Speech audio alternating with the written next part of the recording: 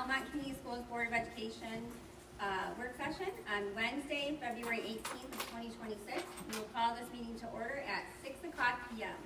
Please rise for the Pledge of Allegiance. I pledge allegiance to the flag of the United States of America and to the republic for which it stands, one nation, under God, indivisible, with liberty and justice for all. Mr. Burrow, will you do roll call, please? Absolutely. Ms. Rotarius? Here. Mr. Burrow here. Mr. Wade? Here. Ms. Ankley? Here. Mr. Burns? Here. Mr. Eckert? Here. Ms. Smith? Here. We have all 7 members. Thank you, Mr. Burrow. Adoption of the agenda. Any additions to this fund? There are no No additions. deletion? No deletions. Amendment. Yes, we do have amendments. You'll see an updated resignation fact sheet, and also an updated budget amendment resolution sheet in your packet. Thank you. This will bring us to communications. Mrs. Whitehead. Okay, we're gonna start with just a quick announcement. Raider recognition this month at the board meeting will be our Raider Rescue Squad from Orchard Primary. Mrs. Howe will be there, and actually she'll be accepting a check from Fort County Community Foundation in helping and doing this project with Marty's Place, where 3rd grade students have been learning about animals and really wanting to help support them. So you're gonna learn more about that. There'll be a video shared. Again, the place is called Marty's Place, and it's an animal sanctuary. And the students are just loving the opportunity to be able to help these animals in the shelter. So more to come on Monday. The second is walkthrough updates. We have our indoor walkthrough update scheduled for February 25th from 5 to 6:30. So we can meet in the central office for the indoor walkthrough. Jason, is that all set? We're still good with that date? I just want to double check while you're here at the table. Okay. So, any questions there? 5 to 6:30, we'll do the indoor. Also wanted to put on your radar, this is the time where we look to schedule the building update, so you can do the walkthroughs with the principals and get to know a little bit more about the buildings, especially when we have new board members come on. It's a way to walk through the buildings, understand programming, and ask any questions you have of our building administration. So there are proposed dates, just to put it out there, I'll give you the heads up. I'll have my assistant Jill send out an email, but we're looking at, you might want to just pencil them in right now, we're looking at March 11th, March 17th, or March 18th to offer that opportunity if you're available from 8:30 to 11:15 in the morning. So hoping to give you enough notice to alert work if that's what you need to do, but I'll have Jill send out a communication to you tomorrow. March 11th, 17th, or 18th from 8:30 to 11:15, giving you approximately 15 minutes in each building. Ms. Mom? Yep. Can we adjust that at all to like a whole day? Oh, originally I was told half day, so that's how we went about it. Yeah, no, I think we spoke about it last year, that when we did it, the board didn't feel like there was enough time. And I apologize for missing that. Oh, sorry. I was thinking it was No, just it's okay. this one, so. Okay, you were hoping to go like a longer span of Yeah. time? Can you and I talk a little bit more? Yeah, we can on talk that? about that before we put everything out, that communication out. Thank you. Okay. Yeah. And then, Ms. Smith, do you have an update on superintendent search? I do. So right now, we're currently, we did engage in services with MASB, and we will have our first meeting on Friday night at 6 o'clock. That's all I have right now.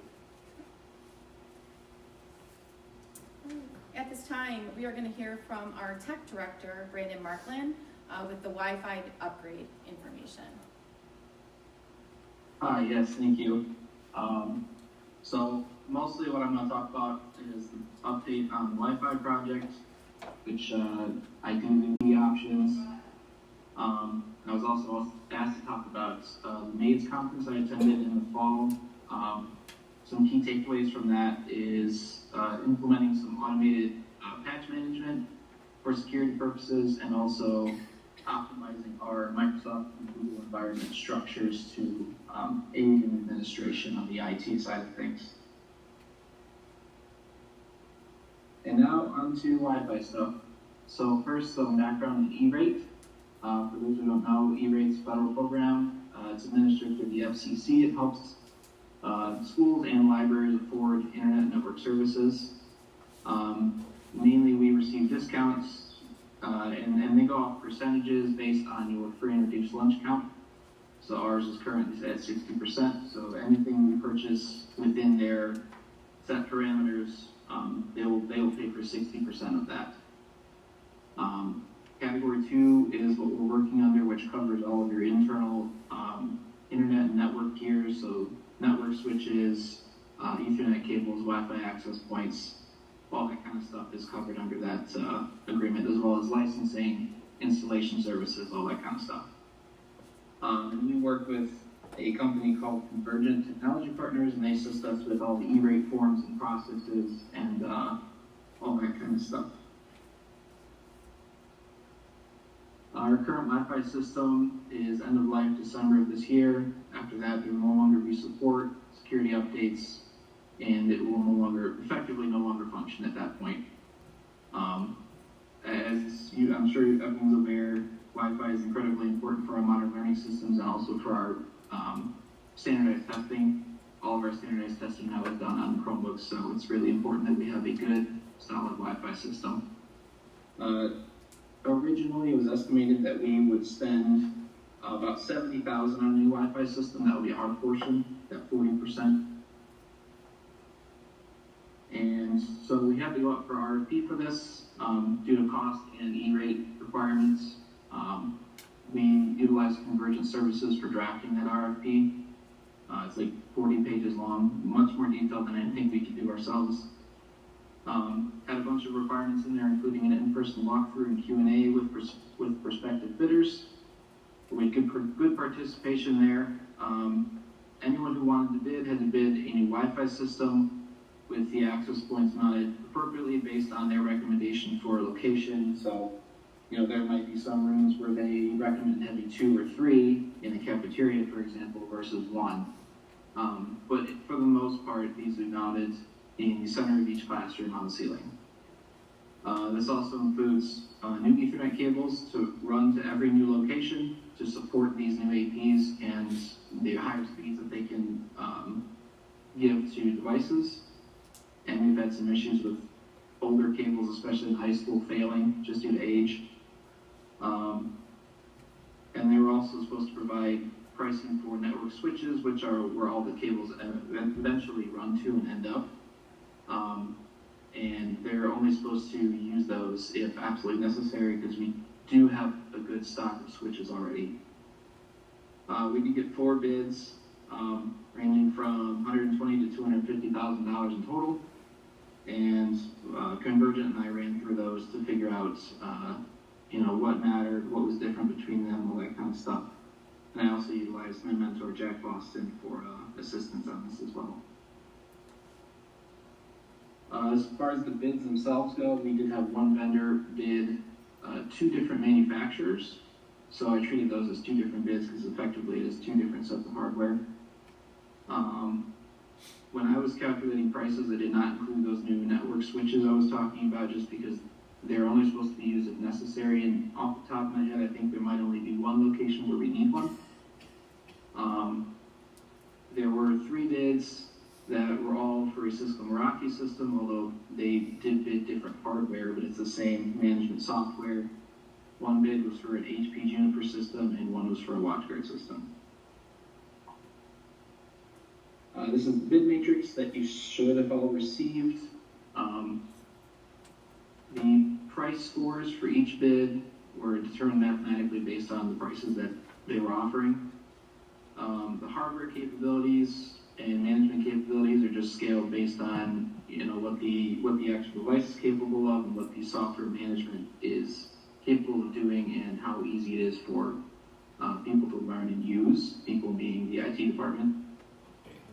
Industry availability of vendor support, that one's mainly talking about kind of market share and how widespread the system is. The more widespread it is, the easier it is to get support from network specialists.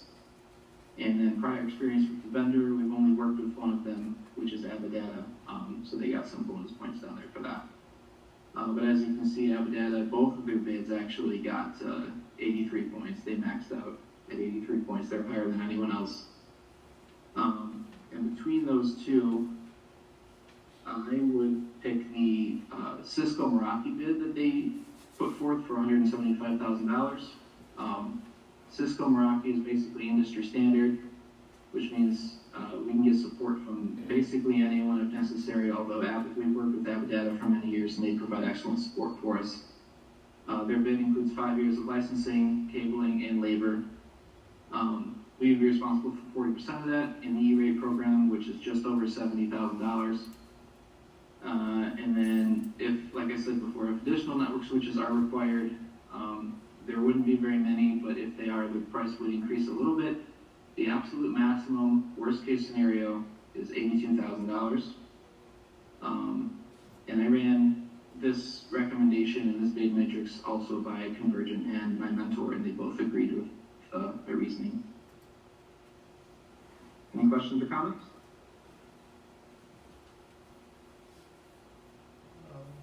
Ms. Smith? Thank you, that was a very thorough analysis.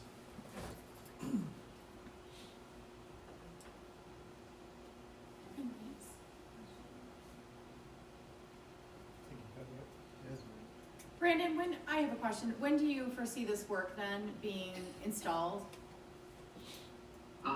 The range in the RFP was they can't start until June and it has to be done by September.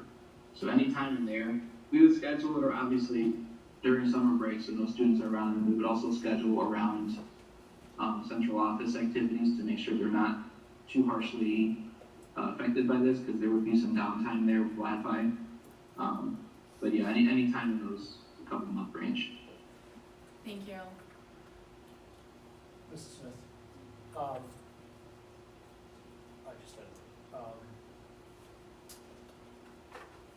this still can go on next year's budget. Correct. Is that our understanding? Yes.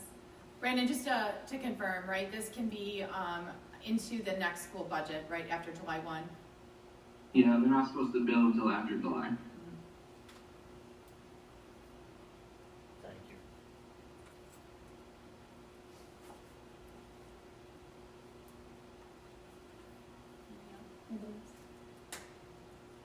Mr. Markland, thank you so much for the presentation. We appreciate the information. If we have any other follow-up questions, we'll be sure to reach out to you. Thanks for joining us. Thank you. Thank you. Thank you. Thank you, Brandon.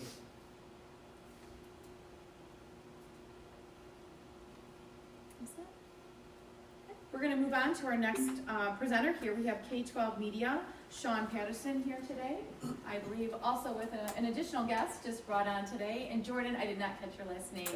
Ackerman from, this is from Reese, yes. Yeah, so we're gonna go dark. We promise that we won't stay that way for long, but we really want you to focus on content and not on us as much. So Jordan is gonna hit that second light. By the way, Jordan, he had mentioned, Kimberly had mentioned that she wanted a good reference. And so we had another one of our crew that was going to come pitch from K-12 Media. But the best reference of all is when you taught about, PR with the superintendent. And so Jordan is from Reese Schools. He's one of our clients, but we also have taught school superintendents at Massa. He's done plenty of work with Massa and presenting and such. And so I thought he lives 10 minutes from here, 15 minutes from here, so we're going to do this. Ooh, do I have a little clicker?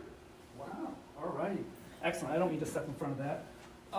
So the first thing that, and this will just be a loop, but one of the things that we always do at K-12 Media is we talk about the fact that many schools talk about storytelling, and Kimberly and I have talked about this. They talk about storytelling and then they use big words and they don't really tell the story. So I have to tell just a little bit of the story to talk about how we got started, and then we'll roll into a little bit of what we do and a lot about voter initiatives. And we won't try to sway you on which one to pick, because I know you're looking at a sinking fund and a bond.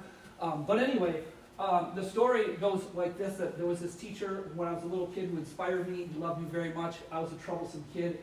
I straightened up about 30 years ago, and Mr. Lennox, who was friends with Mr. Rogers, seriously was in one of his books, had said, I think you should become a teacher. So anybody who works for K-12 Media has to have a school story, and they have to have worked for schools. And so Mr. Lennox said, I think you should be a teacher. I thought he was crazy, but I was a teacher, a program administrator, and then I ran a state program, which was the equivalent of being a superintendent in the budget and I worked for public schools for 22 years. I worked my way back down to being a lead teacher, and my superintendent came to me because I was killing myself. I was working really hard, and I had 6 kids, or 3 kids at the time, but my superintendent came to me in my original district and had said, I saw content that you created, what could you do for enrollment? And I thought nothing, because it's very hard to tell stories in school.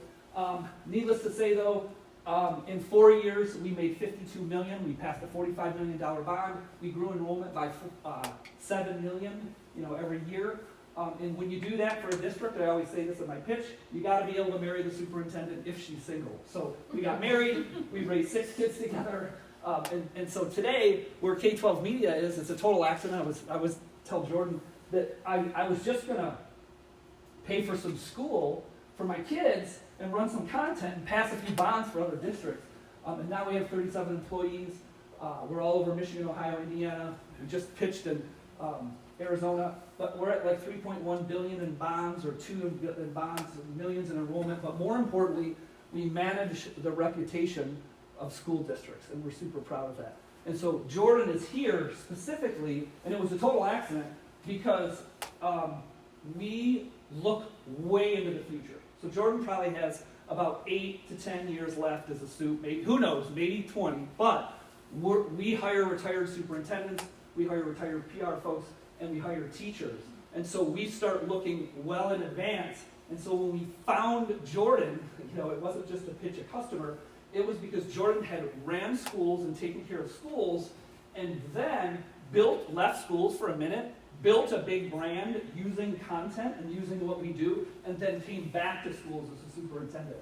I don't know of anyone who's done that. He's going to talk about that for a second. But that's why we had him come, because we just figured he's close, we'll pitch that, and he did such an amazing job. So Jordan and I we're going to pitch 2 slides. First, but can you talk about, we're going to talk about social media, why content, why building brands is important? Sure.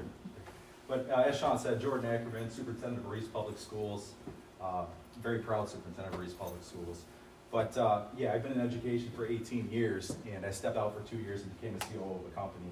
And it was at that time I realized how important it is to put marketing dollars towards strategic goals.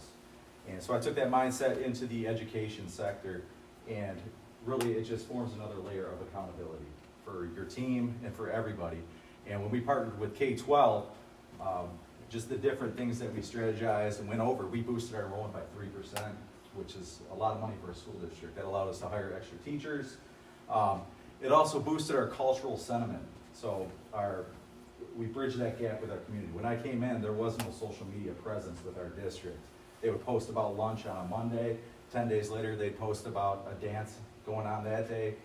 So what we did is we are consistent in our approach. It's the front porch of your school district, your social media presence. So what that allowed us to do is celebrate all our wins. Every single day, we are celebrating a win from our district on our social media.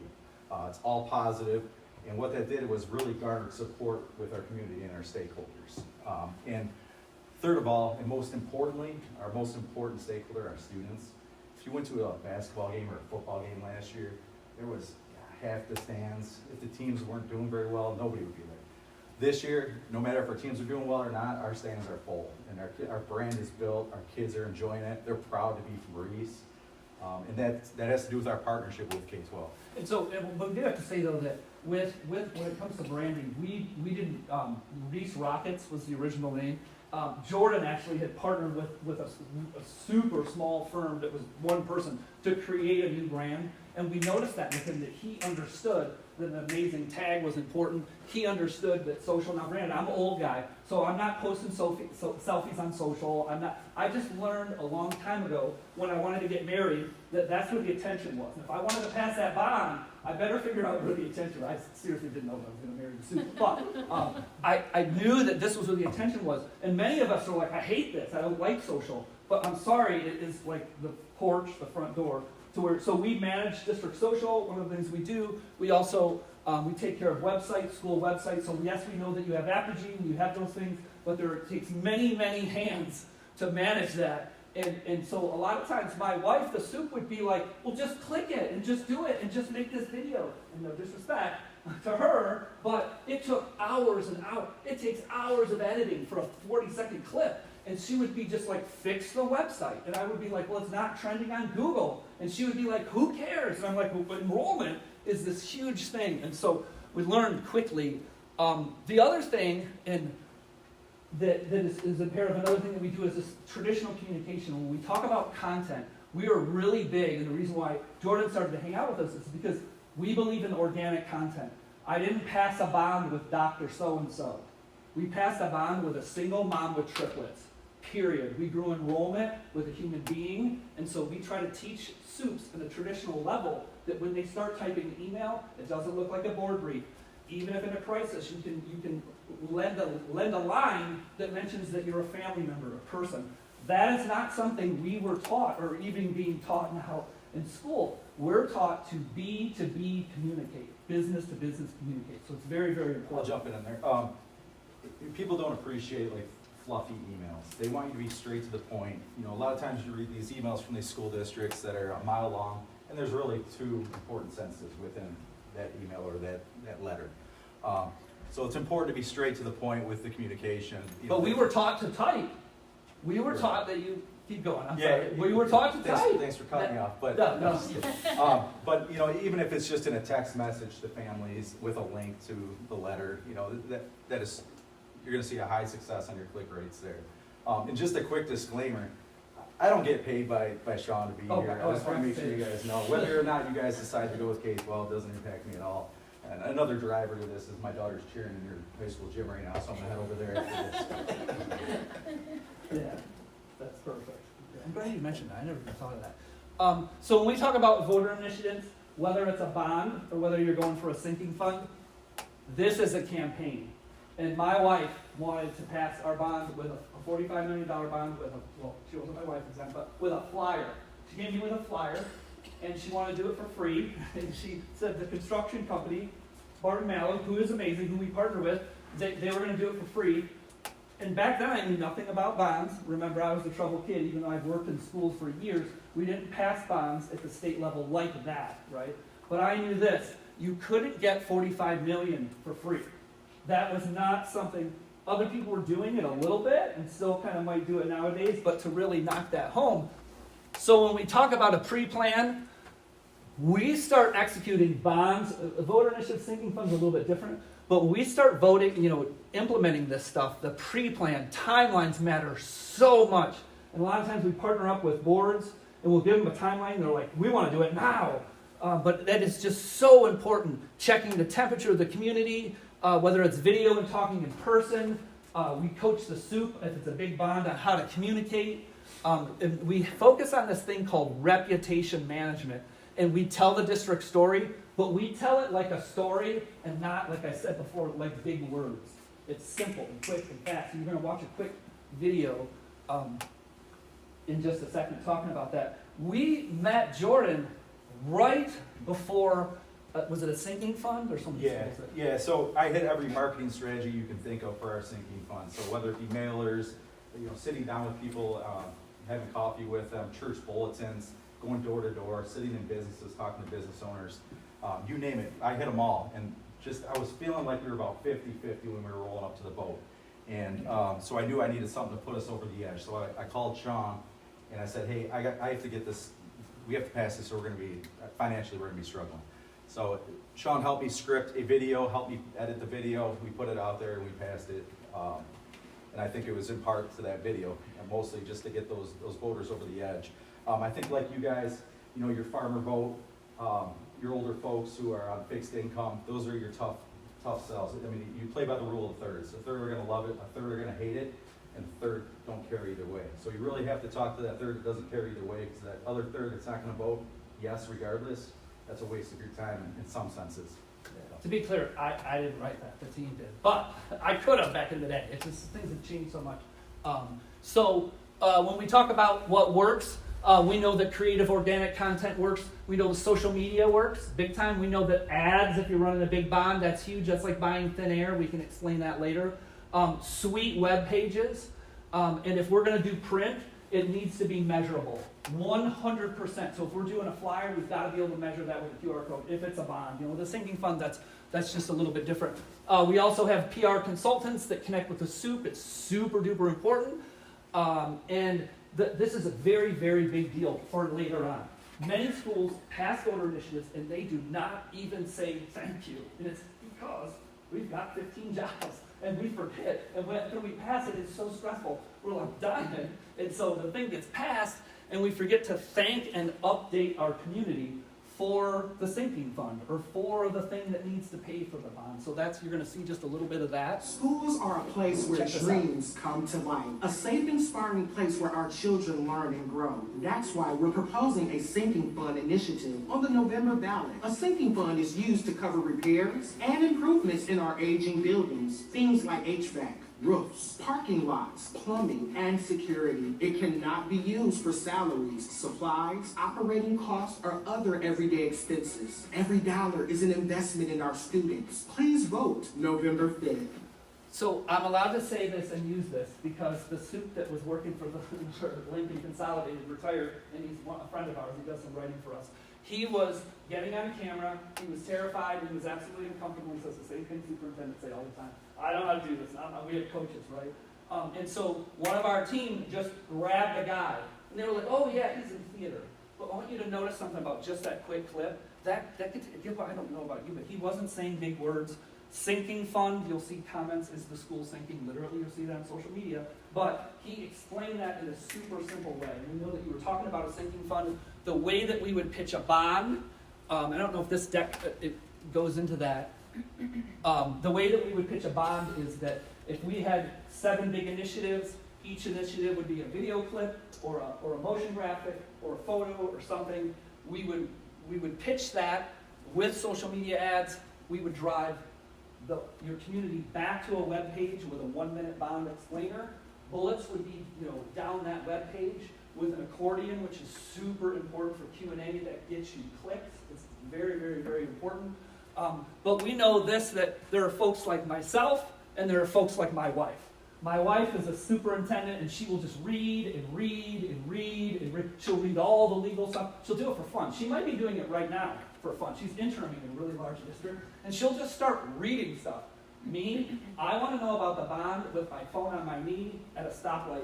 I don't have a Tesla yet, but I will in just a second. But driving a car that's a driverless car, I want to know about that stuff quickly because I'm a creative. So there are 2 types of people who are looking at this content. If we just throw a flyer down to them, which we do create flyers, and it's super important for you to have them to just sketch out, or for the older community, we have many, many ways that we tap into the older community and instruct to tap into the older community. But we need to learn about this quickly and simply. And what I found years ago in my basic research before the 3.1 or 2 billion was that this was explained in such a complex manner that even the school leaders would throw their hands up. And when I was a teacher, I did not know what a bond was. I was a little bit against it because I didn't know that it was going to increase my property value. I had no idea, as a teacher, I didn't know that. And I should have, right? But, I just didn't. So, I know that that's kind of a lot to talk about in a short amount of time, but we're just crazy about creative, simple content. And so we don't really have any competitors because there aren't a lot of friends that what we do, like I mentioned, print. And some of this sometimes is cluttery and sometimes it's not. It depends on what the schools want, but you always see QR codes. You always get reports from our content monthly, bi-weekly, depending on who and what kind of things they need. So you're going to get a print click-through, you're going to get social click-throughs. It's very, very important that we're constantly measuring your content during that campaign. It's huge. It's a very, very big deal. Thank you, Van Buren community. Because of your support, we're moving forward with some incredible upgrades that will impact students across every grade level. From new STEM spaces in our elementary schools to safer entrances, renovated classrooms, and improved air quality, this bond is helping us modernize the learning experiences in every building. We're especially excited about the new Aviation and Robotics Center near the high school, where our students will have access to hands-on, career-focused opportunities. Plus, we're solving some long-standing issues, like reducing downtown bus congestion and giving our transportation team much improved space to work. New playgrounds, upgraded athletic fields, and innovative learning spaces are on the way, and it's all happening thanks to you. We're proud to be good stewards of your investment. Thank you for believing in Van Buren Public Schools. So it's important to note that Pete is not wearing a tie, and neither was our guy before. We make suits sign something when we get to a shoot, if they have a suit and a tie on, saying the likelihood of this not going well is a lot higher if you look like a politician. We are running a campaign, whether it's a big one or a small one, but not a political campaign. And that is very, very important. We're running a campaign for the future of our kids. And if we want to dial that in, we can't act like a politician. We can't have our friends that are either speaking or on video, acting like politicians. And so, I don't know if you have any, do you have any? Our success was based on something you preach a lot, and that is just developing that trust with all your stakeholders and being radically transparent. Sometimes it's tough, and but that's part of the job.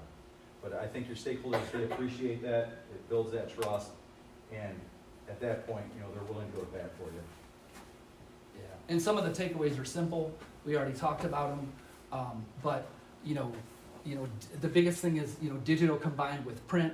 You get a wider reach. That's something I forgot to key on. So the reason why we create print that's measurable is not just so that they can look at it and they can hit like that web page. It's so that every time they hit that QR code, it goes farther and farther and farther. When we build an accordion on a web page for a question and answer, every time someone opens up that accordion, it pumps through your ad dollars, which is like a water cycle, which pushes that content out on social media and keeps it going farther and farther and farther. So all those little nuances were measurable because some CFO that we hired that worked for a school district started paying attention to the analytics and was like, searching around. Well, if you do this, these things will happen. And so our brand visibility for those situations just kept growing and growing. And so we don't know if you have any questions. We don't want to keep you for a long time. Everyone says that to the board. But if anybody got a question, we won't leave you in the dark. Thank you. That was a nice presentation. I had a question. So when it comes to the social media, are you talking like Facebook, Instagram? What are the different Yes, that's platforms? interesting. So absolutely. So we manage Facebook and Instagram for schools. Primarily, we really, you want to stick away from TikTok. There's lawsuits with stuff like that. There's lots of things. And so when we take care of that for a school district, we basically have a social media manager who has worked for schools and a project manager, and they use school calendars, collect content from the schools. It is actually our best run team, and it is a group of teachers. We can, you may or may not care about this, this is imperative for me. We can double teachers' salaries as a side hustle. No one likes the word side hustle when you're talking about running social, but that's what people do for a great side hustle. And so, but the biggest thing that we can do for you is we can employ people who really care and know about schools, and it doesn't matter if they live in Allen Park or Norway Vulcan, they know how to rock out content, and they love it, and they grew together like PLTs, which are professional learning teams or communities. Mike Maddox, we built his website, by the way. The fours are forerunners, but they gather together in these PLTs and learn more and more and more about content. Those management contracts are something that we just, so like Jordan, or even Van Buren. Van Buren, we do everything for Pete. Write for him, run all of his website content, well, every single thing that has to do with communication. So that, he bought the farm and the whole thing over the years. But he's under a management contract where we manage his social, we manage his website, because folks like my wife thought that this was just easy and it was a great job to just tack on to, for like someone like me who was in charge of a special ed program and pupil accounting and managing the bond and running, So all of those are cancel anytime management contracts. So even with the flyers, you're still doing, I heard you say, you're still doing those flyers for some of those people, maybe your farmers, let's just use for example. Are you putting a QR code on that? 100%, yeah. So it's really important. We've learned over the years. I would have said back in the day, don't ever spend money on print. Don't ever, and what I was wrong. I was 100% wrong. What I learned was that print that we create, so we create it for the district, we always have the school district use like their own personal print company, because we want to keep stuff local, right? Some stuff local. Not a local videographer, and I explained that, it's a long conversation of why that doesn't work for analytics, but we want to keep certain things local because they know, how to get mailers out, how to get those things. So we just create the content. But I learned over time that it benefited the digital, it benefited the digital side of things. It complemented it so well because the older folks were learning how to click on that QR code, and they're trending on Facebook like crazy. Our statistics of that are really high. So yes, we do both. One more question. So is this like they're doing daily posting as part of their work schedule, or how? So what happens is we post for districts every day, right? At certain times, we study the times that the post should go out. Folks don't really realize. So early on, we started hiring social media managers. Soups would come to me and say, my teacher's moonlighted because they're posting during the day. All posts are scheduled out. All posts are pre-approved. It's also very, very important to know that you've heard of ADA compliance for school websites. That's like a big, big thing. ADA compliance for social media is coming. It won't for this district until April of 2027, which freaks me out as an owner because now we got to be. And I'm visually impaired, by the way. That's one of the main reasons why we shut the lights on. I'm legally blind, and I'm all about ADA compliance. But when all of a sudden every social media post has to be compliant as well, and the natural instinct would be we'll just shut off social. But that's like someone is telling your story, and if you're not, then they are on some citizen's page, unfortunately. So we send the content. So we have Okay. ambassadors in each of our buildings. So I picked up 3 in each of our buildings, and they Okay. send photos and different stories to Ryan, who's our manager, and he schedules everything out. The great thing is if there's an issue or a comment that's maybe negative, he calls me right away, and I can call that parent or just whomever business owner and say, hey, what's going on? Help me fix this. So we can jump right down. Okay.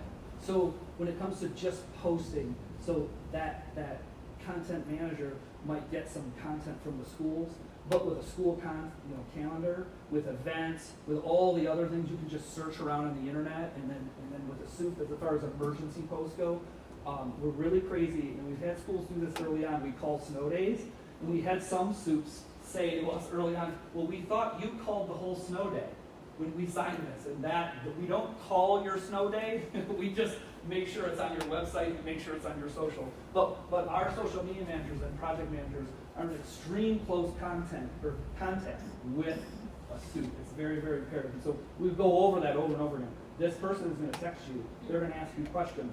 And even though they live, in Woodhaven, right, they know that it's snowing at St. Stephen's schools in the UP, and they're paying attention to that. They're very responsive. If I'll text Ryan and say, hey, I need this up right away, give this up now, and he'll put it right up. I know he's teaching, so maybe he shouldn't be getting that right up, but Yeah. he takes care of us and meets our needs. Okay.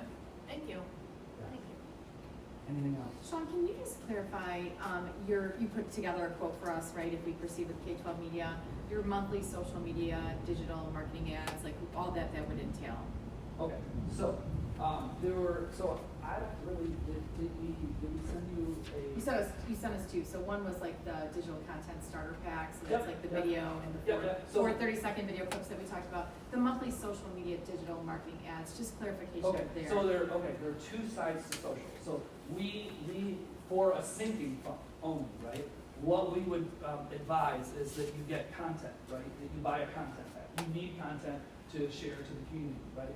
The best way to get that content in front of folks is through ads, who may or may not follow your pages, because when you buy social media ads, your content ends up on more than just Meta, which is Facebook and Instagram, right? It ends up all over the place. And so Facebook will, and Instagram will restrict, posts, so we can post, so we can get it out to your community, but they're not going to give it to everyone. And a lot of folks are mistaken. They think if I just post something, it's out to the world. The reason why some of it ends up all over the world is because folks share it, but no one really, is going to want to share your voter initiative to that extent. So one is for content, and one is for ads for so many months during that. The other side of social media, and I know this sounds complex, but it's just daily management, and that's what that Ryan does for Jordan's. He just manages his daily posts. So there are unfortunately 2 sides to Meta. And Meta, which is Facebook and Instagram, is extremely complicated and hard to deal with. It is very, very, it boggles me, it blows my mind over the years, like how much we have to pay for specialists to work around in the background, you know, to get that stuff really rolling. But it's constantly measured during the time that you buy those ads. There's constant reporting about click-throughs, who's watching, how long, you know, things like that. So that's the ad side of social. One thing we do with them is we geofence all the, I guess, competitive schools in our area. So we pull students from their districts for school choice. So that's one way to utilize it. With enrollment. Right. Yeah. Yeah. And if we have two neighboring districts who have many, many, many who hang out with us, we can geo-target in directions. So we let the students know, look, we're going to go in this direction, you know, for these students, because we do ads for more than just, you know, voter initiatives. And enrollment is the bread and butter. That is where that's why we work with New York City Public Schools, which is very hard. But targeting in the boroughs is very, very, very hard. It's easier to go to the UV. Can you elaborate a little bit more on, like, kind of the different approaches for sinking fund versus bond? Ooh, okay. Well, the cost is a ton. So if I'm not mistaken, you have a no tax increase. For the bond, if we were to Bond. proceed, would be a minimal increase, yes. I'm not trying to convince you to do that, but if done during the right time, it is imperative to do that when that is going on. But the difference between promoting it is a sinking fund is pretty simple. A few videos, they're passing, but we can't say with guarantee because a lot of things are not passing like they used to. We used to be able to say we failed 2.5 bonds, literally, because the half was we went back and passed, we repurposed content, you know. But so the difference is that for a bond, the project is so big, and you're going to hear this a ton, and we partner with all of them. So PFM, the financial institutes, legal, like Troon or whoever, we partner with all, they're all our brand partners. And so when you go to work with a company, we just were meeting with French Associates, we've been hanging out with them for construction management. They'll say, they said this in the meeting, you know, we tell our schools we do this for free because this was the precedence for so many years, because these were so easy to pass. And the chairman was like, Mr. Patterson, we can't pass a bond for free anymore. And I was like, I knew that 14 years ago, but I didn't, you know, it didn't. So the process, the content, the level of content, the level of work is way higher. So, you know, you would get a dedicated PR person that would say this, don't say this, write this, don't say this, and don't. And my wife, with the board back in the day, I can say this because some of them are our friends, they'd be like, well, you're the front person. You should just know what to say, and you should just communicate, especially during a crisis. We also do crisis management. You should just be able to write this. Well, especially during a bond campaign, it is like you're campaigning, right? So you're doing cars and coffee, right? He mentioned church bulletins. That stuff is a very big deal. You can't do that and write all this. So there's more video, there's a web page that's built, social media ads, that are run on that, content, print content, measurable, stuff like that. So the project is much bigger. It's a much, much bigger, purchase. So I would, in sales, you're never supposed to say hold off, but I would hold off and if you're gonna pass a bond, whoever your construction company is or whoever your financial manager is, we would love to be involved with that in the early stages. Not waiting until we have folks call us 2 months before absentee ballots come out. And it's not because the superintendent is irresponsible, it is because when I took care of schools, I had multiple jobs, and I just couldn't get to everything. So I don't know if I answered that or what we're talking about. Thank you. Mrs. Smith, could you go through the timeline? We were just touching on it a little bit. So if we're having a vote August, Say it's or August, right? Say it's August. Yeah. What would your timeline be? We would love 6 months, right? So we would love to chat 6 months prior to that. If we gotta do and the team hates this, if we've gotta do a scramble, we can work it, 4 months before, but that is very painful and risky. Optimally, we love 9, but we know that's rough, or 10. And so a lot of times, while you're strategically planning, our friends will be like, wait. But just our COO, for instance, Carrie, like I said, she worked for a senator when I mentioned that before this meeting. She worked and ran a senator's campaign. I didn't even really realize that when we were hiring her. I knew she worked for Huron Valley, and she worked for Oakland Schools, but prior to that, so she can help the strategic planning of the timelines, the execution. The biggest thing that is not considered is who and what and how are things running. Who's running? Like the big deal right now is that we have someone running for governor that's kind of in the middle, right? He's independent. That plays into your school bond big time. Those kinds of things. So when someone like us shows up and we're like, hey, like let's pump the brakes or tweak it this way, it's really because of what we talked about before, checking the temperature and analyzing it. The other thing is that everyone, you may need this for the sake of the community. We know that when you're doing surveys, that surveys say like 4 things or 3 things. They usually do. So if I got in my car and I hopped on chat and I uploaded your survey, my chat bot would say, oh no, another survey.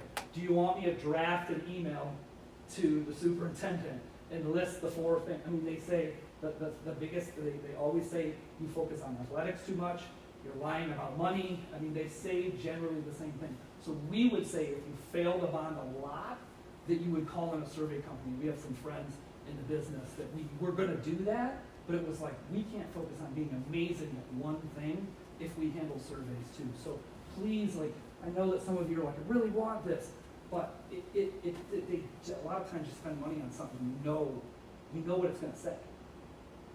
But we do need some community voice, and there are some tactics around it. The survey piece is huge. Before you go off the bond, it's massive. You get all the input you need to draft a work. Yeah, so, and there's varying, when it comes to surveys, you get a different perspective in Detroit versus in a rural area. You know what I mean? The things are said and done are much different. Any other questions? I have a question. On the digital content package, so like the 1-minute video and the 30-second video clips, are those ours then always at like? Oh, 100%. No, so a few things that are important. The first thing is that we never license content. That's basic, right? Now, we do have many schools that let us use their content to re-promote like our brand. It gets you thousands. We have the biggest ad spend for public schools in the 4-state area. So if you sign something that says, yes, we want our content pushed out there, it is important that you say yes because it helps. But you keep that content, but the important thing is that it's repurposed, right? So if you're going to spend that kind of money, right, we should create an enrollment video. You know what I mean? We should make those clips. So we might do 2, we say 30-second clips, push it, right? But our video editors are like 30 seconds in public, or 40 seconds in public schools means 5 minutes, right? But we push it. So we might do a couple clips on, if you just did a sinking fund, but you want an enrollment video that goes on social, you want an enrollment video that goes on the front of your webpage, you want a webpage, your banner on your webpage, that's free, we throw in, it's B-roll, so that when you click on your website, you don't see photos, you see video, so we try to repurpose that content and use it as much as we possibly can.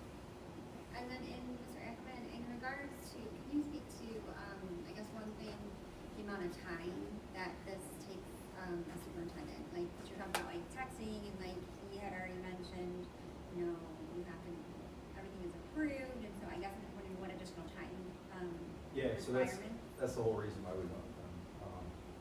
As you know, we have so many other priorities above social media, with student safety and just the whole academic world. So we don't have time to sit behind a computer and update our social media and read all the comments and do all that. So that is entirely the reason we went with them from the start. It turned out to be much more than that, but from the start, that's why I just opened up my day so I can focus on would things. you say like, I don't know, I guess I'm looking for like, do you spend an hour a week dealing with them back and forth, 15 minutes, half hour? 3 minutes. Okay. So, Text, so the thing, when he mentioned school ambassador, So what we don't know when we leave schools is there are many, many folks like art teachers, super creative people who want to promote the things that are going on in their schools. We have no problem. We send out an email. Not the principal of the school, or the soup always wants to give the master thing to the person who has literally the craziest job. They'll find some teacher that's creative, and they'll just, I mean, we get slammed with content, but they're not doing the typing, they're not doing, it's like one word, but a lot of that is generated from a school calendar. You'd be shocked at a school calendar, events in the community, and then as far as approval goes, we don't, because they're teachers, we know what you can and can't say, just like a voter initiative, we know what we work with legal. So our teachers, or the folks that run our social content, they know you don't run an anti-bullying campaign on social media. You never say that. They are they have training and then they work for schools, right? So they know what they can and can't say. So every post isn't approved, but we do track down suits. Like if a suit's on vacation and there's a second in charge and there is something that is like high volume, we'll be like, we have to specifically, even though we know that person needs a vacation, we need to know that they got this. So you have to screenshot a text, because some of those comments are volatile. We also know that there are laws about deleting comments, which is huge, but we do know how to slow them down, and we are crafting with legal, Miller Johnson, different legal firms. By the way, we work with 3 legal firms, so we make sure that certain things, but we're talking about the ability to restrict folks from pages that with the lightest, rough content. And so the other thing too is that with ads, we can restrict those comments, negative comments, we can slow them down, but you cannot delete things. And sometimes those negative comments aren't necessarily a bad thing. Sometimes they can be, but it allows you to address things and meet them head on. It's a huge tool to have too. If it's the same person just trying to, cause issues, that's an issue. But a lot of times you can address an issue head on right away. Hence, Money Morris in my school district, when I first ran a social media page for my district, when I was, engaged to my wife, I'm like, these kids are posting about Money Morris. It's crazy.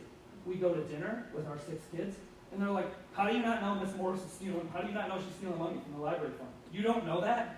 And we're like, what? What do you, we run the, and our kids were very strict about your school leaders. We are never bringing, but the fact that you don't know that, and I'll never forget this, our friends create better content, not than you did, but our friends create better content with their iPhone than all of our neighboring districts, for sure. And everyone knew about Money Morris, but you. And that was through comments and watching that. So, and how they monitor comments, and I don't know how they do this, but the folks who run our social channels, they have alerts on their phone. So your social media channel is connected directly to their phone. So their phone will bing off, and then they have a measurement tool which checks the temperature of those comments. So it will tell them, another thing that's very important to mention is that, and we don't mean to keep you, Thrill Share, we are brand partners with, I think you have Apogee for your website? Yeah. So anyway, we have brand partners. You have Apogee. So we have brand partners with these website providers who are friends of ours. They have a posting tool. We post directly through Meta, and when we present with them, we're very specific about not talking about the fact that posting through a third-party app restricts your content. And even though they have amazing tools, your website providers, for all kinds of other things, we do not recommend that you post your social on their, through their third-party app. And we would love to if we could, but it restricts content. And forgive me, if this was in the packet and I missed it. Do you have any data, like success rates or anything, like helping schools through bonds or millages? We're basically non-homestead millage coming up. So do you have any, 90% successful with your? Oh, you can't. That's a rough. So I can, So when I talk about, billions, right? That's, our success. As far as how many fail and how many pass, sometimes, and this is no disrespect, but sometimes we can get, someone who works with the schools or works on a school board member, on a school board, that when we contact them and say, you have to slow down on doing this on social, you have to slow down on making these comments, sometimes those bonds can go in a direction that we have no control over. Right? Now, as far as the success rate of how many bonds pass or fail in Michigan, I can get you those direct numbers, but like one voter initiative, for instance, the presidential election, which regardless of whatever way you move, you decide, was less than 50%. And the sinking funds were at like 65 to 70. And a lot of those schools thought, this is gonna be a no-brainer, we're gonna rock this. They say yes every time. They do not say yes every time, and that's not because we want to sell you content. It is just a different, we can't argue that or disagree that it's not a different world. So, but I can get you those numbers.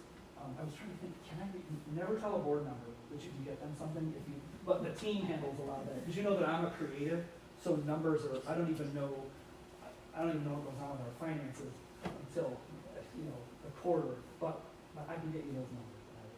And as far as, I know Mrs. Vaughn had, talked to me about, your guys' company stuff. Have you done work to help with a non-homestead millage? Have we what? Like, have you done, content to help with, Like passing a non-homestead millage Oh my goodness. renewal. Oh, I think you had a video, there was a video clip that you did share. Oh, a ton, yeah, a ton. So, my favorite one, was with Remy Lambert, years ago when because I didn't know what a non-homestead millage was, 12 years ago. It was for Almont Park Schools. We didn't use a suit, we used Remy. He was the lead singer in 50 Amp Fuse, which I know you know, and he passed the non-homestead millage, which is obviously for businesses and such. So I can't even tell you how many. I can't tell you. The folks always ask this: how many bonds have you done? How many? I don't even. That number is not. I could probably pay someone to work on that, but that's a really high. It's easier to just say this is how much we made.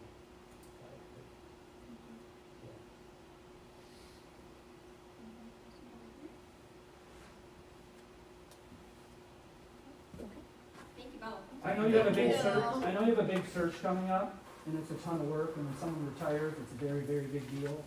And hang in there. Good luck. Thank you Thank you guys. for coming and joining the cheer over there. That's it, thank you. Guys, we're gonna take like a 5-minute. Okay. I was gonna walk you guys out. Yeah. Hey, nice seeing you. Thank you.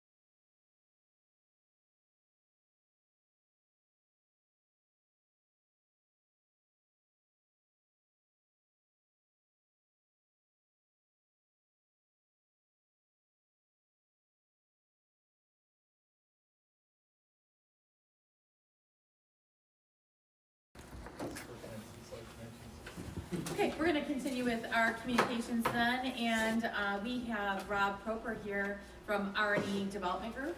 And as you know, in your board notes, I've been sharing a little bit about Rob and his organization, and he's here to shed a little bit more light, and a packet has been shared with you in your packet. So thank you so much, Rob, for being here. We appreciate it. Yeah, thank you. I appreciate the opportunity to get in front of you guys to speak. Please use this as an open conversation.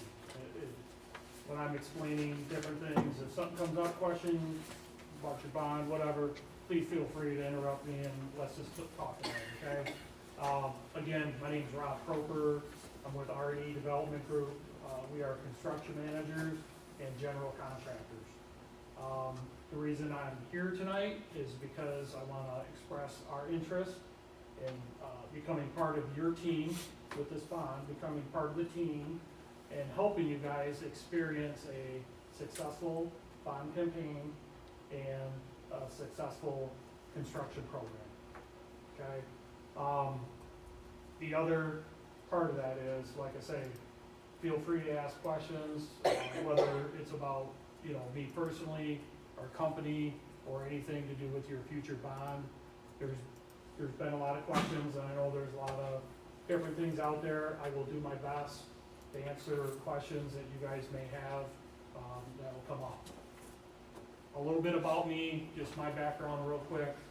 Born and raised in Romeo, graduated in '86 from Romeo High School, attended Fair State University, where I graduated with a construction management degree. I hold a state builder's license also. Wife and myself moved to Almont in 2000. We had a son and a daughter graduate from Almont High School here in 17 and 18. They're long gone now, and life has become much easier. No, we miss them a lot. But, they're good. I think when, you know, the kids were in school, you know, as parents, you know, I think I coached every sport possible at a young age, you know, whether it was soccer, or, you know, softball, baseball. I was assistant varsity baseball coach in 2017 and 2018, so that was a great experience for that. And we still live here in the community. We're huge supporters in the community. We pay attention to everything that happens here in the schools. We've always supported the schools, whether it's been, you know, with donations and all the fundraisers and everything that happens. We have a real good friends and family group here in Almont, and we're going to keep it that way. So, other than that, like I say, our company, I started out 27 years into the, we call it K-12 industry. I started off in the big box stores, the retail space, the Michaels, the Walgreens, things like that in my career. And then I kind of just transitioned into the K-12 market. I sent Kim some information. She asked for some references in the neighboring communities that we work in, school districts. I provided that to her, and then we had a little bit of marketing stuff that we sent out. So one of the things that I'm really proud of, and we go, you know, all construction managers are, you know, it's reputation, right? It's what you do for a school district, and you know, continue that relationship with school districts. I started out in 1999 in K-PAC schools, and I'm still in contract in K-PAC schools. So I've been their only construction manager since 1999. I'm real proud of that. The list that I did send to Kim was a list of the schools, some of the school districts with the superintendent's name on it. Feel free to reach out to them and talk to them. I'm sure that they would love to talk to you or hear. They all know the superintendents talk. Everybody know, every district that I'm working in right now, they talk to me about Almont's getting ready and so on and so forth, what's going on. So we all know what's happening. In 2001, I started in Brown City schools, still in Brown City schools, still in contract with Brown City schools. So again, that's just part of the relationship that I wanna put together, that's the way I was taught. Most of the mentors and the gentlemen that taught me, construction management and how to run a business, have retired, right? They've all retired and moved on. I eventually will get there, but at this point right now, I mean, I enjoy my job because I like teaching. The younger, we're getting in a younger generation, you know, coming through. You're gonna see it in the architects and you see it in the construction management. But, you know, if you can teach them the right way and keep them on track, everything will be okay.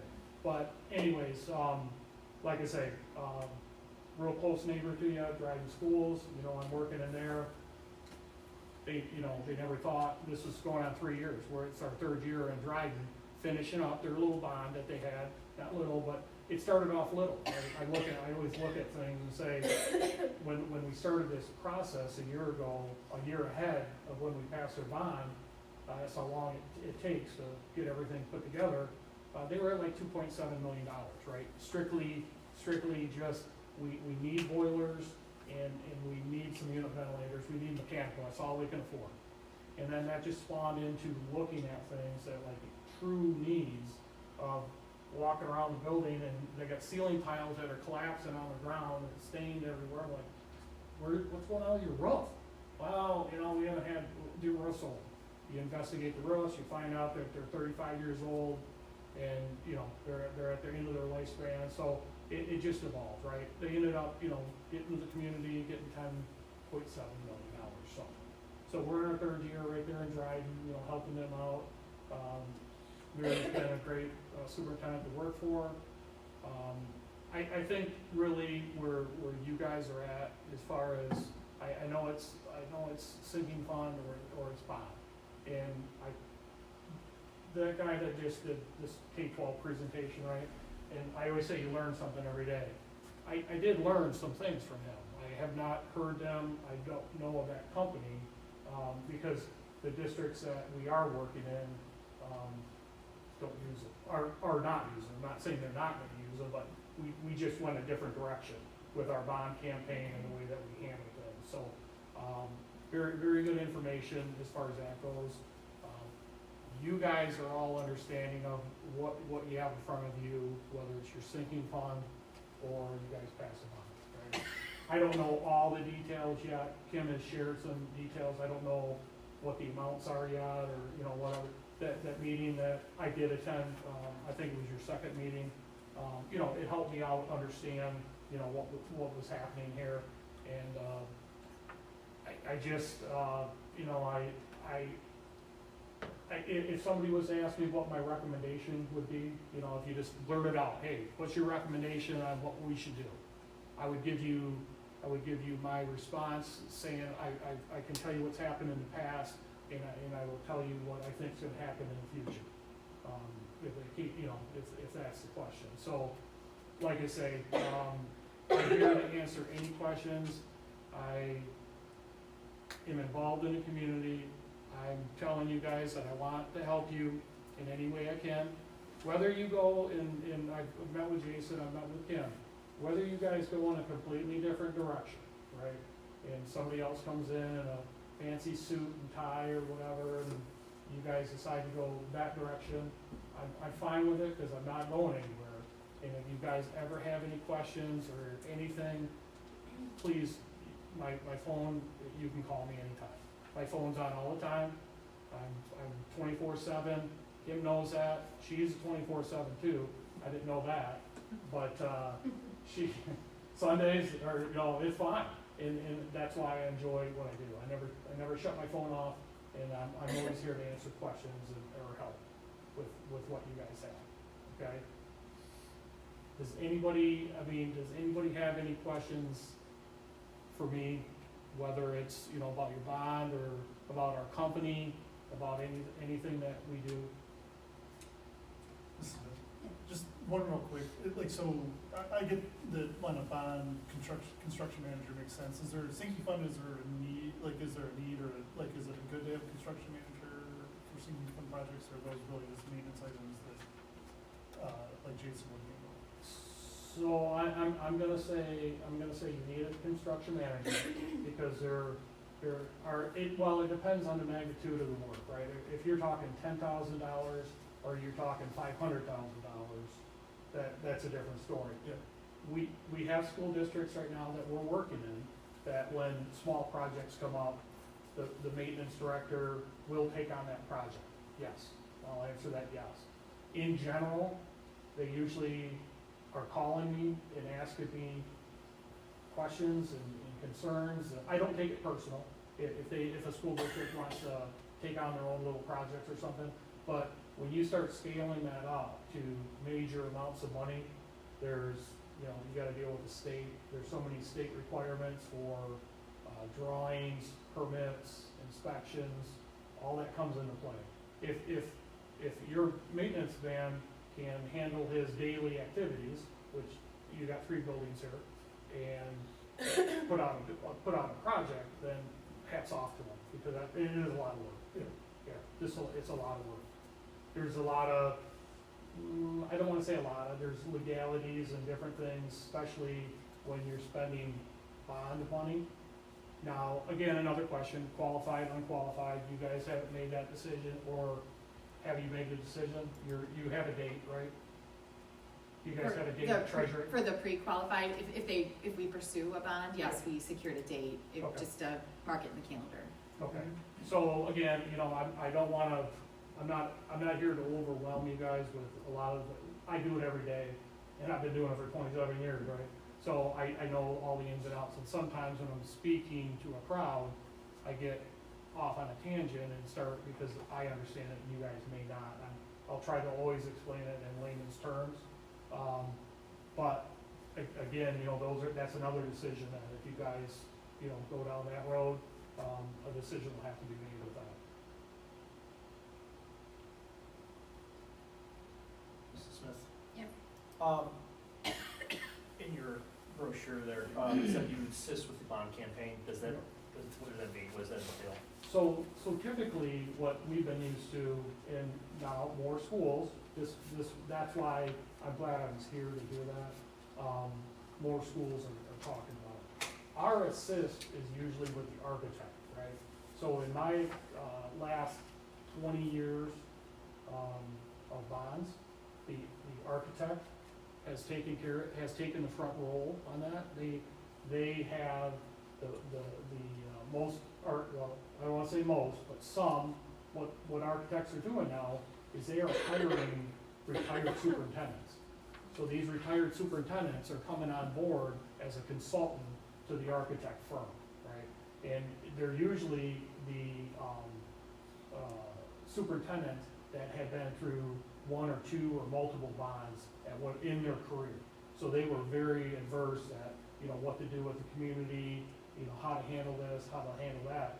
But they're coming up with new strategies and different things. So in my experience, it's always been the architect takes that role, okay? We take an assist role on that, meaning like, we help out with, we'll put up, what am I thinking here, like at a parade or something. You got a downtown parade, and we put up banners, or we put up a booth. And, we try to generate people to come over and talk and vote yes on this and get the right information out. So what we're trying to do is get the right information out to the community. And where I answered the question was, I believe it's critical for Almont schools to, 1, get an architect on board, 2, get a construction manager on board for sure, and if you're gonna go with a marketing firm, get them on board. If you're looking at an August vote, because even that gentleman said, 6 months, 9, we've been working on Marlette's for about a year and a half, and they're going out and they're gonna go in August. They just decided to go in August, and it's taken us about a year and a half. But we help get out the right information. These questions come in, you host 40, 50 people, these committees, and the community comes in, and the questions, I so much wanted to, in a way, try to answer some of those questions at the second meeting, but, it just wasn't the time. So you bring all the professionals on board, get them together, we're all working as a team together, and let them get in front of the community, let them lead those meetings. That's my experience of what I've seen in other school districts to help pass bonds. Is you guys are here for, you're here, you're doing other jobs, right? The superintendent's got her job of what she's doing, excuse me, but let the community hear it from us. I think is very important, and if you were to call other school districts and ask them, hey, how were you successful? How do you pass your bonds, whatever? They're gonna tell you that we kind of turned it over to the professionals and let them answer. Because there are technical questions that Joe Public out there will ask, and it can be answered it could be taken a different way. And you wanna make sure that you're clear with them and that they understand. I mean, there's nothing more, I don't take it personal with anything, but when a community member, you put out your work scope, you guys have a work scope, and I've talked to Jason about it, and you have your numbers, you have a ballpark number of what it's gonna cost to, switch out boilers. But then you have that person in the community or out in the crowd that just wants to argue with you and say that your numbers are outrageous. This is outrageous.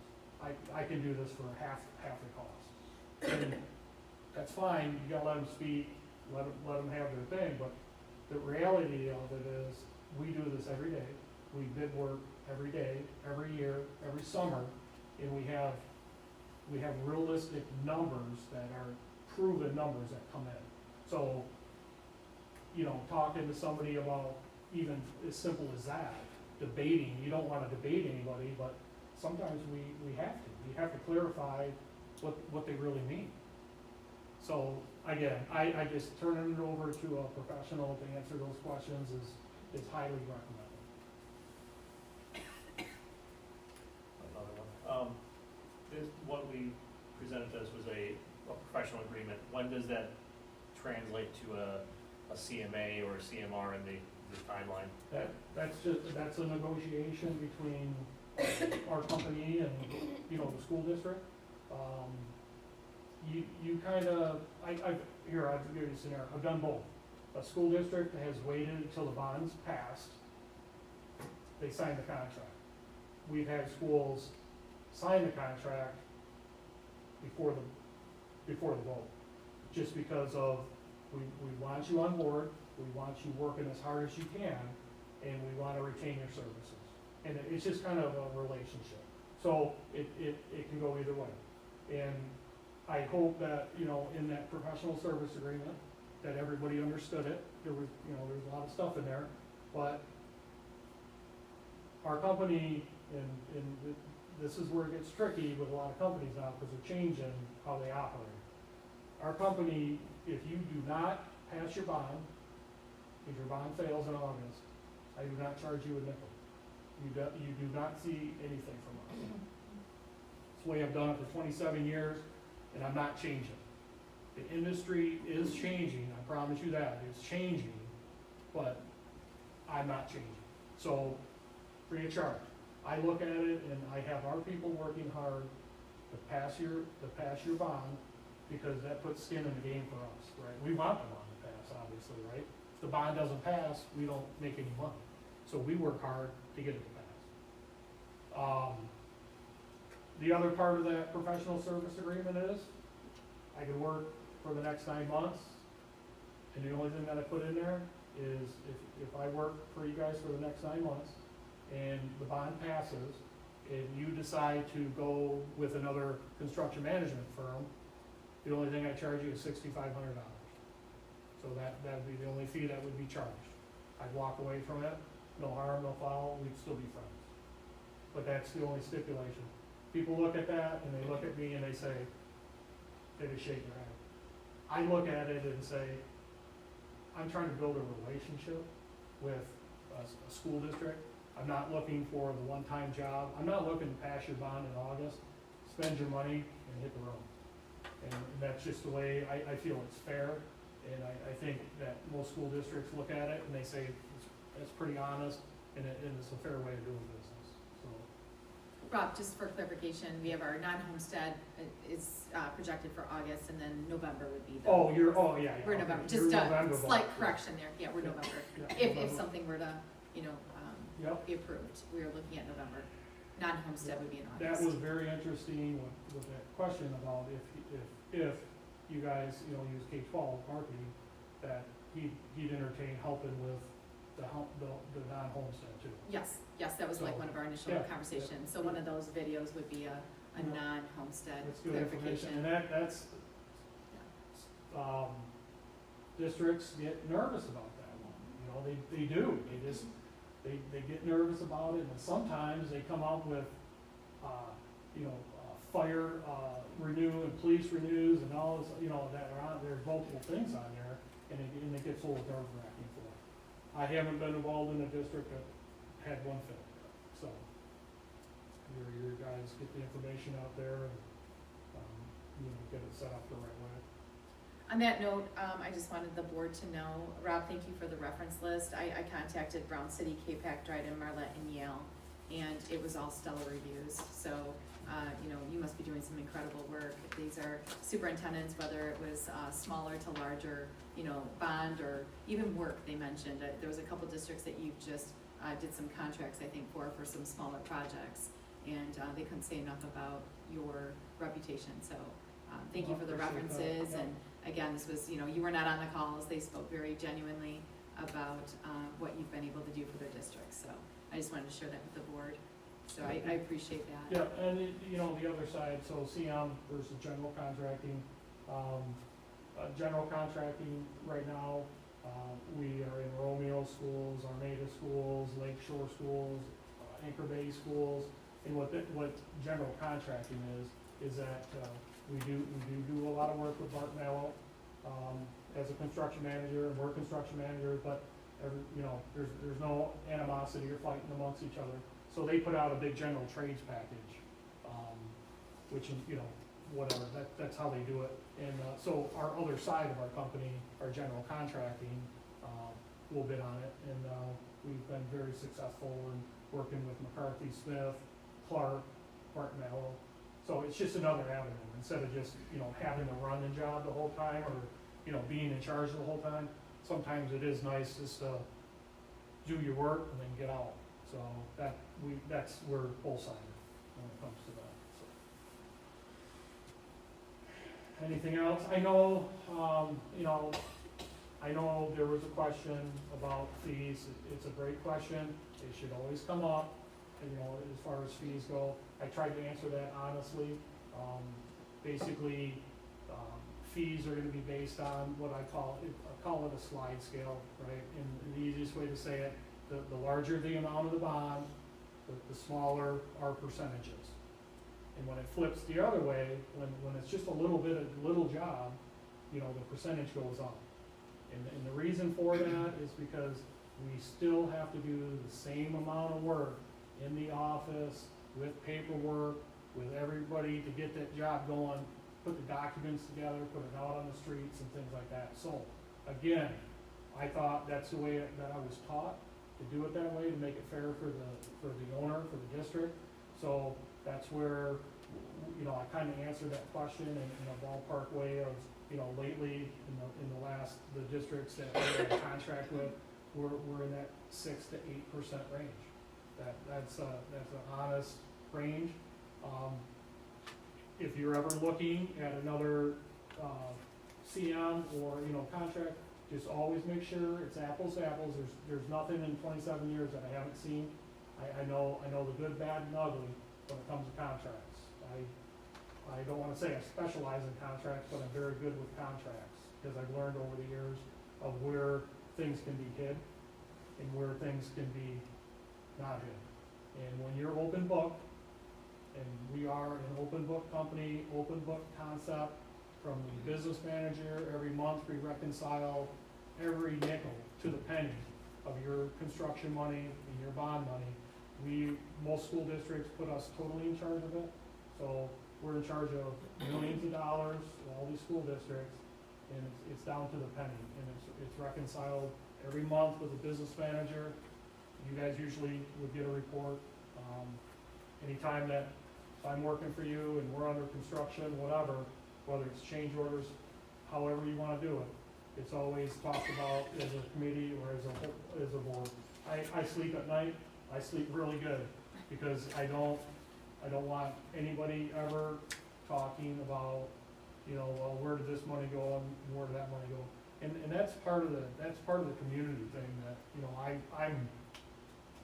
I'm having a hard time with, some of the, whether it's my friends or whatever, right? We visit the establishments around here and we're all talking and doing this and that, and they're like, in the past. And I tell them, why are you worried about the past? Don't worry about, let's move forward. Let's move forward, and this is how it works. This is how it should work. And everybody's worried about the money. It's so easy and simple, it's not anything to worry about the money. You pass the bond, the money gets put into an account, and then the architect and the construction manager takes over. So I'm responsible for your money. I mean, if anybody wants to, community people or public wants to come after the school district for not spending the money wisely, that's totally untrue. That would be, that spending the money on it wisely would be on me. So like I say, I'm gonna promote it. I've already got ideas. I was telling Kim, I was sitting down here with some friends, and at Aaron's place, right? Aaron and Jimmy. And, and all these people were coming in, our friends were coming in, we're talking. I'm like, I gotta get them to Corner and talk to him, because he was at that meeting and, he was, he understands, doesn't understand, everything, you don't understand. I just want to give him 5 minutes of my time and say, listen, I need you to understand what a sinking fund will do versus a bond will do. I need you to understand that, and I need you to start spreading the word in a positive way. And I will have that opportunity to do it, with them. But again, you guys are faced with that question of what you want to do. I'm going to give you my opinion, and I'll be done, because I know you got other business. Here's my recommendation. I would go for a bond. From the scenarios of the sinking fund, okay, whether you went out on a 10-year sinking fund and grab $600,000-700,000 a year, you're not going to make much headway. With the cost of inflation and different things, by the end of that 10 years, I'm just using round numbers, that $600,000 that you were going to spend that year is probably going to be $300,000, because the cost of materials are going to go up by the time you can spend the money. I would go after a bond, get the money into the account, and do some damage. Get some things done around here that need to be done. I can do multiple things in the summertime, right? I can take care of a parking lot, I can take care of HVAC, boilers, I can do, you're gonna wanna say, about $5 million a summer. Because you're gonna get about 10 weeks of work, is what it comes down to. You got about 10 weeks. June 10th, gotta be out August 15th, somewhere in there, got about 10 weeks. But you can do some damage, you can show the community some work if you have that money in your account. And that's just my opinion, that's the way I would do it. If I was sitting in your seat, that's what I'd be doing with it. If you guys decide to go a different way, a sinking fund, I'm still with you guys, I'll still support it. But in order to, the things that are on that list that I saw, a sinking fund is you're gonna touch a few things, but you're not gonna get much of it done. I have a question. So I see how the fees work that you laid out for if the district went with the bond. How would fees work if we wanted to engage with the services for a sinking fund? Sorry, I see how the fees work, like if the district went with the bond, but how does your company do work if the district went for a sinking fund? How does the fees work for that? Yep. Like I didn't see anything in here on that. It depends on what your sinking fund would be, the total amount of your sinking fund and how many years. It's still gonna be. Is it like an individually project based? No, because your sinking fund, if you guys go after that, right, you're gonna know each year how much money you're gonna Right. achieve. You're gonna achieve that amount of money. Our fee's gonna be based on probably that amount of money that you're gonna get each year. Which isn't gonna be much, so fee's gonna be a little higher, all right, so don't get nervous, but the fee's gonna be higher because your amount's lower. Make sense? Yep. Yeah, Yep. so, Yeah, I just like didn't see that in here, so I and, wanted to and, ask. and it doesn't mean, when I say our fees higher, it doesn't mean that I'm making more money or anything like that. I'm just, we know what it takes to run our business on a yearly basis with the people that we have involved with your work. And you try to just maintain that.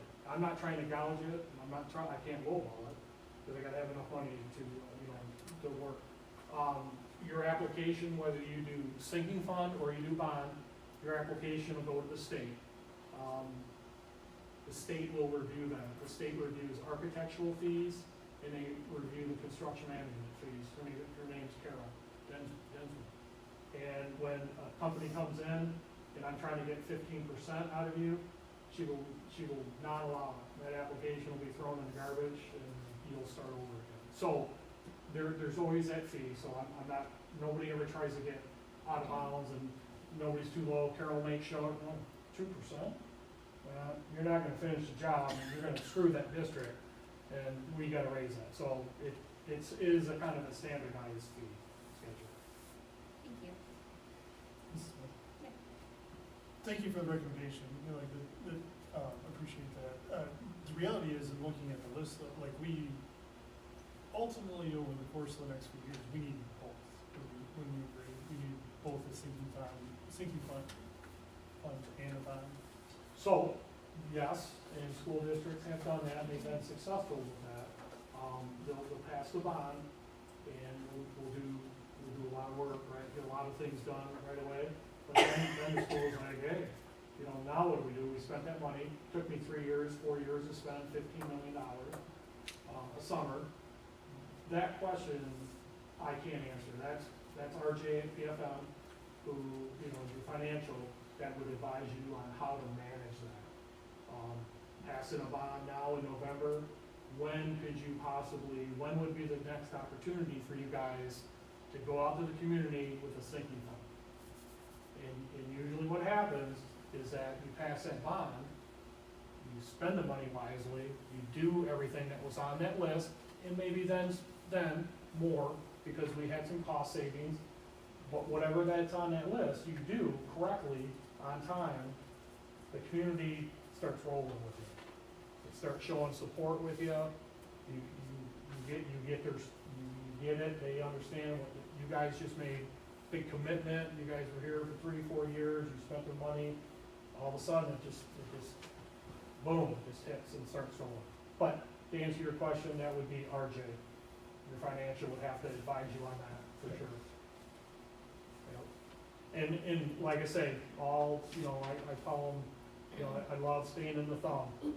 We're up at Cass City and Deckerville, and I love staying in the thumb area, because my truck doesn't like to go south anymore, down in the city. Stays north of 32, I'm happy. But, we're working out in the city. But yes, I mean, that can happen. And everybody that keeps passing bonds up here, I mean, you look at K-PAC, and you look at how small this K-PAC is, and if you ever follow the margins, whenever we put a bond out, we just did one 2 years, 2 years, we're working on a third year again, and it's just like, it's so positive, it's all yes, they just keep rolling. Since '04, I think it was '04, they just, every 4 years, it's just bond, boom. And it's just, they have support community. School's done well with their money, you guys are gonna do well, let's get this bond passed, whatever it is, we gotta get one passed, then you guys gotta do the work, and then show them you'll get to the support, that's how it is. And that's why I say it's not complicated anymore. You run into companies that make this all complicated and, difficult and slideshows and whatever, and when it comes down to it, it's really not. I told Kim one last thing and I'll leave. And I tell every superintendent, I've had superintendents come to me and say, Rob, can you teach us construction? I can educate, I'm an educator, and I can run a $10 million business, I can run a school and everything like that, but I don't know anything about construction, can you teach me? Absolutely. That's one of the funnest things that we can do, is just help teach all you guys a little bit about the construction and how easy and simple it can be. I will not complicate things, I will spend as much time as I can with people, but once you get rolling, the first year, you know, for most people in a bond situation, the first year is usually like a, you know, a little, you know. Construction's like this. Construction's a real bitch right now, I gotta tell you, it's tough. If anybody knows construction, it's very tough, difficult. Or 2021, just kind of put everything right in the tubes, and now it's a battle. But again, teaching people on how to do it is easy. The next go around, you guys get the bond passed, and we work, you know, through the next 4 years together, whatever, 3 years. And your next time that you go out for it, and you guys are still around, or anybody's still around, I mean, it just becomes second nature to you. It just becomes so easy. Hey, driving wasn't easy, I'm gonna tell you. You guys probably know people from driving. Mary's a great woman, right? But she hadn't passed a bond. So the first year was always, you know, the board members were like, you know, looking, and I'd have to go up there and, well, we got a change order here for $40,000, you know, because the masonry lintels are falling out, but it's okay, you know, we gotta do it, you know, so that. Now we're all like best friends, and it's like this, they're just, you know, they go back at the board meeting, my packets go out to them, everything's just, yep, great, and you just become second nature to you. Okay? This is Smith, hold on. Yeah, no, sorry. Yeah. You mentioned like Dryden, you worked for a year and a half on it, like if we were to vote for bond at this point, we're looking at November, so we're at 9 months, less than 9 months already. If you get at it, That's, like, is that a little too tight for planning the bond? no, I would say that, one, you guys have to make a decision on K-12, whatever, you know, is gonna happen there, I guess, and then make a decision on your architect, make a decision on your CM. I don't know the architect's contract at all, you know, whether it's gonna be French, or you guys search out somebody else. I mean, that, again, make sure, you know, it's a contractual agreement, right? If you're not happy with that firm, you can let them go. You just give them a written notice and they're terminated, right? So what I'm saying is that, you know, get the right people on board, get them working, and you'll be fine. But there's timelines, and there's certain things, there's certain dates that you're gonna wanna make sure that you guys are hitting. And then when you make it official, you guys are gonna have a board meeting, you make it official of what you're doing, sinking fund, the amount, bond, the amount, whatever it is, then you drive it. Then you guys start, you're in the driver's seat, you start driving this thing home. And that's how everything starts falling into place. Your trifolds, information out with the kids, your packets, going home to the parents, community meetings, whatever.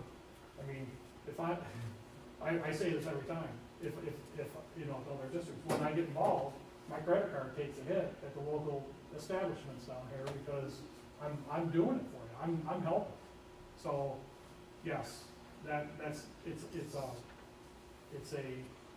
gonna get it's a shorter window for you, the longer you hang on. Thanks. Okay? Any other questions? I appreciate it, guys. Thank you. Thank you. Thank you Paul, so I mean, much. Tim's got my number, I give Appreciate you my your number. time. Thank you Just so much. keep it going. You guys Thanks, got it. Rob. Yep. Thank you. Yes. Good. Thank you. Run a 5-minute, guys, 5-minute break.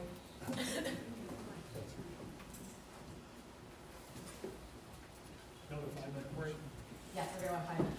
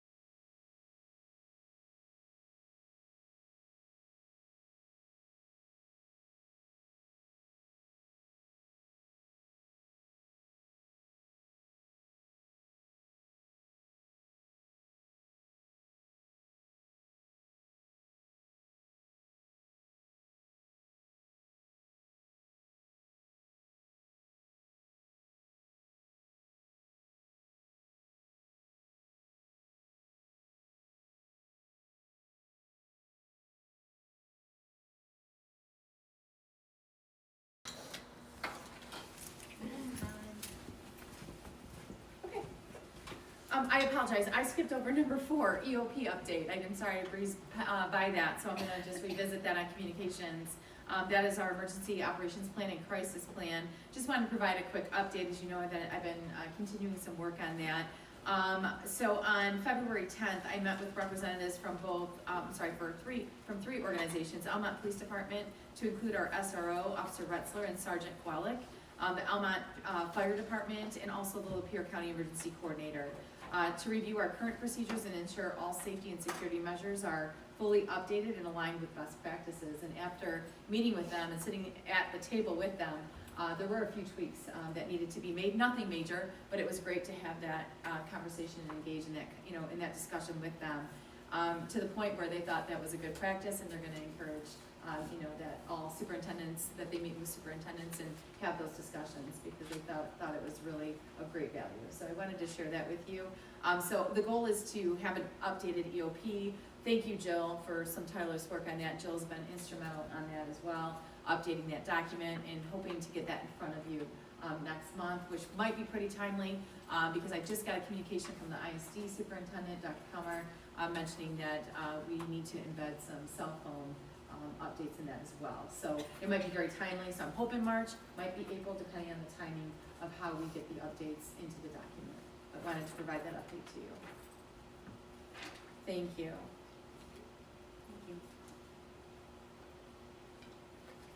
Okay. So the next, the last one here under communications, our future millage proposal. I know that there's already been obviously the start of some talk, having Rob Proper here. So after 3 meetings, 2 with community committee meetings and 1 broader community forum that was held on February 9th, it's clear that we've reached a point where a more in-depth discussion is needed regarding what the Board of Education is prepared to support. So whether that's a school bond or a sinking fund. Also, in full transparency, was hoping to meet with Building and Site Committee, but with the discussions that we have already had, I did meet with the Building and Site Committee back on January 28th, so some of the discussion was already taking place there, but just thought better to bring it to the board at the work session so that there could be some more open dialogue of maybe, again, engaging in that discussion and from what you're hearing from different stakeholders or community members. I also just wanted to provide a quick update because I have been actively working since February 9th. I have been reaching out to community members because I wanted to see, after the presentation, what the community was thinking. I tried to reach out to some of the community committee members as well, as many as I could before the break. And then actually even I caught a couple today, just to kind of, again, share that information with you. And I think after the second community committee meeting, there was a little more, I think, surprise. I think we were all thinking just, oh my gosh, it's gonna for sure be, potentially just a sinking fund. Where I think we heard the other side that it could be a consideration for a school bond, especially in the event, with the list of priorities, priority projects that we have. I feel like it was swinging the other way a little bit to have discussion about the school bond. That's why it was so important, and thank you, Kathy, too, for working together with me on financials and working with RJ from PFM to put those numbers together, and showing the difference between sinking fund and the school bond. And I think some of that information was really, really important to the fact, I think, Kathy, you're gonna project, right, a couple of those slides in a minute for the financials. I just wanted to make sure that all of you put eyes on the financial impact before you even engage in the discussion, just so you can see it. Starting with the non-homestead, that's kind of how we divided the presentation. We wanted to make sure everyone understood the non-homestead. Then we went into, was it sinking fund first? I'm sorry, I don't know what was first. Bond first and then sinking fund. And then seeing the sinking fund and the school bond kind of, together, side by side, so you could see the difference in what it would be, what the impact would be for the Almont taxpayer. So we'd like to share that with you before, you engage in the discussion, just so you have the financials in front of you. And I know not all of you could attend. I don't know if you saw the presentation or if you took some time, but if you did, you were able to see, those financials and kind of the breakdown of the priority projects as well. So just wanted to show you a few things before you, I think, engage in the conversation, just so that we're all on the same page. Are we good with that? Yeah, okay. So Kathy, I'm gonna have you do that.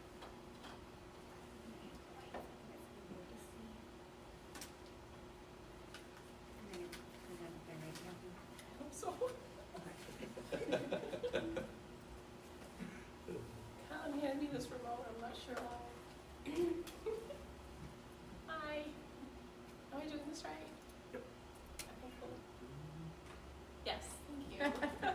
New devices. New Wi-Fi will make it go quicker.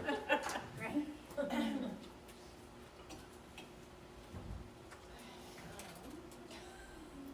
Yes, this was part of the presentation a couple times.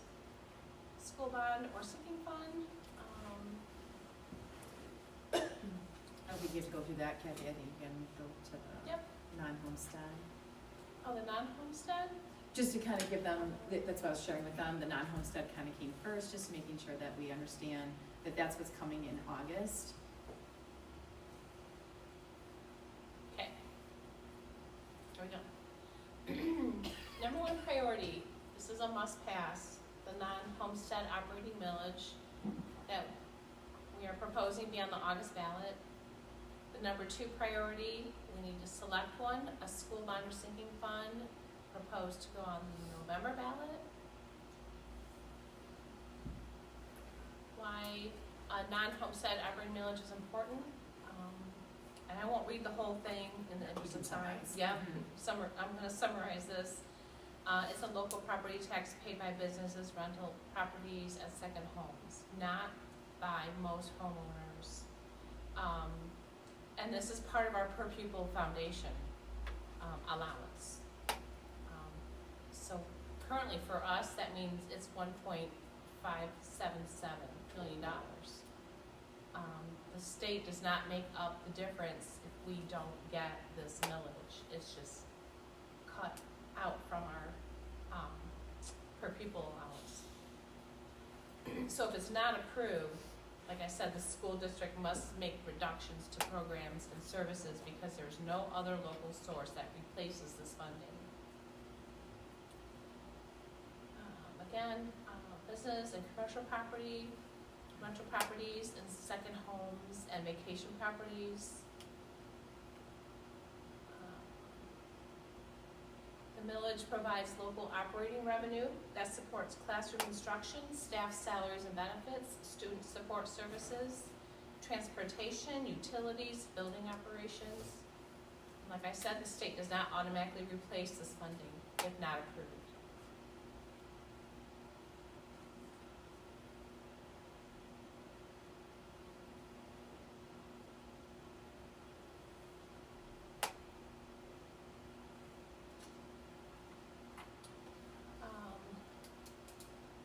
Why it matters to schools. It's one of the only locally controlled revenue sources for school operations. Funds are restricted to operating expenses, not construction, not maintenance projects. The revenue stays in the district and directly benefits local students, and loss of this funding creates an immediate budget shortfall. I went over some common misunderstandings with the group. Voter approval is required. Michigan law requires voter approval for school districts to collect non-homestead operating millage. If the millage is not approved, the district cannot collect this revenue. It's not a new tax. Every 6 to 8 years, all districts need to go out for this renewal. And then we went into school bond or sinking fund. The difference between the two, a school bond is for large construction projects, a sinking fund is for ongoing repairs and maintenance. Both help take care of school buildings, but they are used for different purposes and funded in different ways. A school bond is a long-term loan approved by voters so the school district can complete major construction or renovation projects. These are the things listed that it can be used for. How it's paid, the district borrows some money up front and the tax repays the loan over time like a mortgage.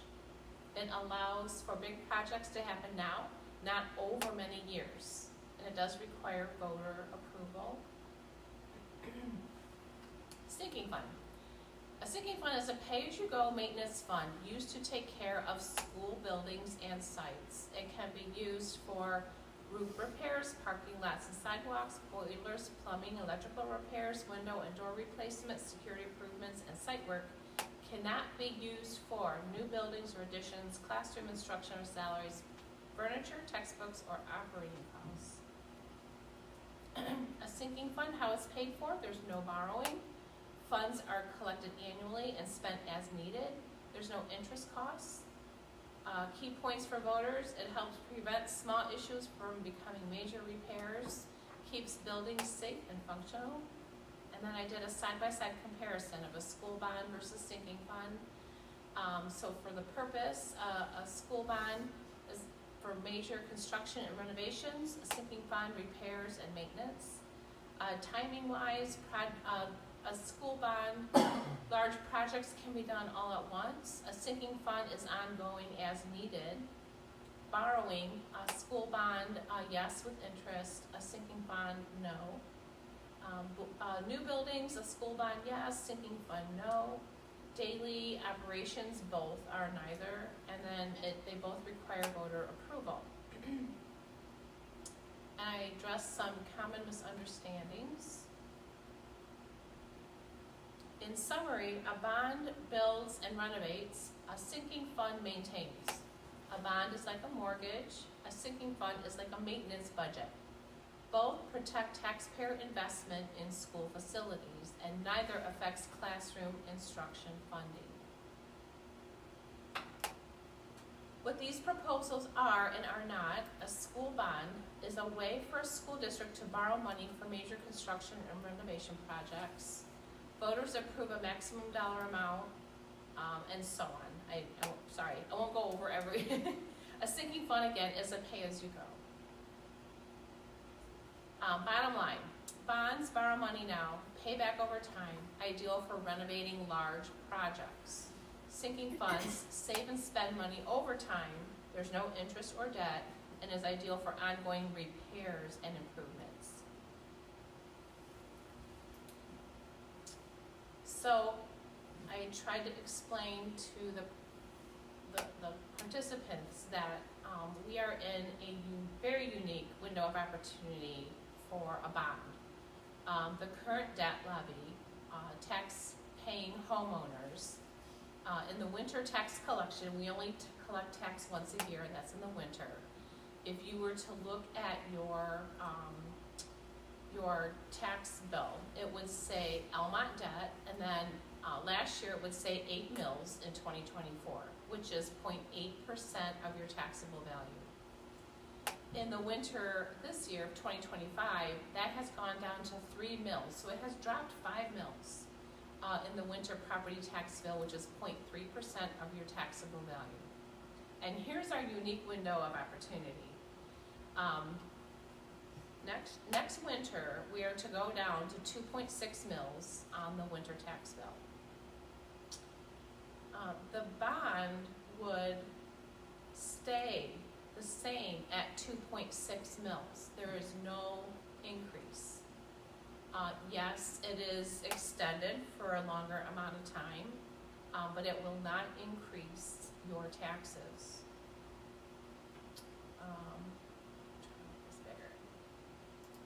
There we go. All right. This is PFM's chart, and it shows our history in 2022 and 2023, where the blue represents mills for existing debt. And like I mentioned, and the sinking. So we had bonds and sinking fund. 8.45 for the bond, 0.93 for the sinking fund, and it went down to 8 for the bond, 0.93 for the sinking fund. 2024, no more sinking fund. That had expired.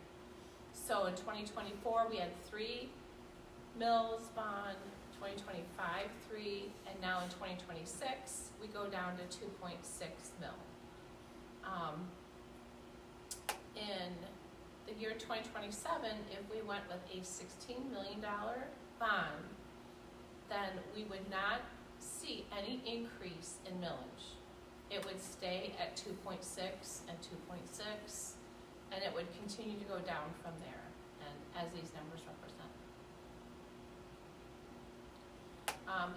In this chart, we see so bonds can be issued 18 months apart, and RJ at PFM had, estimated, this is all an estimate, of what the first installment would look like, and then 18 months later what the second installment would look like. And he is using a 4.25% interest rate, and that's based off the current LIBOR rate. And then this is the total estimated interest cost is $6 million.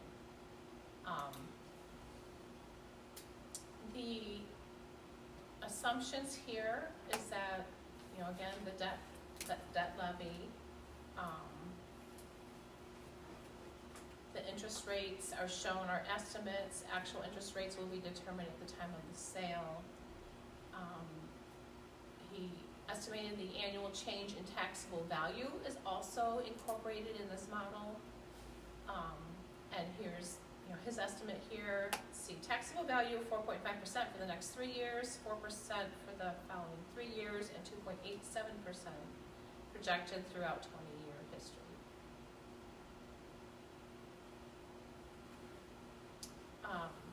This is an estimated millage needed to retire bonded debt before additional bonding. So this millage would include expiring our old bond and incurring the new bond. And then option B was the sinking fund. So using the same type of graph, we're demonstrating the same 22, 23 history, 2024, 2025, same history. Now in 2026, if we were to go with a sinking fund, the millage tax would increase to 5.1, and then it would go down, and it would just continue to go down over the next 10 years. Here's another chart. If we were to do a sinking fund and start those funds in 2026, as I mentioned, the mills would be 5.10, and then go down to 4.10, 4.10, and so on. So there would be a tax increase going with a sinking fund. This is a sinking fund millage analysis. We were kind of highlighting the 2.5 mil, this middle column here. In 2026, well, the winter of 2026, we're looking at, we would receive these increments, and it would be 1.368 million, 1.43 million, 1.494 million, and so on down this chart is what we would receive every year in installments. At the end of a 10-year period, it would be 16 million, like what the same amount that we're proposing for a bond. Let's see. This is to demonstrate if we went for a sinking fund but waited a year to 2027, then we were looking at 4.1 mils. And then this is the analysis to wait until 2027 collection. So, in summary, a $16 million RJ had, when he changed the installments of between the 18 months, he was able to increase that amount to $16 million bond, 15 years, which is funds up front. It's a law, it must be expended in 5.5 years. The tax rate would begin at 2.6 mils through 2036 and then decrease the last 3 years. A sinking fund of $2.5 million, 10 years, for example, is again funds over time, and it's $16 million by 2036. A tax rate of 5.1 mils in 2026, 4.1 mils in 2027 through 28, and it would decrease accordingly per the charts that we reviewed. I broke this down as an example to show a comparison what it would cost the taxpayer. So this is a model that I used. If you had a, say, average taxable value of $150,000. And the current millage is 3. Your annual amount that you're paying is $450. In 2026, that bond millage goes down to 2.6, and your annual amount of taxes that you're paying toward that bond is $390. If we were to go with a sinking fund, the millage would go up to 5.10, and out of pocket, your cost would be $765. So I just left a simple assumption at 150,000 taxable value. We know it's gonna fluctuate, it's gonna go up, a little bit one year, 3%, 5%, 2%, it'll fluctuate, but it'll fluctuate, in comparison. It'll go up the same amount. So, for example, staying at 150, the total amount that a taxpayer would pay for a bond is $5,758.50. The taxpayer would pay for a sinking fund $5,094, which is a difference in property tax paid over the life of a bond versus a sinking fund per taxpayer of $6.50.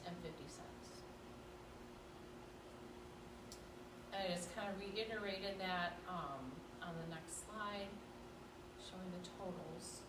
And I broke it down per year, $44.30, and then per month, $3.69.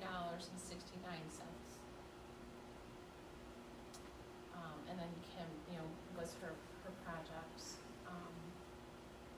I also did some research, and I just, these are my 2 cents now. I talk about the time value of money with inflation, and I have analysis that the time value of money is worth more today than it is 10, 15 years from now.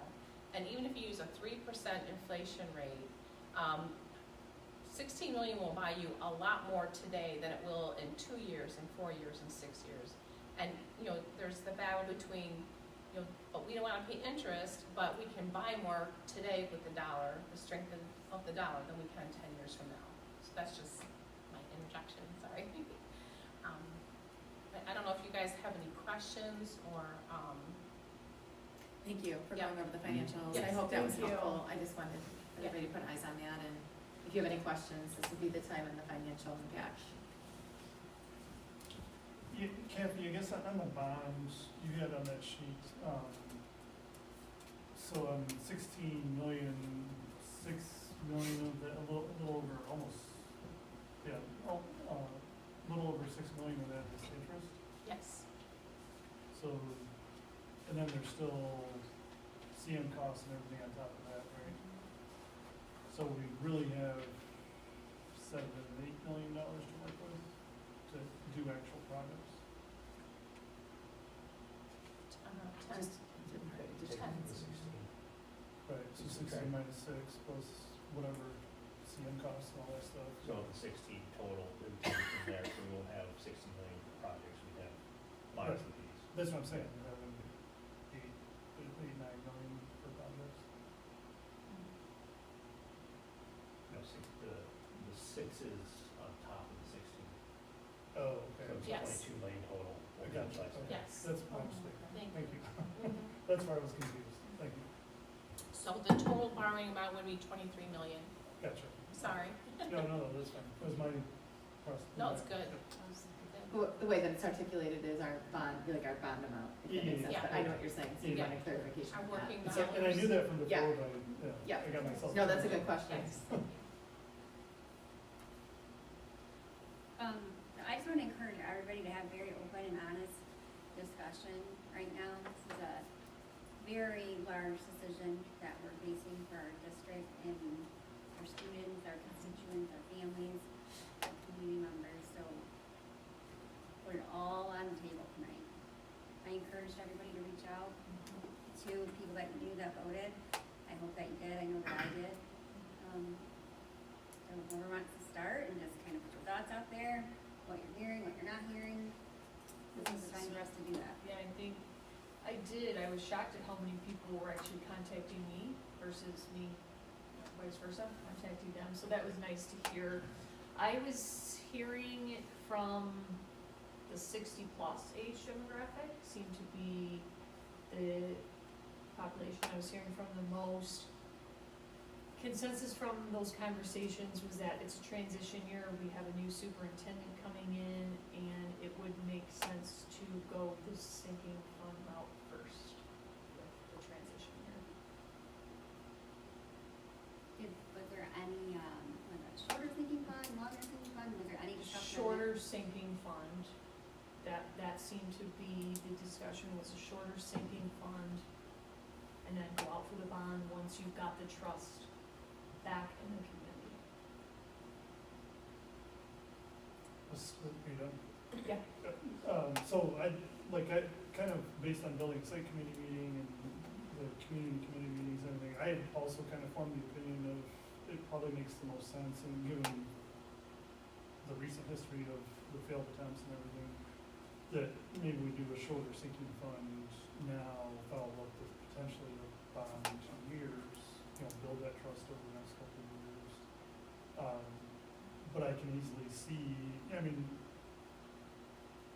seen the list that, Jason took the time to create for us, there's enough projects to fulfill both. I honestly, I truly believe we need both in the next, few years. We need both, because they're, as we said, different things. But I could also easily see Rob, did a nice job presenting, some things, and so we have the needs that could easily fulfill, that, the bond money and make it, so there's that part of kind of saying we're gonna do this in the bond, doing that over the next few years, there's an appeal to that, and that, and the, kind of the sweet window we're in potentially on the tax side, makes the decision even tougher. So, coming in, I would have said, I had the same opinion of a shorter bond, a shorter sinking fund leading into a bond in 2 years. But honestly, I'm open to whatever things, it could easily go either way. And that was the discussion in most of the committee meetings was, 2 to 3 year sinking fund, something like that, follow up on a bond. Was most of it. Yeah, a shorter sinking fund doesn't get a whole lot of those projects done. I think in the building site committee meeting, we identified 3, maybe 4 projects we thought we could do with a shorter, we were kind of throwing out 5 year, it'd be 4 years, 6 years, whatever. We'd really be tying ourselves down to 3 or 4 projects that could get done with that money. That's it, of a huge list of projects. So we'd kind of be strapping ourselves, but in a way kind of paying our penance and showing that we're gonna get these things done, and with the hopes that in 2 years we can, get a bond passed. Maybe more than 16 million, because like I said, the list is, 16 million is just kind of the start of things that need to be done, but, I think, Mrs. Smith, going back to what I said, I think it boils down to trust. And the community has to see that you can do the right thing and build that trust back. The problem with the shorter sinking fund that was also brought up though is you're waiting 2 years to even get anything done. So you're gonna ask for it, you're gonna get it. Right. You're well, gonna we did it sit, this and December, sit. so next summer, it could start being used next summer. If it passed, we could get a first installment this December, and then, so basically, next summer, you can start, so yeah, you're waiting a little bit, but the bond would be the same thing, we wouldn't be able to start anything until that same summer. We'd have all the money.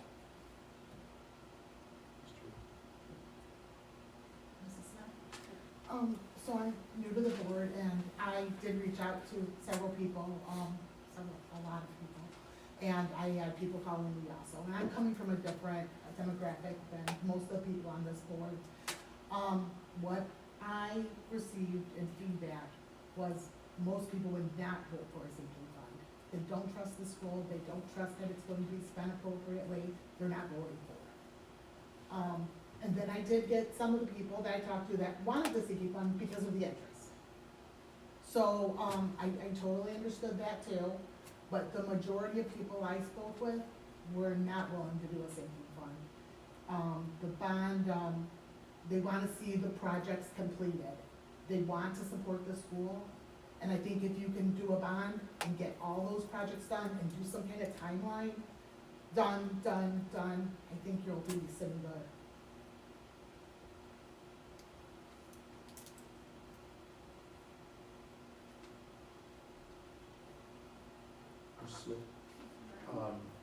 Ms. Vaughn, do you happen, I looked for it, I couldn't find it, do you happen to have that, community survey you could pull up on the board? Everybody see Isn't it in okay? that presentation? Yeah, it was on. Oh, the survey, does the survey on it? One. I thought it was It's something. at the- I I remember don't reading think it, I it's was just all- looking for, yeah, it was at for the- the it was at original the survey and I top. couldn't find it. Yeah, it's Yeah. at the top. I didn't go through every question though. I did highlight some of it. It's that one. Because there were a few questions on there that were really telling for us. So just like for this one, the first part was, you had asked if people had voted for the sinking fund or not. So I would tell the board, like, based off like how elections and polling works, this survey is not majorly tilted, but slightly tilted towards yes voters. The actual no vote for the sinking fund was 55% to 45%. And in the survey, there was slightly more yes votes than no votes. So I would say that when we look at this, it's probably slightly more geared towards people that voted yes than people who voted no. I hope that makes sense by probably 5 to 10%. So the floor here is, and I think that other superintendent, Mr. Ackerman, nailed it. Our floor is 35%. You've got 35%, and it might be a little bit higher than that because of the skew, that are just not going to vote for anything that we do. And so you've probably realistically got probably 20% in the middle that will go one way or the other for a reason. Can you go down a couple of slides? I don't know which one it is. Okay, so in that one there, if a bond was placed on a future ballot, so you're starting in politics and polling, this is not good for a bond. You're starting below 50%, which means that immediately you need to convince voters that they should vote for a bond. Now, a lot of people will point out to the orange, well, there's 20% undecided. That's really, really good, but that's not a guarantee in polling. So when you have less than 50%, and don't forget, this is slightly skewed, in my opinion, towards the yes column. So realistically, you're probably talking low 40s here. When you have low 40s going in, that means you probably have to convince half the undecided voters to vote for this bond. And that is a tall order based off of history and the people I spoke to. Now, we all have our own echo chambers too. Like we all have our own sex and own age groups and stuff like that. So it's very hard to base this decision based off of the 45 people I talked to, the 50 people you talked to, because it's a community. There's 5,700 voters roughly. So it all depends. Like my community is mainly parents. Most of them will support either or. They think the schools are a great thing and they have kids in it now, and whether it's a sinking fund or a bond, they're checking the yes box. So in that regards. Now in the next slide, and I'm using this survey because I think Ms. Bonnie did a great job getting this out and whatnot. That's why I'm using it. I just want to make sure that there's some context. So, 740. 740 survey results, yeah, participants which is took great, this. because I think that's, Just so you know, that it's should a be good roughly sample size. 20, yeah, not quite 20, like about 15% of the community. That's a bigger sample size than most polling places would go out for when you see all the politics stuff. So we should have a really good sample size here. In this one, and this is where I initially data-driven, as I know Mr. Eckert and I are, the sinking fund, you've got 40% that say they will not vote for a sinking fund no matter what. But if you add the other three up in some way, shape, or form, you do get above that 50% threshold with the sinking fund as your initial start. The mills need to be negotiated. Would somebody at 1 mil vote for a 3? Would someone at 3 vote for a 1? I mean, that's where it's a little bit more questionable, but you have over 50% of people starting initially that say they would vote for a sinking fund based off of this survey, even after you go back on those results. So I think the question for the board and why I didn't want to keep this in building and site, and wanted to bring it to you guys as a whole is, I think based on my one-on-one conversations with everybody here, we all feel the district needs a bond. And everyone recognizes the district needs a bond. Like, you do the walkthroughs and you see it all. It's just, I don't know if the community would pass a bond right now. Now, the K-12 media presentation was a great presentation, and if we're sincere about going for either or, I mean, the $20,000, $30,000, $40,000 you spend there would probably be a great investment if it helps undecided voters become more educated and tilts it 5% one way or the other on whatever you do, so that I would be in favor of that for that. I mean, you're putting an investment of, I think it was like $40 grand a year in order to secure a $16 million bond. When you look at the big picture of that, that would be worthwhile funding, in my opinion, whether it be sinking fund or bond. Does anybody have any questions on, like, that would be like how you would like get that into like polling results that you would see on Yahoo or CNN or whatever? I used to work for a political campaign, so that would be like the conversation we would have behind the scenes based off of the data we were seeing in the streets. Now, the one thing I would say to everybody is, like, you got over 40% with a bond, so it could pass. I probably would say you're like, if you split the undecided voters both ways and say it's a dead 50-50, your bond's at like 51%. So I mean, like, if we did a really great job instructing people, talking to people, like, there's a decent chance that a bond could pass. But that sinking fund vote, in my opinion, would be more like 55-45, which still isn't great, but it's a lot better than 50-50. Especially when I know that every building and site meeting we have, we are in desperate need of some type of financial income to do some of these major projects that we can fix. So that's what I have at the moment. Mrs. Smith, and kind of going back, this is actually probably a question for you, Russ. So do you think with someone like K-12, do you think with professional promotion, they would pipe up that bond? Absolutely. Okay. Yeah. I think so too. What percent it would be, I couldn't speak to. Well, right. Is your difficult thing, Yeah. because, I mean, if you were gonna have, let's say, 45% vote yes and 55% vote no, and they go out there and work the streets really hard and get 5% of the voting population, which, I mean, would be, about 500 people? Not even 500 people, like 300 people to switch their vote. At that point, you would pass a bond. But they've got to convince 300 people that are currently walking in voting no to vote yes, which that'll be a number. Like, spending that kind of money to have people out there doing that would help. And then kind of like they said too, like the time, right? It Right. would be a little bit of a crunch, really. Well, I guess, no, we could. If we started now, yeah. if we start now, I think we would be okay. Yeah, because all of those organizations will tell you that you need to really get out there early and talk to people. And there is a degree where, like, I don't want to say subliminal, I can't think of the word, it's not subliminal messaging, but like having your name out there on a billboard and then having it over here, it makes people think about it, right? But the average voter has either made up their mind already and they're not changing it no matter what. And then the average undecided voter changes their mind in the last 2 weeks. So there's a value to being around there, but that undecided voter, there's a reason they're undecided, and most of the time it's because they're not really paying attention to politics until it's close to the vote.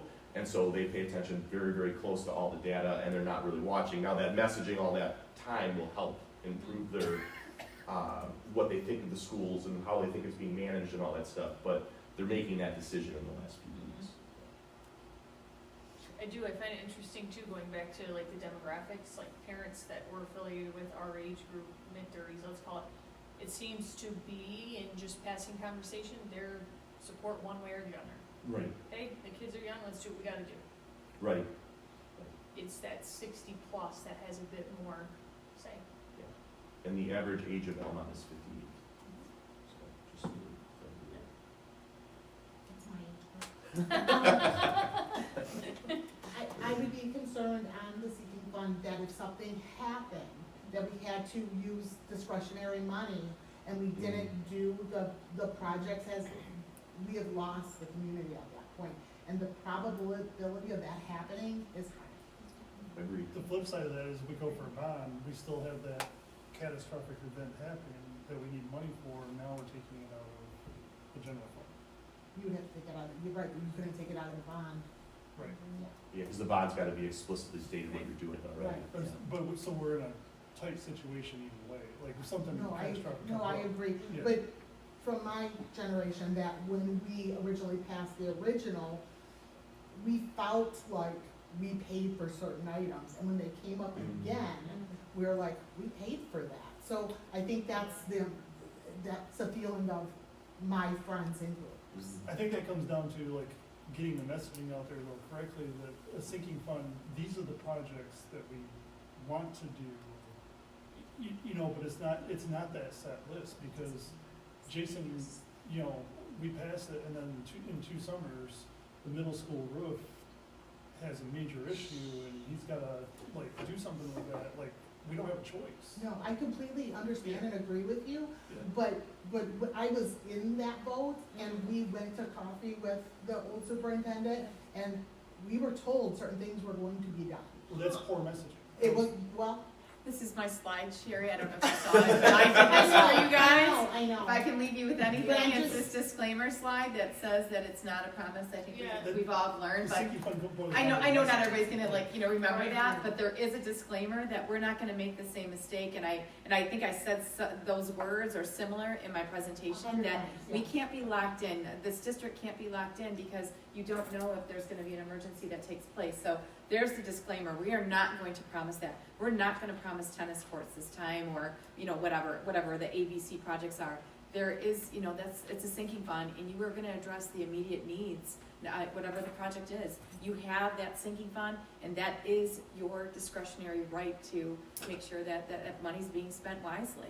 No, I And you're completely trusted to understand. do I'm that. just saying Yeah. that with Yes. a bond, 100%. people are more, It's they listed. say, I'm never voting for a sinking fund, because I didn't Because see it's this listed. happen. and You it's want listed. that itemized list, Yeah. yeah. And That's just what I'm saying, I'm not. No, I've blaming heard it both anybody or- ways. No, yeah. Sherry, I've heard it Okay. both ways. To your point, some of the conversation that I had Yeah. was about people bringing up that they would prefer a bond because they're gonna see those projects, it's full transparency, and those are the ones that are gonna be identified and get done. That the district, right, if there's any kind of trust issue with just giving a sinking or approving a sinking fund, it's a little bit more discretionary. The bond is listed out individually. So that was some of the discussion, and of course, the financial impact not being such a difference overall, the overall picture. However you look at the interest is another lens, but that, there wasn't a lot of difference financially between the sinking fund and the bond. So those are some of the conversations that I was having. But this disclaimer, just wanna put it out there so you guys all see it. Yes. You can snapshot it, screenshot it, that the superintendent, did put that out there, that we cannot promise because we don't know what's gonna happen tomorrow. And I'm sorry, that does go back to your original point of, like, the sinking fund basically is the community saying, okay, we're giving you this money and we're putting the trust in you to spend it wisely. Like, and it's unfortunate that things in the past are now over a whole new, administration board and all that stuff. 3 because- superintendents later, many Yeah. board members later, it got lost in translation. Right. But the people who voted for Sure. it feel the way they feel. Sure. Now, to both of your points, there's no reason that we couldn't earmark the sinking fund to certain projects. And if something not on that list was to go, there's like, if it went today and we didn't have a sinking fund, we'd find out how to pay for it some other way, whether it be a loan or whatever it might be. We could still, as a board, honor that, right? Like if we said, hey, we're gonna fix the sidewalks, they're in desperate need, people are tripping, people are gonna get hurt, we gotta do the sidewalks, and then the high school boilers go, we could choose to find funding for the boilers not through the sinking fund and still do the sidewalks, which are in desperate need of repair and safety hazard. I think that's right. yeah, we could, what was the company, was it Verigy? There's those bonds, the type thing we go through, but again, that came down to, interest, that was a major thing. You're borrowing, was it 1.2 million, but it was like 200,000. We just finished paying off $100,000 per year, and that was a strain on the general fund, let alone then having to do it for 200,000 per year. Right. So, in an emergency, yeah, that may be something you have to do. I mean, you have to take care of those payments. Those that I talked to, they would support whatever we do. But I think it comes down to messaging. If we went with the $16 million bond, that's for some, that's $6 million in interest.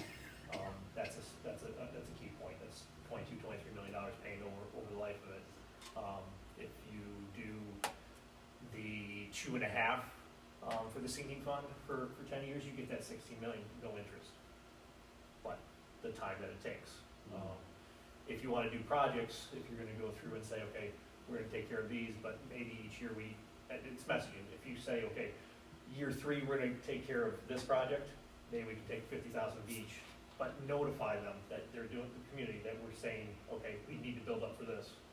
That was the intent of saving for the sinking fund, should we had passed a bond, but we just never got through to completing them until we did this past year. I spent the weekend going through, okay, what options could we have? Could we do a sinking fund first, a bond first, what we go through? So I got in an argument with ChatGPT again. Let it run through. Now, I'd rather have RJ check the numbers, but it would fix one thing and then make a change and then we get an argument. But I tried, if we went for a sinking fund, say it was $500,000, just maintenance, but we said that's what it is. It's $500,000 maintenance. Because we talked, if we pass a bond, we have to worry about the maintenance later. Well, if we worried about the maintenance, something comes up, we have that, but we're telling them that's what it is. I think that's where we got off with the last sinking fund. We had these projects laid out, but it became more, they were put in towards maintenance and not all these projects. We do like one major project each year versus we could have done 2. So I went through $500,000 sinking fund for 5 years, which generated about 1.4. But that would raise us up to a 3.1 this year. And we're at 3 this year, so would the community take grievance with a 0.1 increase in the tax for a year? And then maybe a $1.9 million bond. I was thinking, we've got that list of those tiers. What if we aimed for, and just this, Rob's speech, how K-PAC goes through each year, they got a small success and they keep going. What if we aim for that first tier, the ones we've identified we gotta get done soon? So next year or the year after, we do $7-8 million bond. We're doing both, but we dedicate the sinking fund for the maintenance. We let them know, show that we are, maybe choose one project outside. Jason, what's what do you say is the amount per year that you've used on average for the sinking fund? 100 to 130. So if it was 238, you got $100,000 for maybe a project, or smaller projects you could carry through a bunch. That comes out to about $10.1 million, and it'll be done by 8 years. I think part of the thing is, if we are growing, if we go through, depending on what we do, we may get to a point where we need to build in the future. Do we have the capability to go through that and not go back up to 8? So I think it's not just what we need to do now, but also, down the line. But what will the community, do they want to go back to 8? Like these, I set it at, the max was at 4, half of what there was. But it would peak for a year and then it dropped because of the scale we have with the old debt village.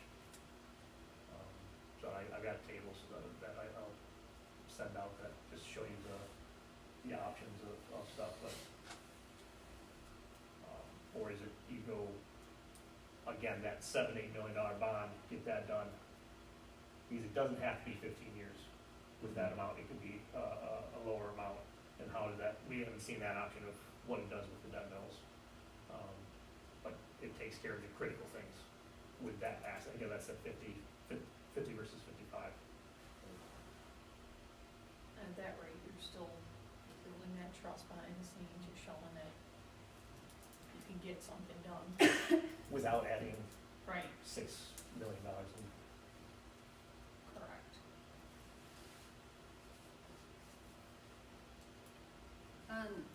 So I want to share some of what I was told over the weekend. I'm kind of in the middle crowd. I have older friends, younger friends, so I have a little bit of everybody. And one of the people said to me that the schools are the blood of the community. And I felt that. Like, we have to really make hard decisions, and our students, our staff, everybody deserves the best. The biggest takeaway that I talked to from people this weekend was they were more in favor of a sinking fund. A shorter timeline, multiple meetings throughout the year with the community, updates to the community, building that trust back, financial transparency, showing where the dollars are going for, if there's projects being slated or, timed out, like you just talked about, like, in 2027, we want to replace, I don't know, all the things, you know what I mean? Like, having those communications with the public, making sure that they're aware of where the dollars are being spent. Some of my parent group were in favor of either. Like, this is, best in the district, I would approve anything. I would be a yes vote on everything. I did speak to some larger community names, and they were much more in favor of a sinking fund. They felt like there needs to still be some healing, and as you kind of said, this is a transition area for the district right now, and they felt a smaller sinking fund to kind of lay the groundwork and then go from there. So that was the feedback that I got over the weekend. I contacted a lot of people, spoke to them, texted back and forth. So that was what I got from the weekend. I don't think, as Mr. Burrow said, we all understand the needs of the district and how much that we need. We sit and listen to Mr. Frederick every month, who does the best that he can with everything that he has, and we know what is needed. But we also, again, for Mr. Burrow, like, the data is telling us that a sinking fund has a better chance based on those surveys. And this group, from when we did our last DISC assessment, I know you were not a part of that, Mrs. Ankley, we're a data-driven group. And so if we're looking at the data is telling us that a sinking fund has a better chance of passing. Will you agree on that, right, Mr. Burrow? Yeah. I mean, that was my takeaway from when you and I talked over the weekend, and then from today too. Yeah, and I just want to be clear that a bond has an okay chance of passing. It's just a sinking fund is better than okay. I agree with you. Based on that data Yes. from that survey. I'm just saying. Yeah, fully based off of the survey results and not taking in like one-on-one conversations with Right. 20 people that Right. might be. Right, no, and that's what I am too. I'm just saying, per the survey results, the survey results, if you're looking at data, are showing that a bond or a sinking fund is more favorable to go with asset polls. Yes. Would I be wording that accurately? Yes. So at this moment, does anybody else have anything else they want to say or contribute? I'm just curious, like when you say shorter sinking fund, like shorter term, and what about Like the a couple of mills? years, like And 4 the years. lower mills? 5, yeah, like how Mr. Reed was kind of talking about, Half a mil to me seems a little too low, but. Well, it came in terms of, nobody would tell me how they felt in terms of what bills they were going Yeah, through. I didn't So get I'm just that. going through The average trying to voter keep it- doesn't know how No, I bills get work, it, I so. just, So. like, yeah. and when they was talking about shorter was like length of time. Time. So not a 10-year, and then you can't go for, don't Do go we do for an fast. even number of years, is that? I didn't. Yeah. Yeah, I believe you have. Yeah. Yeah. They're free if they're even. Well, we don't have to do anything at the end of them, do we? Or, So if you go for something, a ballot, on an odd year, you have to pay for it. No, I know, but I'm just saying, like, the length of the sinking fund, like, does it have to be an even number? Oh, no, 1 to 10. no, Huh? no, No more than 10, right, No more than, yes, and no more than 3 mils. right. The feedback I had from the students was, you know, not a 10-year, Yeah. a shorter in length of time. Get some stuff done, continue to build the trust, move to a transition timeframe, and lots and lots of communication. That was the biggest takeaway I got, like, be very transparent with the community, talk about like where the money, the financial dollars are going, sharing the projects that are being slated and whatnot. That, I mean, literally, that was the hands down the biggest takeaway, which I think we all know that, and that would be in the planning process for whatever route we go. That was just more of a shorter time frame, not 10 years out. Kathy, did you have a slide on that somewhere? I thought you had that one slide on like a 2 or 3 year time window. The sinking fund? Yeah, I could be mistaken. It just shows like up to like 10 years. That might be.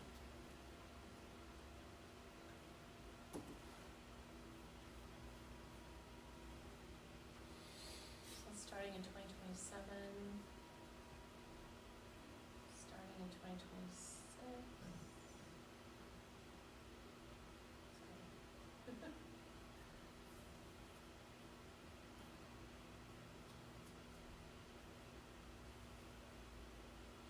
There we go. Yep, so, And that would have to be another decision to be made, if you, everybody understands that, whether you would be starting the collection in 26 or 27. I would just tell you from speaking with Rob, he said that, not sure how much work, if we started the collection in 2026, how much would really be done, depending on the scope of the project. Just in full transparency, probably depends on what you would, identify as that first couple projects to be done, and whether those materials or whatever could be done that quickly into that Right. summer. I know Like you one said, a thing- lot of summer work is being done, so just a FYI, but we wanted to look at the financials, and we were just thinking to secure the sinking fund as soon as possible, because right now, currently, we don't have a sinking fund or obviously a bond in the queue, and if there was something emergency to happen, I just wanted to make sure that the 2026 was before you as well. One of our top projects, Jason, is the sidewalks, right? I mean, that doesn't take a whole lot of material. Depends on the No, looking at, the bigger scope with the parking lot as well, if we're gonna do something like that to kind of group those together. But then that puts you in a spot where you're having to save the sinking fund, which we know that was a hot spot in the past. So, But the parking lot could be saved for the bond potentially in a couple of years. I mean, how dire is the parking lot? when the band practices, they hurt themselves. Yes. Have you been out into the high school parking lot recently? I haven't put like. I just happened any to, eyes on it just full transparency, it's gonna have to be addressed. My thoughts is like sooner than later, we're gonna start getting those reports, I think, back when, whatever happened with the sinking fund originally, where they had to redo the service drive. I feel like the parking lot is really deteriorating, there's a lot of like potholes and stuff. I feel like I'm gonna get that call where somebody lost their tire. I just wanna bring that up, that I feel like that is gonna have to be, probably a priority project. That was last April. Oh, you already did that, that's right, yeah, you already did that. But it's not only, as you said, it's not only parking lots, but it's the sidewalks too, so it's just gonna be identifying those areas, and that's why having somebody like a CM come aboard would be helping to My only prioritize point in that. bringing up the sidewalks was just that, like, I think there are some projects like that near the top that, like, in my mind, should easily be able to be done next summer, like, if we got money this December. And that's what I'm sharing with you, I think it depends on the scope of the project. Rob was just sharing if we decided to pursue, with R&E development, just it would depend on the scope of the project, whether it would be done that summer or if it would be 27 anyways, does that make sense? Yeah. I think given our needs, like, getting the money sooner rather than later. That's why we wanted to look at 26, and then it's about paperwork that Kathy would have to follow up on. Sure. And then it would be securing those monies and, getting that collection in December 26. Will the sinking fund bring in enough money to do that major work? in the year? If you're going for a half mil, Depends on the village. a half mil will not get you your parking lot. Your parking lot alone is gonna be over probably $1 million. It just, like Sherry, just for, like the sidewalks, I think we were up around 750,000, 50,000, something like that. Yeah, Just- about just- 250. Just in I mean, sidewalk just work. in funding for a sinking fund, we're just not gonna have it, right, until we save up. Right, that's where- If that's you what do Jason's- 2.5, you're getting. You get 1.3. 1.4 mil a year, and that's Right. all, you could spend the whole 1.4. But to Jason's point, like something like the parking lot, that's a little bit bigger of a project, we might have to save up, which becomes a communication perception problem, right? Like, it's not a savings account. Well, if we wanna get this bigger project done, we do need to save until we get the rest of the money to pay for it. Like, There's a component to the old sinking fund that hasn't been addressed. They had the sinking fund committee meet for that sinking fund, got together, but they kept meeting with the superintendent throughout the initial project. They met with the superintendent about the roof, they met with the superintendent about the drive. Then they stopped meeting with the superintendent. So there wasn't that feedback of what was getting done. When and where, or why that stopped, I don't know. But that's where that communication in 2017, where the electric surge, and we blew the surge protectors, we fried all that stuff. That was a project that then had to be filled in with the sinking fund, which pushed everything back. But that's where meeting with that group and saying, we have to take care of this, would have been the communication out to the community, and then go from there. I think if we go with sinking fund, even if we go with bond, keeping that group, having that facilities committee or whatever we have together and saying, this is what we're doing, even if it's quarterly, twice a year, saying, this is what we intend, what do you guys think? This is the money we have, here's the projects aligned. If there's a change, it comes in $1 million more than what it is, go to that committee and say, this is what came in. I mean, that's what happened with the roof. It was advertised or estimated at $180,000 for the OP roof. It was $450,000. So they had to go back through and say, okay, well, we had to borrow against the next year, which is something you can do, but that took 2 years of there, and the service drive took 2 years on 2 projects. But it was communicated to that committee, which is like communicated to the community, and would move forward from there. But not having them involved, I think that's where a key part of it fell apart. This is fun. At the last open community forum, how many attendees were there? You mean like in the last auditorium for the last meeting? Yeah. I would say around 30. I think it was around 30. I know some of you were in there. I didn't do like a head count, but I'm gonna say about 30. yeah, it says over. Do we know how many watched online, all live streamed? I don't know. Is Calvin? I think it was like 50 last I checked. I'm sorry. How many did you see? For both I weeks? thought it was about 50, 40. 50 did? Okay. And then we had about 20 along for the tour, that actually stayed for the tour, 30 in the meeting, and then you said about 50 online potentially, around there. Don't quote me on that. Yeah. Hypothetically, I mean, we have the trust issue with the public, so, we have a lot of turmoil going on. New superintendent, there's a chance that 5 of us could not be on the board past November. Talking about the translation issue, and keeping things going forward, if we promise, hey, you give us a sinking fund, we'll do ABC, then 5 of us are not on the board, new superintendent, maybe that doesn't get done. Maybe we are in the same situation we were in 10 years ago. That, it's not required. Would be worse. Right, that's the tough part We're about it making being a it worse. transition year. Versus the bond would have a path, we have to do it.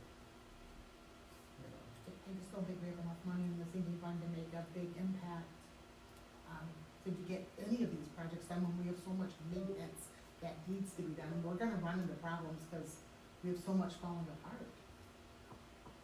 I don't think any of us disagree with that. Agreed with you 100% of it.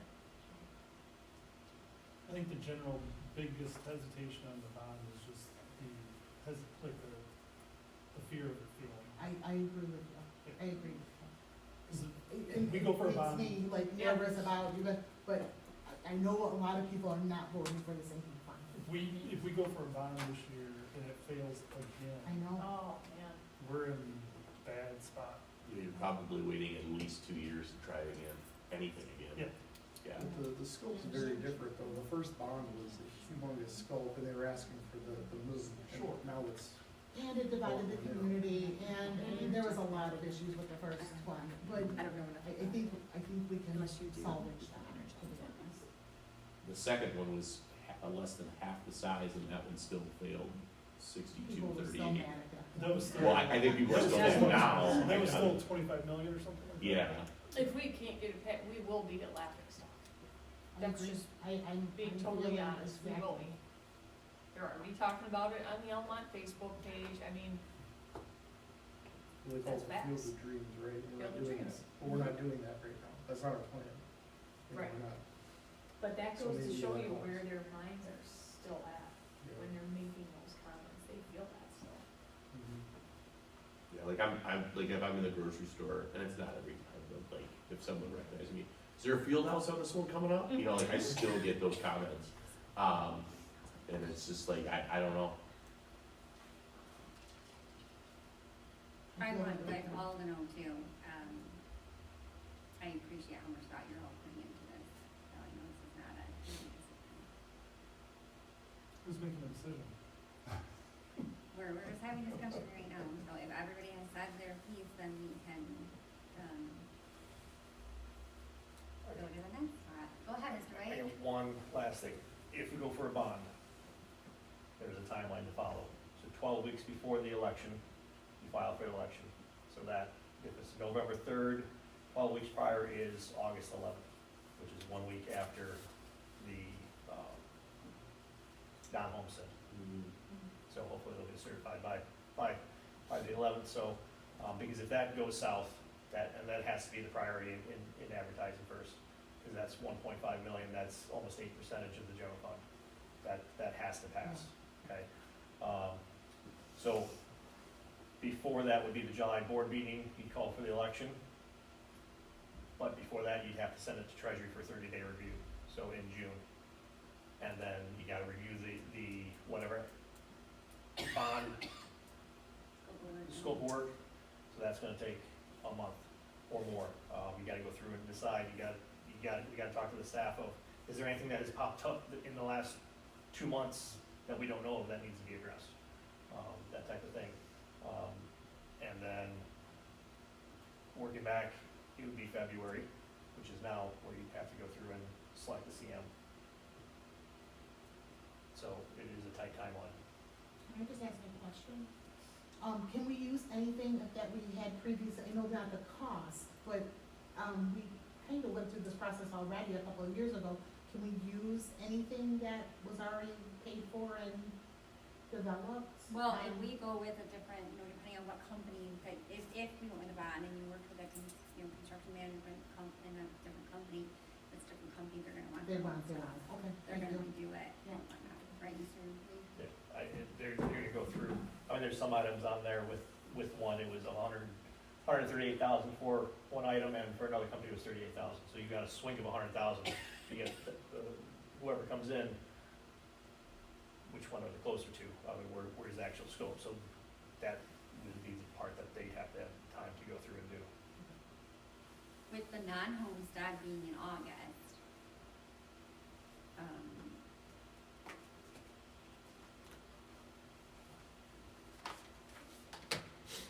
with that being in August and then going for a bond right after, I think I even have more concerns about that. Like, Because think it's so about, like, we're talking about, like, you can market it and educate, like, this is for maintenance, we do have some different projects we want to see in the sinking fund get done. But if we go for the non-homestead, and then we do a bond right after that, I don't know, I don't know how that is gonna go. I mean, is there legitimate concern that the non-homestead that everybody always passes is not gonna pass it? Like, if we're worried that that's not gonna pass, there's no way the bond's gonna pass. I don't know that I'm worried that that's not gonna pass, but I don't know, I mean, I'm not 100% that it will. I know I sent all of you guys the article, today that was in the Detroit News about bonds and villages and stuff. Great read.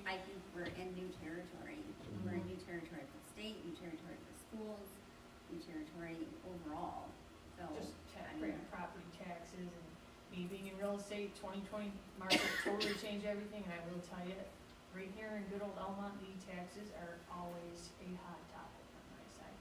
We can't get around it, and we're just watching the increase go up, and we're going up that. We lowered it by $5. Yeah, well, it's still a lot, I can tell you that. So, I mean, there's always a third option, is we just squash it right now, let everything kind of normalize, superintendent, board, coming up in November, get everything situated, level-headed, and then go out. I also don't think that's a bad A year or idea. 2 years. I don't know that we can afford. That's the problem. I don't No, think we can that's the afford- problem. I'm looking at Jason when I Right. say this, cause I know what he does. I don't think we can afford to not have any money for this. Because we've just gone so long without the routine I- stuff. I also feel, based on data and the election results, you get the entire electorate out in a general election, especially for governor. Whereas you would have to call a special election, and the people that come out for special elections are either the passionate people on either side. And so I say you have knowing my age group as a millennial, that they're not always a voter in primaries. They, oh, you voted in May? I didn't even know there was an election in May. Kind of people, and those are your parents, which are more likely to support school stuff. You probably want to, whatever we do, we need to be in November, I would say. Because even the August primary season, which is pretty big for like a red county like ours, it didn't even hit 50% participation, whereas the general was over 90. Oh, wow. So it was 47% participated in August. So I guess what I'm hearing from the board, and you guys can agree with me or disagree, is that we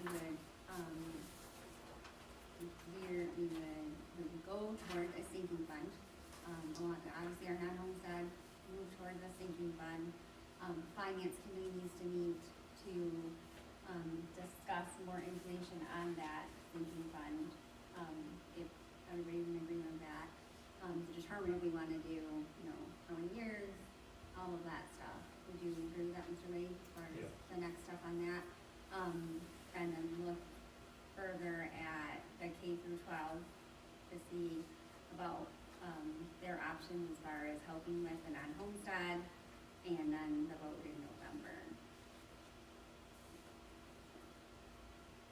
I'm not disputing what anybody, we all know what we need, so I want to be very clear with that. I am completely aware of what our district is in dire need of, but I also want to make sure that we offer the best possibility to, financially support some projects and whatnot too. Coming is from the head of building and site, is like the reason that we're talking about this today, and I didn't want to do a committee meeting, is because I feel like we would have had this conversation in March, and then we wouldn't be making a decision until April. Finance has got to have everything buttoned up by March if we're gonna try something. Like, we have to know which sinking fund's gonna be recommended by the work session in March. We need to know if we're gonna go with a group like K-12, or if it's not K-12 and it's somebody, we need to know all of that by March. Tomorrow, my plan would be that we're meeting within the week. Okay. I'll be fine with that. Would we all circle back to try to expedite this? Like a special meeting to vote on sinking fund or bond? Well, we'll start with, finance first. Mr. Ray and I will, probably, Mr. Bird too, then, we'll talk, see if we want, terms and stuff like that, as far as length of time and whatnot, and start with that, get a meeting on the books, and then that way we can get that back to you guys, we'll get timelines, and if we need to have a special meeting, then we can definitely call for a special meeting. That way we can stay on top of everything, and stay ahead of schedule, and not behind. Mhm.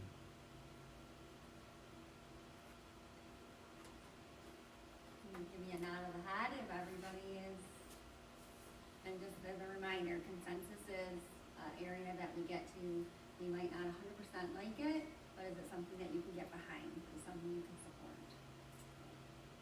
I think the school needs it, I can get behind it, I think it's the wrong choice, but I would not go against that. Right. I think a smaller bond Which is, is probably more appropriate. direction, we have things we're expected to execute. This could possibly lower taxes over the long term, that's a win-win, in my opinion. Do you want to discuss that further? Do you want, is that what you would like to see her out?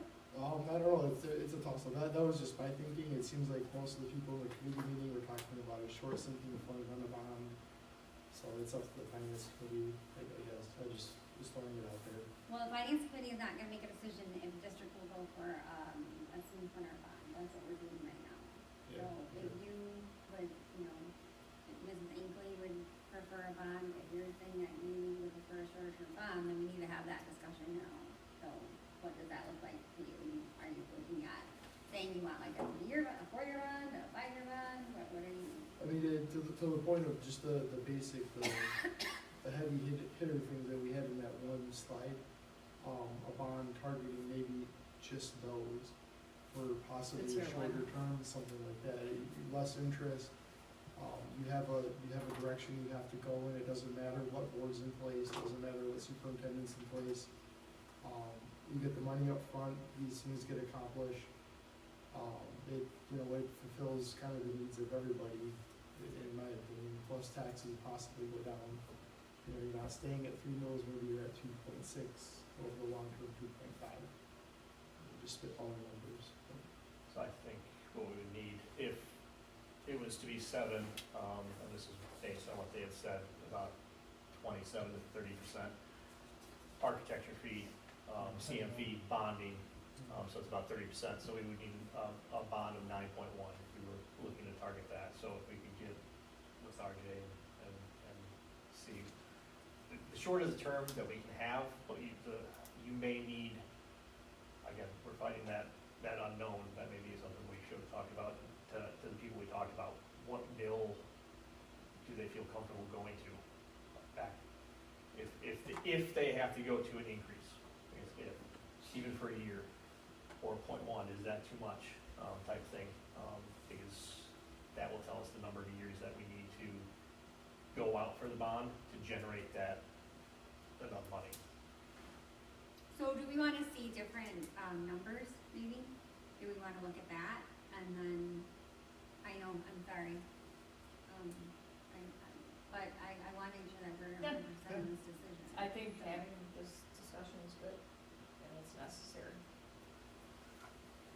So, like, do we wanna see the numbers and the math, like, for a, shorter, like. Again, just a caution, I know that everyone's looking at this slide right now, tier 1, $6 to $7 million range. That does not mean that all those projects are gonna get done. We were utilizing, remember, like, old, former, construction management price quotes with a little inflation and just like a little overview, if you will, with, some partners. But that is not solidified until we would hire a CM. I just wanna make sure that's clear. Again, going back to that disclaimer, I just wanna put it out there because depending on when you get these projects done, those prices could double.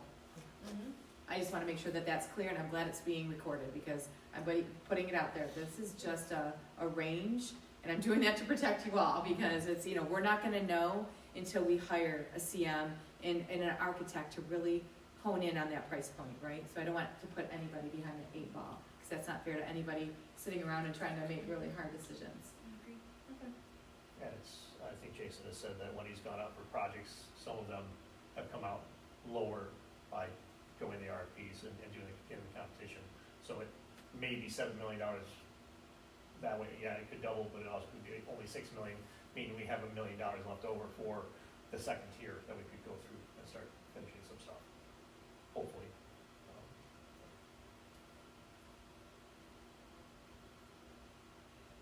So if we're looking at different numbers, Mrs. Smith, so are we looking for different numbers for a bond? Is that what we're looking for as far as like moving forward to have a finance committee you would like us to organize and see what we can work with RJ from PFM and put together, let's just say it's a $10 million bond to see what, I'm just using it as an example, to see what those numbers, how they would translate? See, say how many? 5 million, 10 million, I guess, like, you know, would that be like, the way that you would like to see it? Like, what would 5 million look like, 10 million? Just to give you a better idea of where that would land?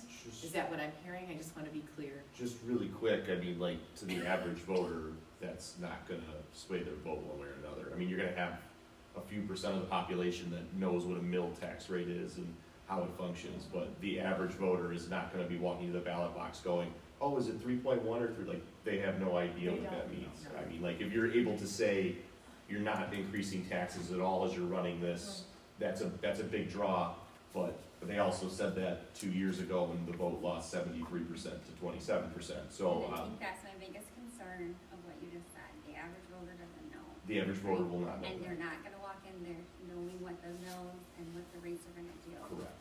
And so when, again, going back to, if you look at the data on the survey, that the sinking fund has more of a chance of getting passed versus the bond.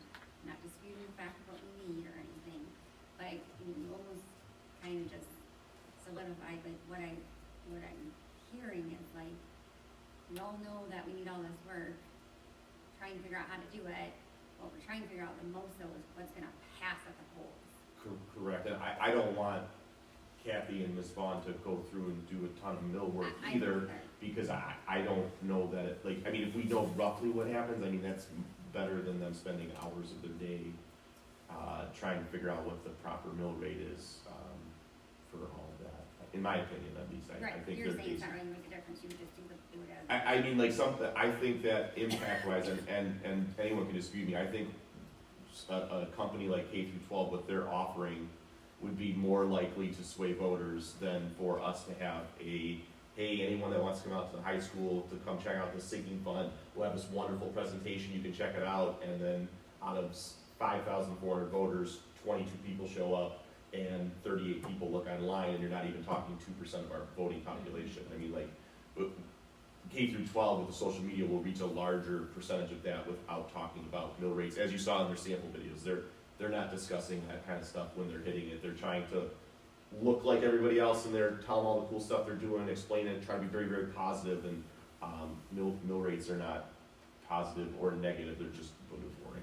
So that's what it is. I'm sorry, but it's true. It's You're so wrong. true. It's so true. So like the average person's gonna, like the TikTok video, they say that 30 seconds is all you get, and it's just too long. Literally, in my industry, same thing, people go, what's the mills do? I'm so confused, they don't even wanna hear Right. about it when I try and break it down for them, how will that affect your taxes? Yeah. Oh. And like Just the real answer is like the mill rate does affect your taxes, Yeah. but if your taxable value goes up by $25,000, they're gonna be yelling at us because you said our taxes I won't go know. up at all, the mill rate didn't change. It's like, 110%. well, yeah, but the township evaluated your house at $20,000 more, that's what raised your taxes. 110%. But people won't, like, Yeah. get that totally, you know. 110%. It's not their fault, I mean, they have Nope. other stuff to do, Nope. and, Yep. yeah, they're Totally not experts agree on with it. you on that. Yeah, so the message becomes, you increase the taxes, you keep it the same, or you decrease over Correct. time. Yeah, I would not be afraid of increasing as long as the messaging is right. Like, I'm not opposed to it either way.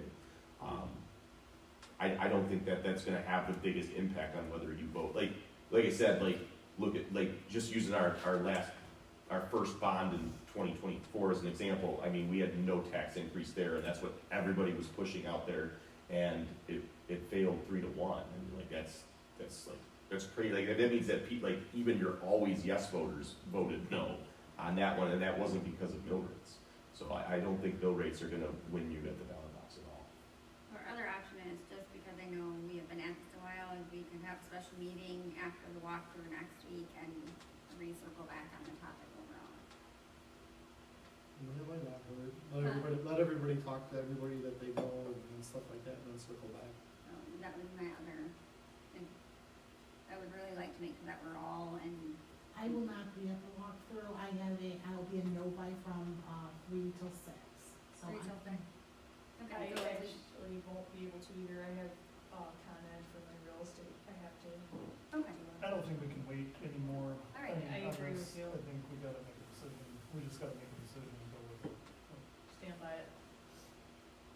Well, we can make a decision here if RJ can get a sample, just, the mills is more for us, so we can say, Correct. okay, go through and this is what we would be, so we can see that, so we've done our due diligence, we've looked at all possible options to say, this is gonna get something done, or this is gonna get everything done, versus nothing getting done. Because we wouldn't be able to, because it's a work session, we're not taking a vote, to make action, so we can circle back to it and have it in communication on Monday, we talk to our community members, and then they get that information. Maybe that sways us one way or the other, or maybe keeps us where we're at, but it's I like that information. idea. Let's go with that then. I like that idea. That's to decide on Monday.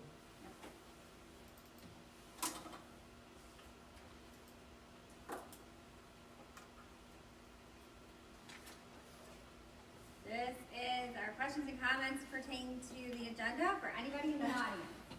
Hi. Oh, hello.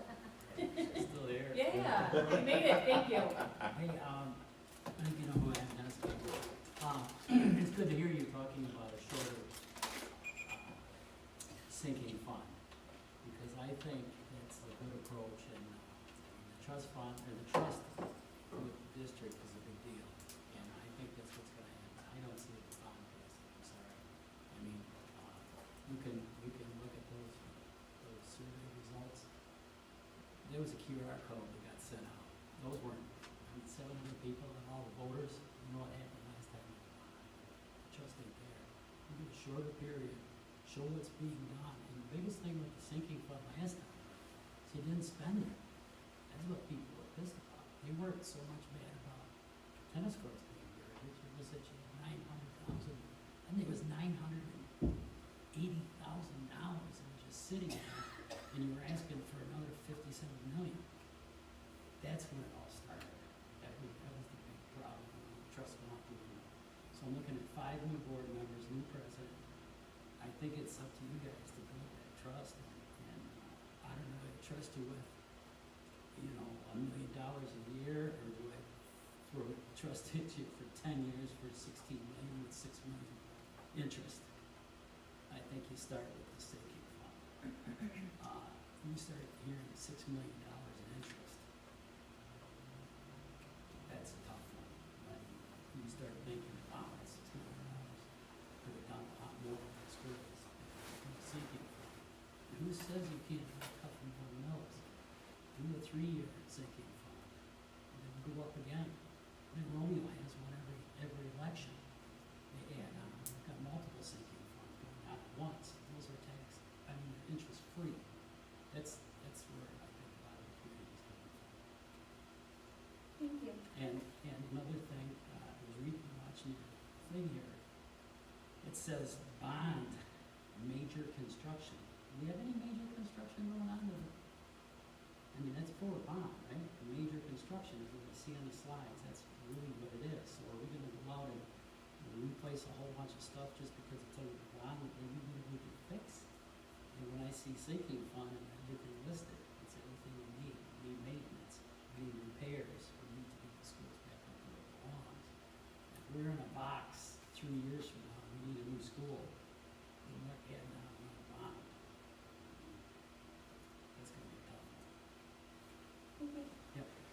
Thank you for staying so late. Yeah, that's all right. I know you guys can talk that long. Anything from the board? You guys are all done, right? Oh, Mr. No, Rivera. no, I did want to include, from building and site, because I know everyone was present for that. Mr. Frederick is a maintenance director, and I think sometimes, we are pushing to have him manage projects that take away from maintenance direction. So whether we go with a bond or a sinking fund, I just wanna caution members to just remember, his title is maintenance director, not construction manager. And so there are gonna be projects that are on our sinking fund list or bond list that he can handle, or I guess sinking fund, his bond would be construction manager anyway, but there are projects that he can handle and he's been handling, he's been doing a great job on. But there's also stuff that might be so large that we need to have the construction manager handle it too, even if it costs more money. So, yeah, because otherwise the maintenance of the district could suffer as well. So. Anything else? That was a good point. Yes. Good point you made.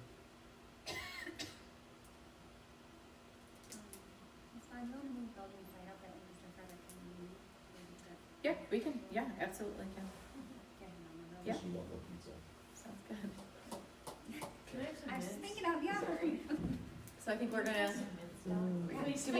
do we need 5 minutes, Janine, just to have people get up and get Let's some do food? the building site. and- Building and site, and then we'll take a 5 minute. Okay. Go, Jason. So prior to me coming to the district and throughout my tenure here at the district, we utilized an HVAC plan and maintenance agreement. And throughout that time, I think it's very beneficial, you know, as we've discussed the age of our equipment, me getting pulled in different directions. By having this maintenance program, it allows for extended life of our equipment, you know, trained professionals to be on hand to be proactive in pointing out, you know, pitfalls and whatnot. And while this is a service, and I did go out to bid 3 years ago for it, I had spoken with the current company that we use and we've used throughout this maintenance plan.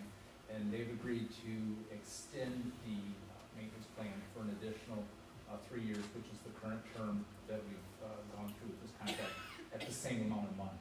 So right now, we currently pay $32,900 annually, which is $8,225 quarterly.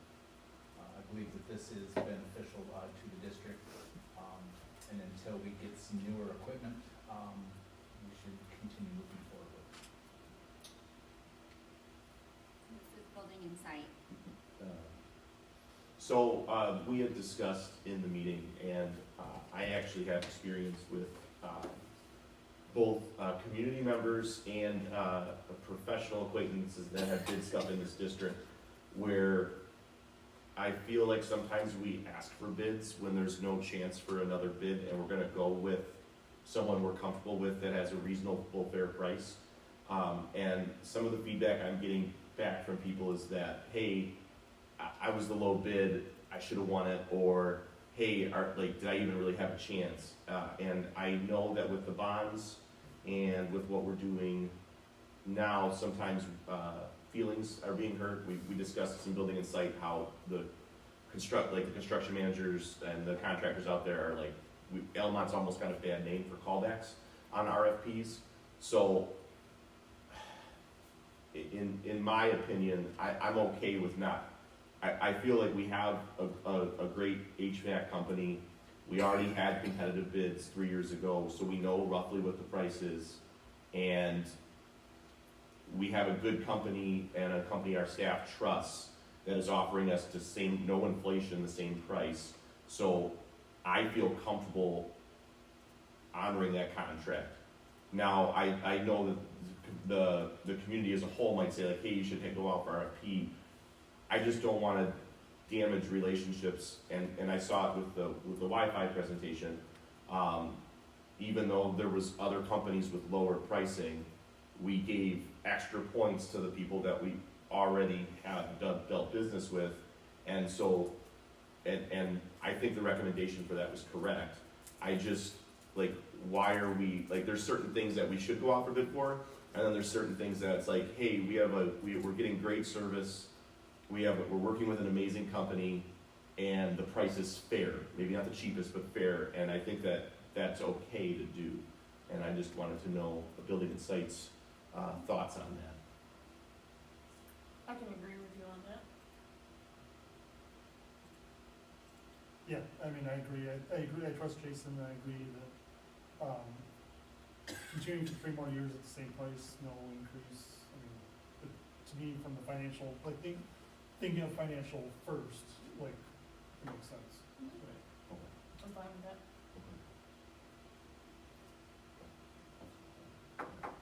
Mr. Burrow, I have a clarifying comment. Yeah. March of 2023, we got to the same meeting and it was tabled to go out for an RFP. They came in, I was just trying to pull up. The company we have now, they came in, they had the lower base, but they had the higher hourly compared to a higher base and a lower hourly. I think we need to look at how has that played out in 23-24, 24-25. What did we actually charge for that company in those years, and then compare it back to the original bids. So we say it's a fair bid, but could those other bids have been better had we gone with. I think that's information, just to know, to go through, so that we have consistency, we have, again, it's data, to go through, so that, to your point,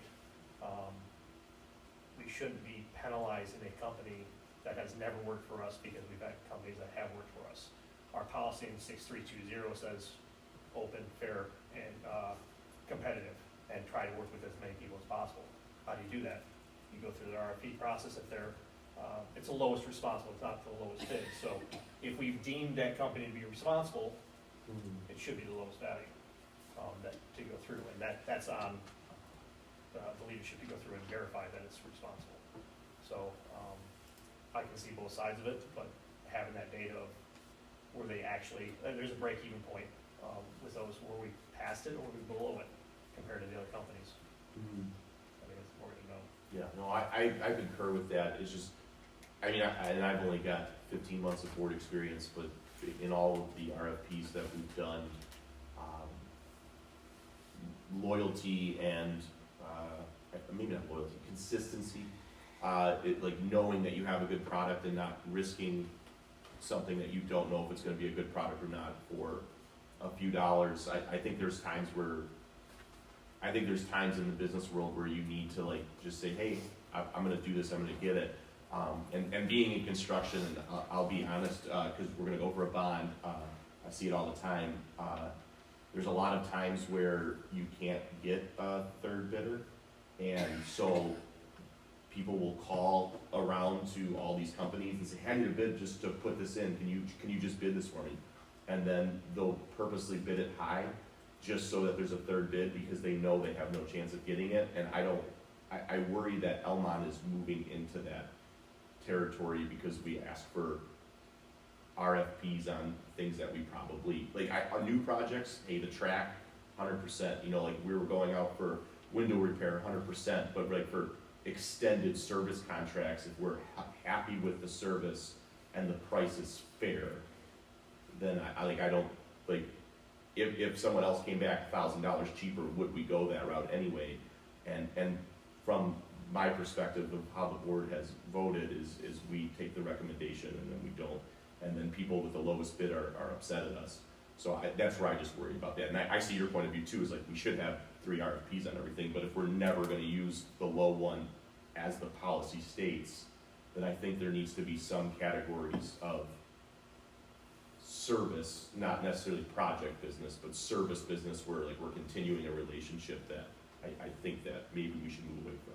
And I don't know the answer to that as a whole, but we are doing damage to our reputation in the contractor field by asking for bids sometimes and then them not having a chance realistically at it. So 2 points, it's lowest responsible, so it's not the lowest bid, that's what our policy states. So as long as they come in. Second, how do we know it's fair? Unless we have something to compare to. Correct, absolutely. So yeah. there's a process. It can be informal, it can be the soft fields to go through and say, okay, they're this, but right. There has to be some manner of comparison to Right. do that. Yeah, in my head, like the comparison is fair that we had it all bid 3 years ago. We know where it roughly was, and HVAC hasn't changed all of their rates and stuff like that. So I'm okay with it, but yeah. So that's where I want to have that discussion with everybody, because I don't know if board members realize the damage that we were doing. Because like I've talked to community members that are like, oh, I'm never going to bid for Almont again because of X, Y, or Z, and that's one of the reasons that that's occurring. So, but yeah, I agree, and I'm not an expert, so I have a hard time determining what is a reasonable bid on a track or whatnot, because I'm not a track expert, or whatever the test scores are coming up with. Okay, clarifying comment? Yes, sir. I mean, every time you bring a new supplier on, like there's companies that you stay loyal to a supplier, they're always providing you stuff. There's a hidden cost in time and training the new supplier and how to do things in some projects, like easy projects, you don't really have to worry about that. But you know, maybe you get a new supplier for this HVAC. Now, Mr. Ferguson has to work with these people, like for weeks on weeks to try to train them on how to do everything. You know, that's another thing to take into account versus if you keep, you don't wanna keep jumping suppliers every time you have to rebid if you're comfortable with someone. This is the point. I appreciate the feedback, because I wanted to have that discussion on this, because I was looking at our purchasing agreement, and I believe, Ms. Smith, I sent that to you. Did we find out if that was the current one? Because it says 23, 24, but it says anything, That was the purchasing power one? yeah. It said single purchases had to go through the board for a certain amount, and then it said, contracted services didn't have to go through the board if it was under $100,000. This one, it's the one that's on your wall. and Yeah. your- I wish I had it in front of me, because I have all the numbers. I don't know if that's been updated, Yeah. that's where I was kind of going off of the policy too, so. Doesn't the state state- update that every year? I was gonna say, state updated It's it. updated by the state every year, but I Yeah. don't know if it's in our drive. Is there a way that we can, be sure that we add it to the? I will, yeah, I'll have Jill add Okay, that. thank you, It's I not there, appreciate yeah, that. for sure. Um, And I think for our, like for 31,000. contracted services, we don't have to go out. For Except for food. purchases, but not for contracted service, right? Not for It's just- contracted it's services, just unless been it's our- food over $100,000, and then Right. that's why we did go out for It's RFP. been our just practice, is what we've done in the Correct. past. Mr. Burrow, can I ask a Absolutely, we're trying for all members to ask clarifying I- questions in yeah, this session, so clarifying. a lot of pressure on that. I guess, after I relook at that thing, maybe we just need to adjust some of the policy or whatever, like, that it's not free, or, you know what I mean, like, if an instructor, I don't know, I'm wondering if there's something we can do internally to clean some of that up, so that we're not doing damage and just having people bid to bid, you know what I mean, so Yeah. that we can just clean it up internally, so I think we should maybe look at that policy, and then Do you have the policy right in front of you? Well, this one is PO 6450, and it just talks about local purchasing. You know, Okay. you can choose to purchase locally if, you know, other bids are comparable, but then there's other policies. That's the one. Yeah, that's the 2024. Okay, so that's our current, right? I don't think so, because it says over, the 28,048 is low, Okay. so, But yeah, but I'm looking the verbiage. at the professional contract. The state posts it, so It it says should that, be, no, yeah, it should be in line. Because I just wanted to, I guess maybe this is a question for you, Mr. Frederick, too. Purchasing a Ours is- contracted service per policy 6325. Lawn care is a contracted service, the HVAC is a contracted service, right? It's not a single purchase, that's contracted service. So, yeah, so like, I just would like our policy to align with whatever, You said it was 6325? since you Oh, have, you can said you bring it up for me? 6320, didn't you say? 6325. 6320. Oh, 6320 is purchasing single transaction, 6325 is purchasing contracted services. So, In here, it's got procurement dash federal grants funding, that's 6114. not in our drive, not in the actual transparency page. Where are you looking at, Russell? You're on Neola's website? The one that I had just saved from previous years, I believe this one was dated 2024, so. It's it's when you look in our drive for purchasing, this is the only one that I could find. And I think it's with the orange headers, is that the one that's on this file? Yeah, well, yeah, and we'll double check, just Yeah. if there's a state update, we just need to make sure that it Yeah, yeah. aligns to the policy, so we'll double check on that. I don't know which one you're looking at, Jason, but in our policy, everything is through Neola, you know, on our website. I don't know what It's you're got an looking at. actual like Almont flag header. Yeah, that's probably like a separate like document like that Right. breaks it down. We just need to make sure that that's, you know, Yeah. updated. But to your point, the contracted services, they don't require the RFPs. Right, and that's where I feel like our policy, and I think Mr. Wade, I think you put it perfectly, is like, hey, this is the practice we've done, we are doing. Like, if it's our policy, I feel like the policy committee should update that so that we have clear direction of, hey, no, every bid that's over X amount of dollars, you have to go out for it. Because right now, they don't, and if they're bringing it to us with bids, they're doing extra due diligence above what our policy is now. I just So, need to clear up. yeah, Thank okay. you for bringing it to Yeah. my attention.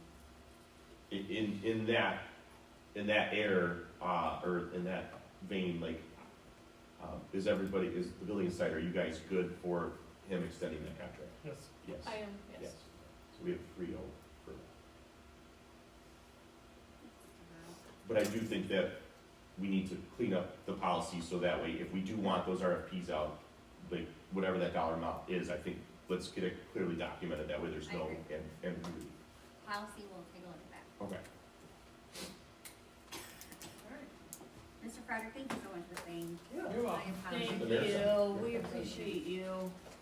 No, that's how. Grab a whole pizza on your way out. We take. And those freshly baked cookies that Janaea made. I mean, Make it's it late. 9:45. Yeah.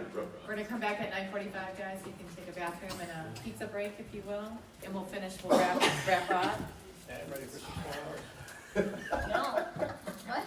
You're more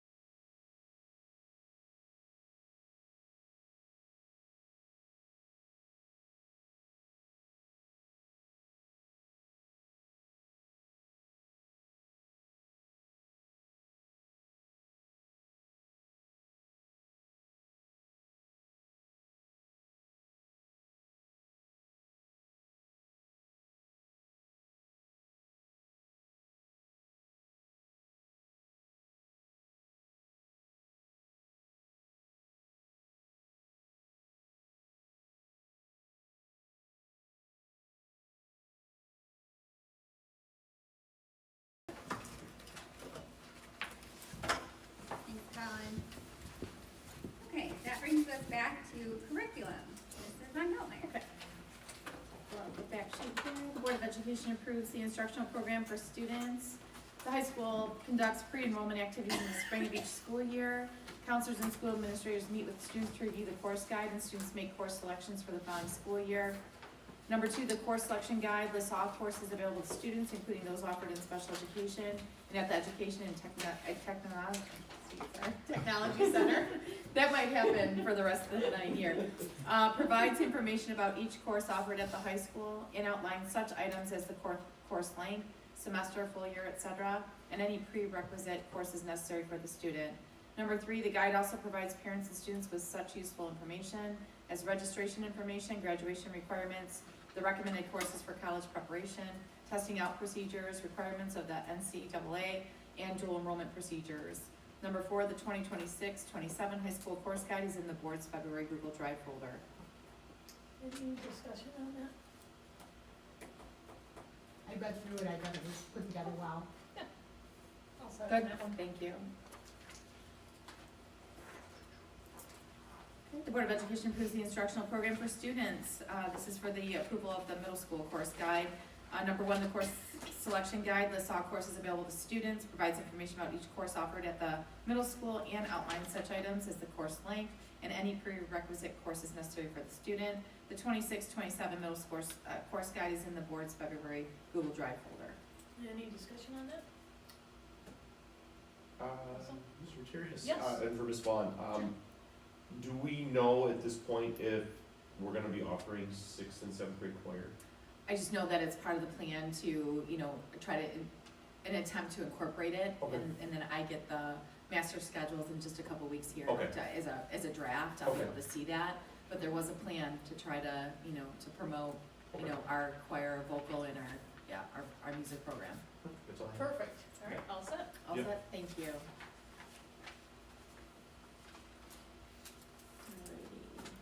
Alrighty. Sorry. Secretary, question really quick. So we have 2 separate committee recommendations for A, right? It's 1A and 1B. Correct, for the AHS, we're recommending the AHS committee guide and then the AMS committee guide separately, correct? That's how they're Okay. printed on, yeah, Okay. that's how they're printed on the fact sheets. Okay, it's just for the minutes, thank you. The second thing was more, again, the technology initiative update. Just, I know that there was, discussion and wonderings about how, the survey data and the feedback came from the Orchard Primary regarding Chromebook usage. And, after speaking with Principal Bruno, he confirmed that the majority of his teachers, over 70%, are using Chromebooks one-to-one, including his kindergarten, teachers. There was one, I believe there was one that was, had a preference to use maybe, like an interactive whiteboard, versus Chromebooks, but overall, his staff is looking to and counting on that Chromebook usage. So just wanted to get back to the board on that follow-up, because I think there was some questions or wonderings about whether OP was gonna be utilizing those devices. So I don't know if there's any other questions, but that is the information that I found. Mr. Bruno actually shared the survey that he put out, so I could see the breakdown of what those results were. Mrs. Roterius, I have a clarifying question. Mhm. So it was just over 70%. Do we Yeah. know how much, so I guess what I'm looking at is, outside of the box thinking and options. So if kindergarten is only using them one time a day, does every kindergartner need to have the one-to-one? Or like, can they be shared between rooms, or can they be on a card, or can they I think that was just what I thought we were trying to understand is, too. does every kindergartner have to be assigned a Chromebook, or is it something where they could be shared mutually between a couple of classes? Okay, maybe I misunderstood. I thought it was more just, utilizing that and as a as a one-to-one initiative. So I can go Well, back to see if it. Well, I think it's okay. both, but I think what we're trying to understand is because. Can they be shared? I Yeah, don't, great I question. don't know. That's a good question to dive in deeper. I was thinking about it today. I asked my 3rd grader, I said, out of curiosity, how many Chromebooks are in the classroom? She has 26 kids in her 3rd grade class, there's 30 Chromebooks. And I said, wouldn't it make sense to pair some of these kids up too? Well, they have 26 kids in the classroom, why is there 30 Chromebooks? I don't know. I wanted to ask They don't that. turn on, they're bad. They're really They're bad. outdated. They're really bad. But that They don't even was- charge some of them. That led me to that question where I think it's not a bad idea to start thinking outside the box and go, could we pair some? Well, I guess I thought, and I'm sorry for the confusion. No, it's okay. No, I thought it was about, is it every, I guess it wasn't every class, do we need to, provide Chromebooks for every class kind of a thing. And so the teachers came back and wanted to let Principal Bruno know if they, are more so utilizing those Chromebooks often and, enough to weigh in saying that, yes, that's their target device or, technology initiative.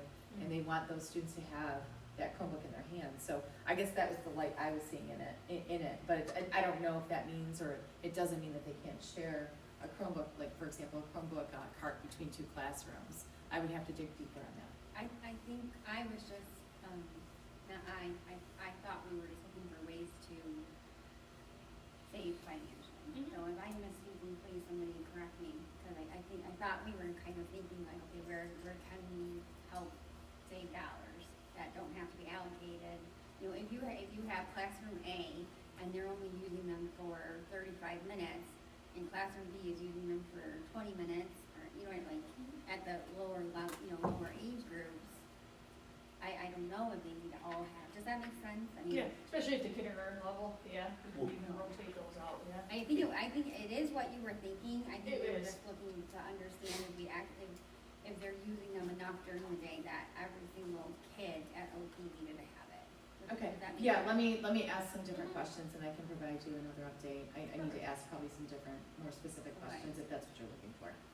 I think we're trying to understand financially, like if we Mhm. can not spend, certain dollars on that and spend certain dollars on HVAC or other things, that's better for the district. Yeah, my takeaway was that, yes, they utilize them enough where Chromebooks are like the number one, tech device, but I know what you're saying, so I can find out, what that looks like if they're gonna, if they need to utilize a full cart the whole day or what that might look like. Yeah, and if they come back and say, we use them over 65% of our day, Yeah. okay, that's Yeah. it.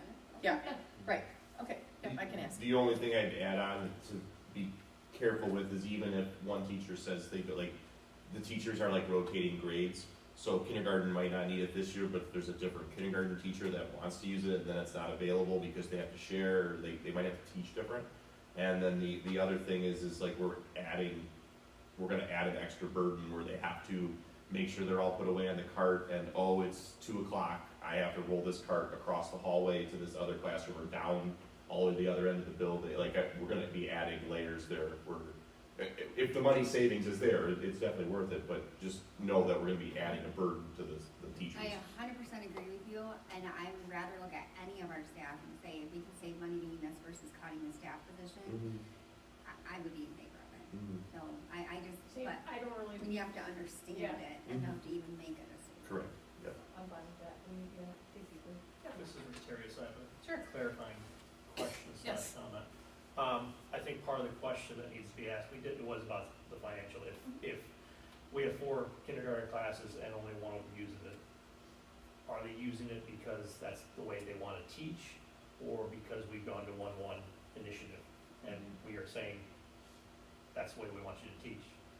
I think a question to ask the teachers is this how the students are learning best? Because I did just see a teacher post that a certain, a district is going away from the Chromebooks to get back to pen, that's on paper. So, does that cause a better education outcome for the students and save us money at the same time? I think that's a key. Are they using it because we've said they need to use it, or?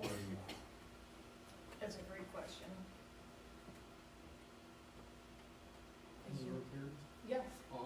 To Jamie's point, both of them echo the same comment. Do we even need the Chromebooks in kindergarten to 5th grade? Yeah. Something to think Yeah, about. something that we need to dig into a little bit deeper for sure, and if best case, we can put the money towards the boiler or something. Mrs. Rozier, Yes. maybe, a curriculum meeting, a curriculum committee meeting or something, to dig deeper into it. Yeah. Be something to consider. Sounds good, everyone agrees? I'm new to the curriculum. Yeah. committee. Yeah. Kindergartners are using Chromebooks, is that what I'm hearing? Yes. I would, like, with Mr. Markle's presentation, just remember that we've moved all of our testing onto the Chromebooks. So every grade is being tested on that, so we should just keep that in mind, that they need to have access, like, there's no way we can not have a Chromebook in OP Yeah. K through 5. But I think, I mean, my kindergartner asked her how she likes the Chromebook, she has no clue. Right, yeah, yeah. Do kindergartners need these? We need Yeah, them. right, yeah, absolutely, yeah. Yeah. You get more up into the older grades, though, it becomes a distraction. You look around, most of them have them off and they're playing games and listening to the teacher. Yeah. It's bad. Just something to think about. Thank you for the input, I appreciate it. Yeah, good discussion, thank you.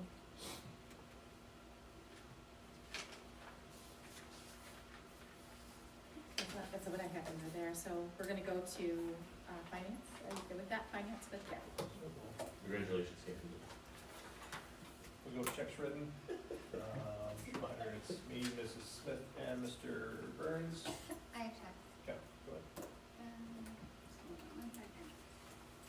Kathy, it was line number 41, check number 46981. I was trying to make it super simple. I didn't know the line number.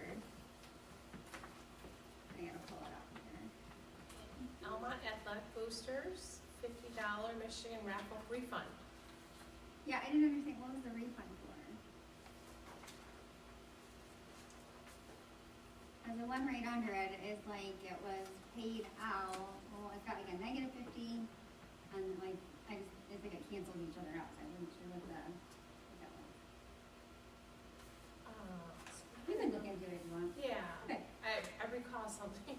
Okay, I know it's late, so that's It was fine. something with the 501s, where we pay it out and they, or Yeah. they pay it out and we reimburse, or we pay it out and they reimburse. That's what it is, it's a reimbursement for. Which organization do you remember? Oh. Well, she just has general athletics on here. But we can dig and find out Yes. more. Yeah. I have a couple more. Okay. Line 206 and 207 is check number 47065. And that was for dishwasher repair. I just wondered, so there's two repair amounts. I wonder if it was like two separate visits, like was the first one, they came out and it didn't work. Let's see. Yeah, one's for 500, and one was for 2,257.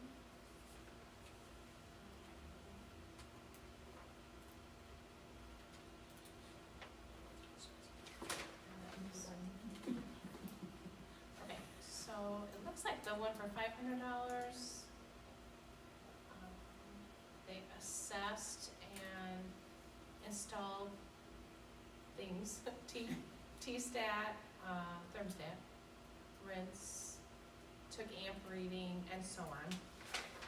And then the one for 2257, they actually installed new wash tank out, they replaced parts. Okay, so will you just have with Jason, like, was, so obviously it was two visits, but like, the 500, to get, you know, sometimes you get something and then that first payment comes off, like, does that make sense? Yeah, it looks like they did very different things. Oh, okay. And it looks like it's different, Different ones? yes. Oh, okay, perfect. Yeah. That makes sense then. Yeah. Okay, the next one I had is line, 229, check number 47072.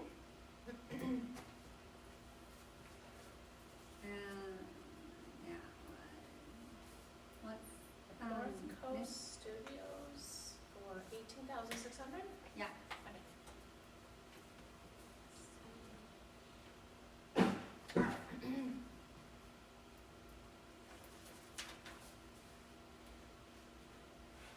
These are for the curtains. Oh, for the curtains? Okay, I wondered. Yeah. Okay. And then I have one more. It's line 236. And it's check number 47076. This was a refund.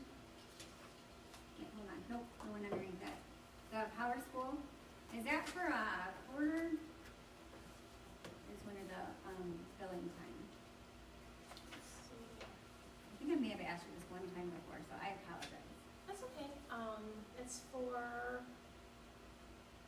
1,400 students. It says Enrollment Express, SAAS. And Power School E-Collect Form, SAAS. I don't know, was it a quarter, a half a year, a year, I wasn't sure how much that, what time frame that paid for. If you wanna look into it, Kathy, Okay. just send me an email, Yep, or some sounds good. finance that email, please. Yep. Thank you. Got it. That's all I have, Mr. Wade. Thank you. Yeah, I got one. Kathy, back up where, just before where, Mrs. Smith started, 46980. Check to chapter 13 trustee for a little over 2,000. The chapter 13 trustee appeared a couple times. Maybe something's been explained before. Whoops.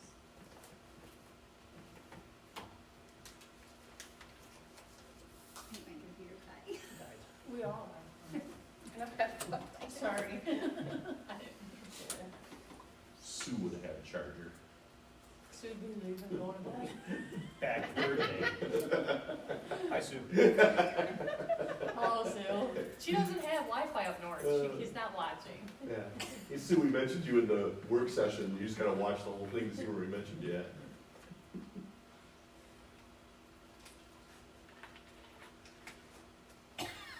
Must be out of sequence here. 6980. Let's see. In the spreadsheet, it's line 40.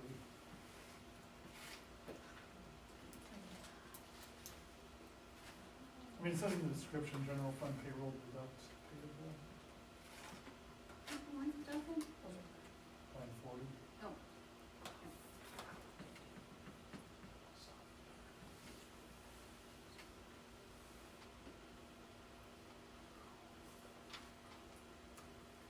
Way to go, Mr. Burns. You asked Sorry, the first didn't question, pick and you up were the in. Right? Wow. Seriously, bro. You've broken finance.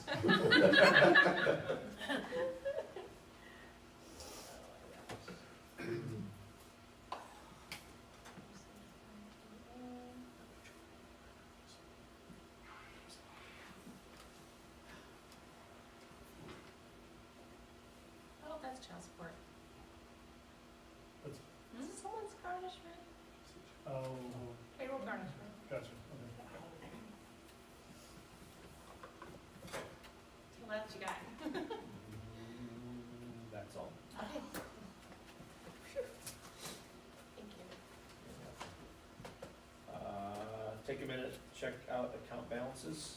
Any questions? I didn't have any. Mr. Burns? Nope. Kathy, I did have one question. There was an expenditure, updated expenditure sheet, quarter one, quarter two. Mhm. Is that similar to the one that was in the finance folder, or is that a separate? It's through December, Okay, July through December. so we wouldn't have the January, Correct. okay. Yep. So, just want to make sure. Take a minute, take a look at the student activity accounts. Any questions? I didn't have any. And on to the next one. I don't remember what the next is, my computer died. Budget Budget. Budget amendment, Kathy, followed by the quarterly report. Okay. 10 o'clock at night, there you go. Everyone's computers are dying, yeah, mine's getting cold too. All right. So you charge you that. I don't know, I'm afraid to turn the lights on, I'm gonna fall asleep. I can, well, my nose kind of, yes. There we go. Sure. Easier to see. Oops, sorry, they wanna do that one, there's another one. There we go. Is that too dark, guys? This Yeah, is good. it's fine. Too dark? You're good? Okay. I like it. I look better in the dark. Just, come on. Maybe get you guys through it. Before I had it figured out how to swap, but now I can't figure it out. Look at this.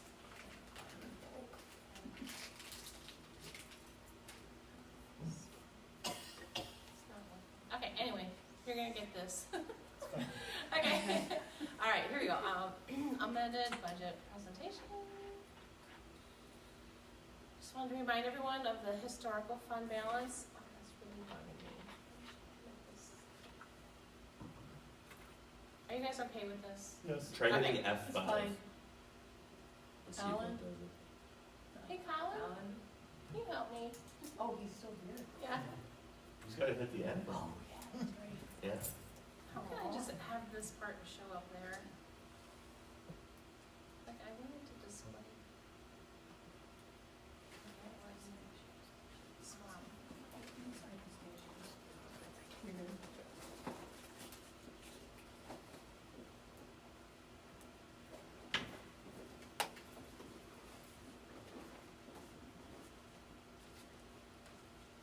You rock. There we Thank go. you so much. She's the best. All right. Historical fund balance for the past 10 years. I think we should all be very proud of the work that everyone has done to get that. This way. All right. This is the fund balance, the audit the past 3 years. And as you can see, for 2022, 23, 23-24 and 24-25. This is just the detail reflecting the fund balance and the revenues and expenditures at actual audited. Then the fund balance, the current fiscal year, starting from the audited financials from June 2025 at a 15.34%. Then we had our original approved budget based on information that we knew at the time. And then we are proposing our fiscal year 26 budget amendment. Of course, I just wanted to mention the fund balance from the actual gets carried over into the amended budget. Still at a 15.59% fund balance. And then based on information that we know today, preliminary fiscal year 27 projections are noted here as well. To talk about revenue, just want to remind everyone about the historical state foundation allowance, which this is already out of date because our 25-26 foundation allowance is $10,050. And I did listen to the governor's proposed budget for next year. She's proposing an additional $250 per pupil, so we'll see how that turns out. This is the student enrollment for our district for the past 11 years, according to the state aid membership blend. This is, again, the current enrollment according to the state aid Michigan blend, which is at 13.54 student enrollment, and then we're projecting just a slight decrease. Again, we'll have to take another look at that based off the freshly spring count we just had done. And this again is based on kindergarten coming in and seniors graduating out. The thing here is we got to keep our kindergartners, and we're confident that the second GSRP class will help our enrollment in future years. The this year's budget revenue changes in enrollment. Our stated membership blend is 1355.4. We budgeted 1346. The per pupil allowance was an additional $50 per pupil, higher than what we budgeted.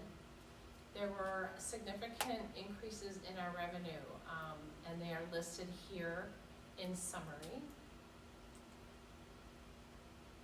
Then we had some federal grants increases, which a lot of them are where revenue equals expenses. We had some local grants increase, which offset some existing expenses.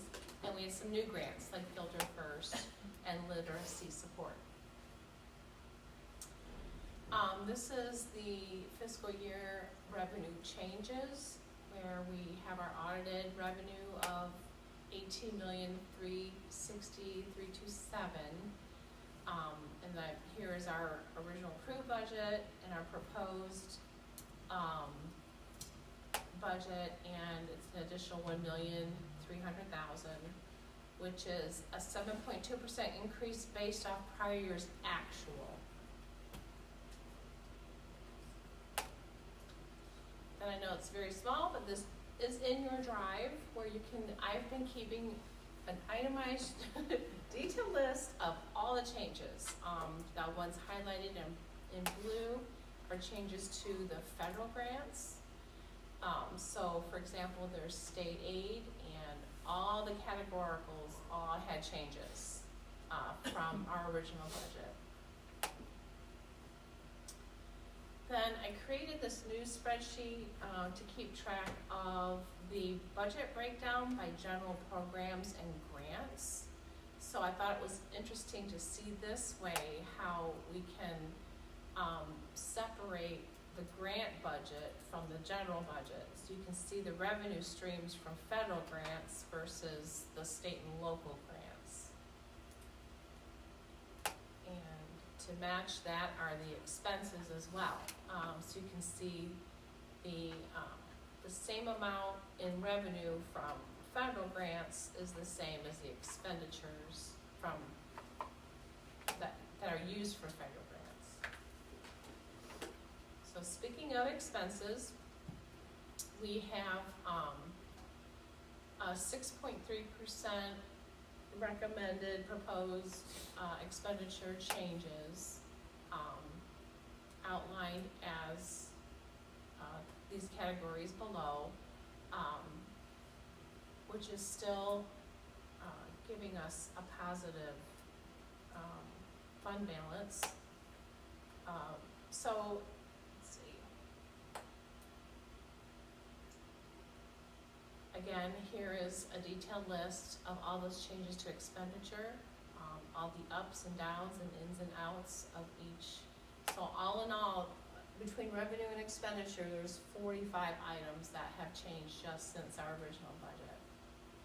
And I wanted to note that down this list more for administration, that the increase to cover the marketing firm, the strategic planning conference we had, the slight increase in auditor expenses, the part-time central office, the athletic director for spring season, building and site improvements, the track maintenance, all of those are listed in here as well.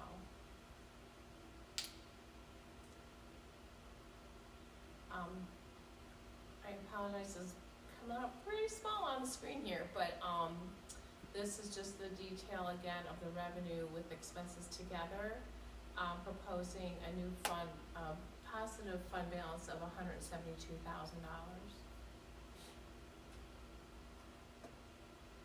And I hit the wrong button. Sorry. Okay, any questions so far? Thank you for putting this together. Yeah, Taking the but time. wait, there's more. Yeah, I just wanted to review real quickly the second quarter reporting. Here's our revenue comparison. This is the 6 months, first and second quarter compared to last first and second quarter, where we're kind of trending. I just want to show you where we're trending. Our annual budget, our second quarter, first and second quarter actual, our balances. Mind you, we're always trailing a little bit in revenue because in January we do our winter tax collection, so our operating tax collections are just starting to come in a lot, and our grant reimbursements are also being done. So also in contrast is our expenditure comparison, where we have our first and second quarter annual budgets compared to last year's, and again, it's the percentage is slightly more than last year because we did put upfront costs in our bottle filling stations for the Filter First, which I'm working on the reimbursement right now. And then utilities comparison, just to show you like the water and sewer, heating, electric, and the contracted services like Axiom and Dean and the other one, where we have the some, of course, increases in all those utilities. The heating, there was a timing of bills, a little issue, but we also are experiencing a colder winter than this time last year. Kathy, Yes. but, like, I actually noticed that going through the check registers too, I think there was somewhere in there, like, the electric, why did that jump so much? Yeah,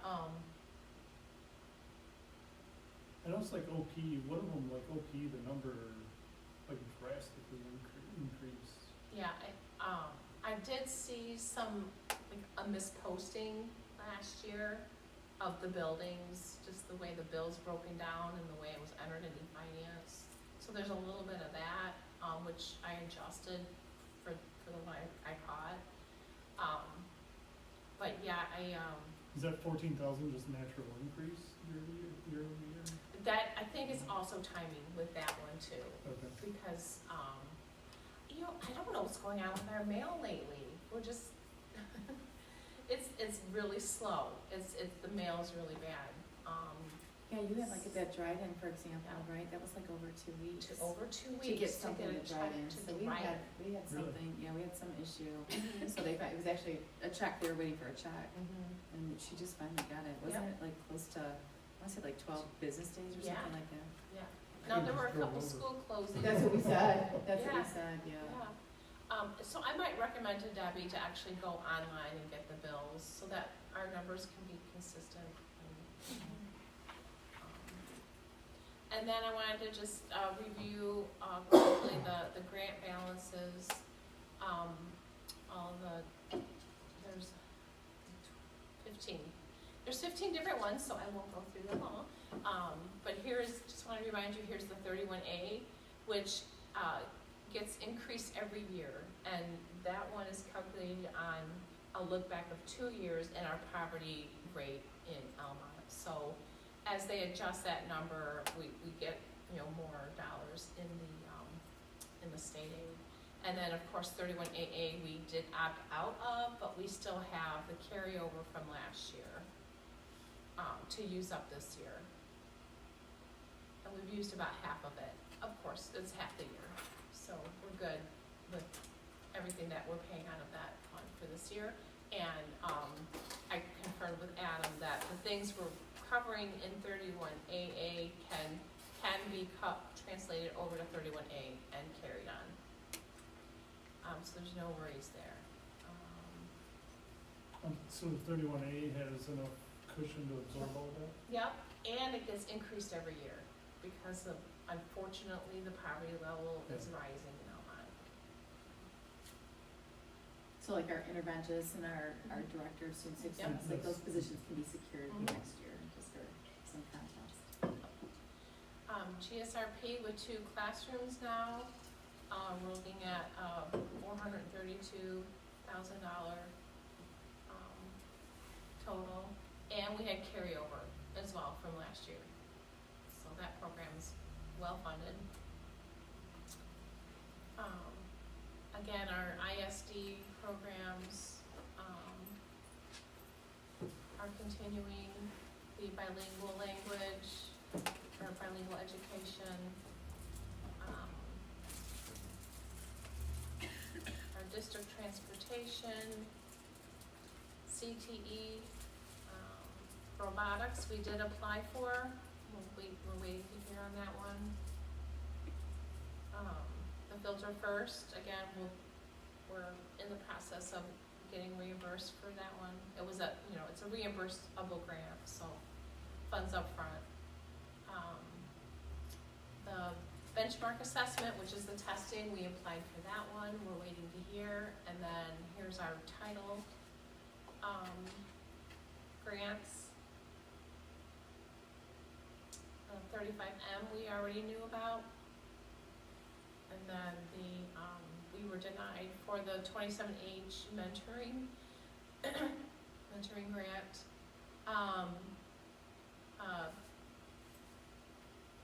Good job to Dina Norad, who secured our FAFSA completion challenge. We got $72,000 to spread over 3 years. And that is it. Any questions? Thank thank you for taking the time to do that and put that together. And thank you to Ms. Narad, I know she's worked hard on that. Basketball stuff. Kathy, is there a way, like how you did that utilities comparison, would it be super hard to add in one more, like the 23, 24 year? or Oh, whatever? yeah, that was a good idea. Yeah, Okay. yeah, I'll do that. Because sometimes it's, you know, it is a folder, like, Yeah. I'm just wondering, it might help Oh, us to thanks. know. With everybody, this might be helpful, but if it's really challenging, I don't want it to. No, it'd be easy. It's an e-finance lookup, quick lookup. Thank you. And that's for utilities, right? Yeah, Yeah. she said, I did hear she said it would be easy, right? Yeah. Yeah, yeah, e-finance, just click a button. So, we talked about it in terms of like bond sinking fund, just general finance as we go through, and it's not all at once. So if you can add a year when you have time, add another year when you have time, if you just go back. So the things we look at, if we can notate years where we know that there's a rate increase, which we can't control, but we can get a baseline for electric usage, kilowatt hours, NFC.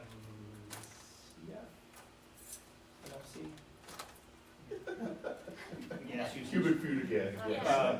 So that we know, Acronym so we as can well. go through, we get a baseline, so if we see a spike in a month, we can investigate Okay, where it comes in before it gets to the board table, the leadership, well, why is that the way it is? Right. Water, sewage, all that type of stuff. Just to go through and say, this is our baseline, this is abnormal. So for us to go through, what's that 14%? yeah. Is it just a rate increase, or is it Sounds good. leaving things on? Cool. Thank you. Thank you, I thought this was super helpful. Mhm. I really liked all the information. You made it real easy to understand and read, so I appreciate the time and effort you put into all of this. And I like seeing the comparisons and whatnot. I'm a real visual person, so I like the graphs and like it helps me put things into perspective. For the budget amendment, Ms. Vaughn, I know when we met in finance, are all the items that we talked about, back in there and right, we didn't have to take anything out or anything? It was actually to the good if we took anything out. So for example, like we were able to secure, an example would be special education conferences. We were able to I saw allocate that. that and put over to Title II. Okay. So there's some things that we were able to make to the good. And paper, we don't need to do anything about paper, we're still all I set think with we're all set. paper for the district? Yep, Or so you think that will cover the Surplus. remainder of the year? I think so. Yeah, I think we that's just what we, put in another yeah. order.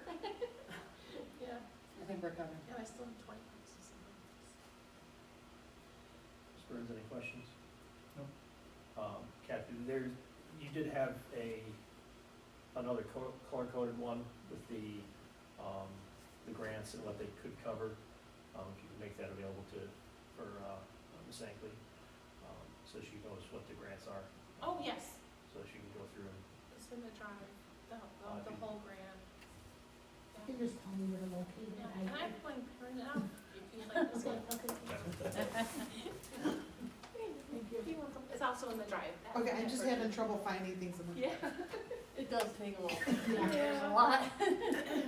Sherry, when we meet, if you have any questions about specifically, just let me know. We'll try to answer your questions Okay, about the thank you. grants, the individual grants. I'm good, Mr. Reed. Thank you, Kathy. Thank you, Kathy. Thank you. Great. So I'm gonna read the amendment, fact sheet. The Board of Education adopts the operating budgets for the school district. Adjustments in the budget are to be presented to the board for approval. The board must adopt a budget which complies with Michigan law. Facts, number one, the Board of Education adopted a preliminary budget in June 2025 for the 25-26 school year. Number two, adjustments to the budget are necessary as events occur throughout the school year which alter both revenue and expenditure. We know what you're trying to say.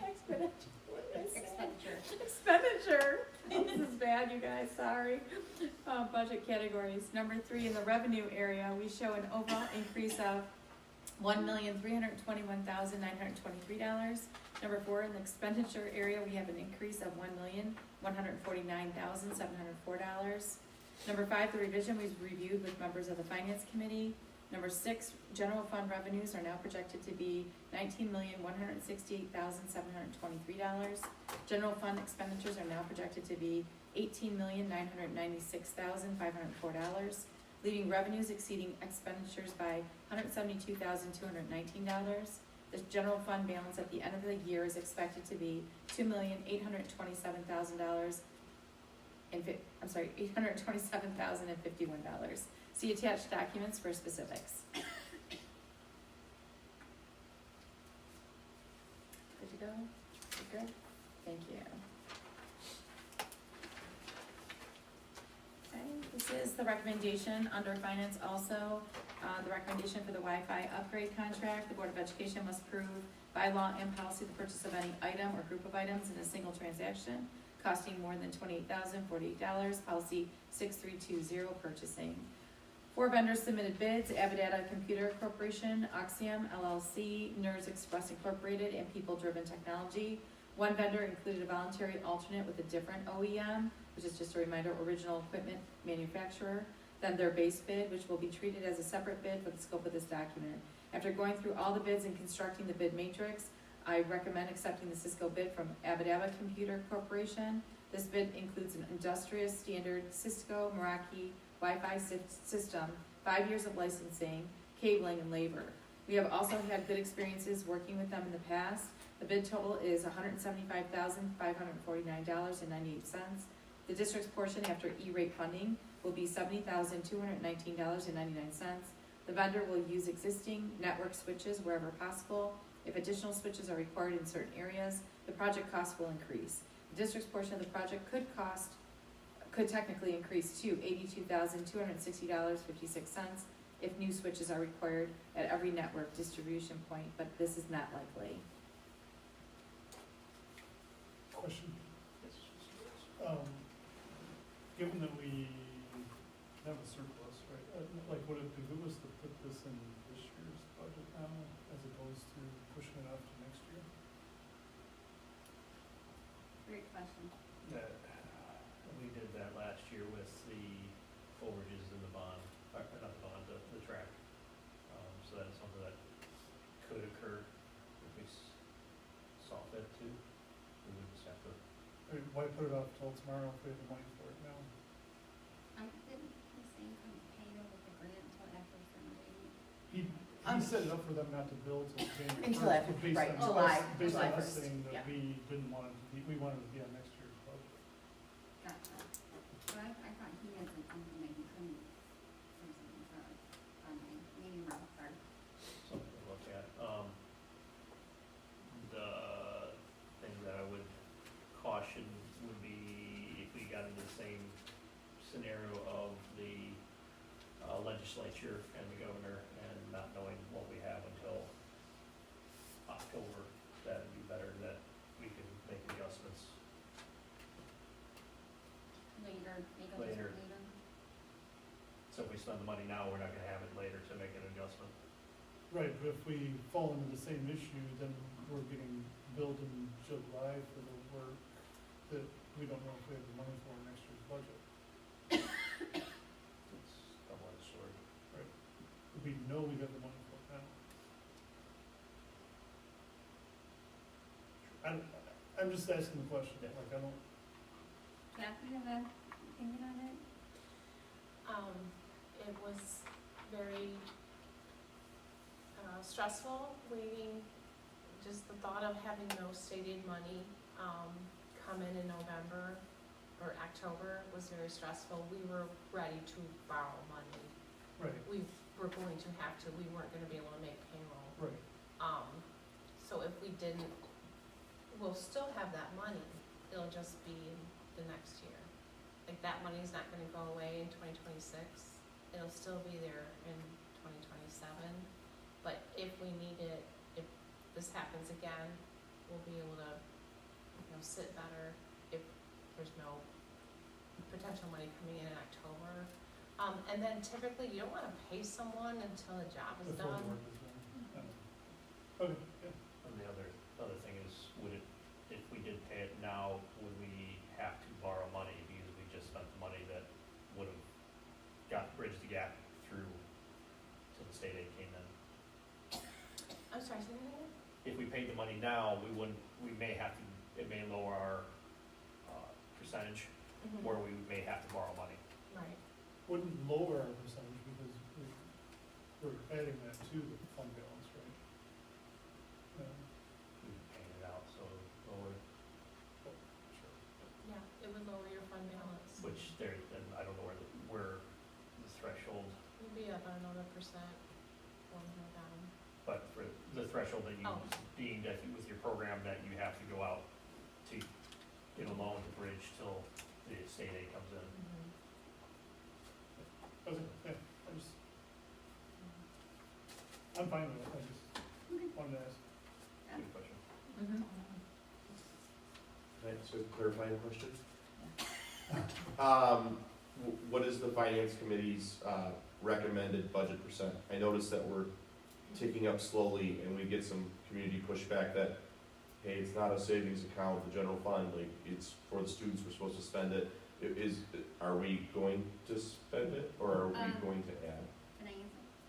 Mr. Mayor? Sure. We're currently in discussion about that. Adam, right, did you start, or was it you? Was it you? So, Yes, about we'll give Adam 7%. credit. Good job, Adam. Yeah.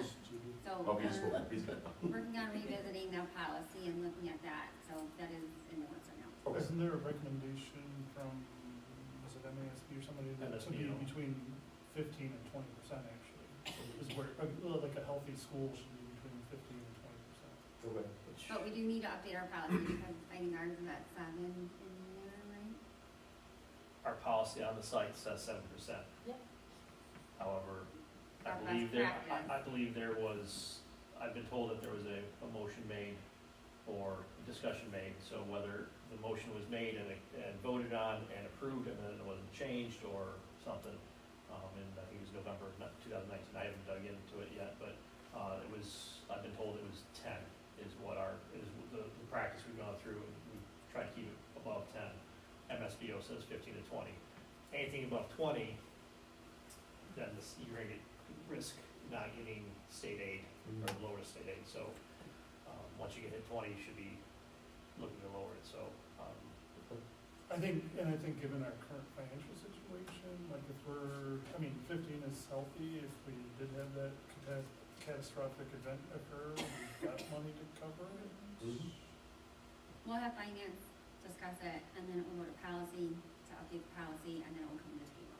The policies, that's whatever it is, I think we need to I agree.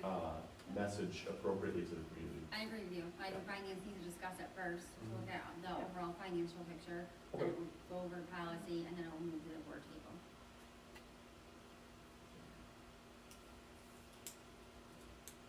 So, I'm sorry, going back to Wi-Fi, are we good on that? I'm sorry. It was, okay, that's, Just asked a tough question, I just had to ask. I don't know if I can say, so the one check, Janine, that you wanted me to look into, I didn't have the register pulled up, I see a big V, that check was voided. That's why it's not in, that, for the boosters. Thank you. Sorry. okay, moving on to policy resignations. The Board of Education may agree to resignation, retirement at any time after replacement suitable to the school administration the board has obtained, provided that the circumstances underlying the resignation or retirement are valid in the opinion of the board and warrant a search for replacement. Jen Quarant has resigned from her position as varsity cheer coach. Savannah West has resigned from her position as paraprofessional at Orchard Primary. And Renee Porter has resigned from her position as preschool teacher at Orchard Primary. Just want to be clear that she's going to finish out the 25-26 school year. Very good, thank you. Can I ask a question? Wasn't there also a resignation of basketball coach? I'm sorry? Wasn't there a basketball coach resignation? The varsity boys? We have to get an official resignation. Oh, We're waiting on that, I believe. I don't believe we have it officially. Okay. No. I'm on policy. What happens if we don't get that? The resignation? Yeah, like the actual, like, written. I think we'll get a written document. Okay, Yeah, gotcha. I think we'll be set. Okay, thank you. Yep. Great question. Jill, will you make a note just to double check and follow up on that? Thank you. All right. Going on to new hires, the Board of Education approves all personnel Mr. Zimmerman is pleased to recommend Mike Kepler as the varsity boys soccer coach. Mike also serves as a girls soccer coach as well as a full-time building sub at the high school. There's also a GAX hire for assistant wrestling coach. Good.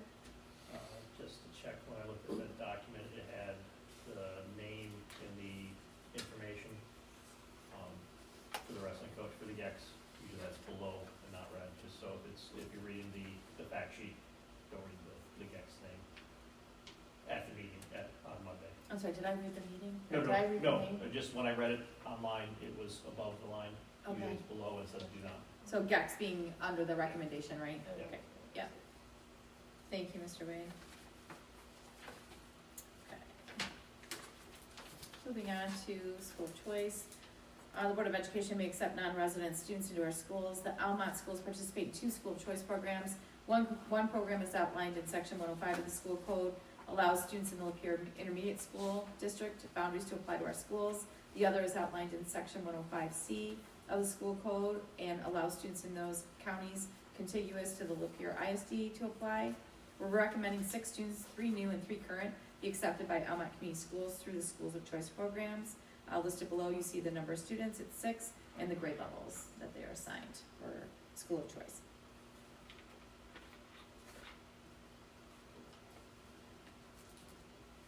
Good, okay, thank you. Moving on to the 26-27 district calendar. The Board of Education can, and if it chooses, approve the district calendar. Attached is the proposed 2026-2027 district calendar. This calendar is similar to previous calendars and has been discussed and approved by the AEA. The calendar includes an August 24th start and follows the ISD holiday calendar. It also meets all required hours and days mandated by the state.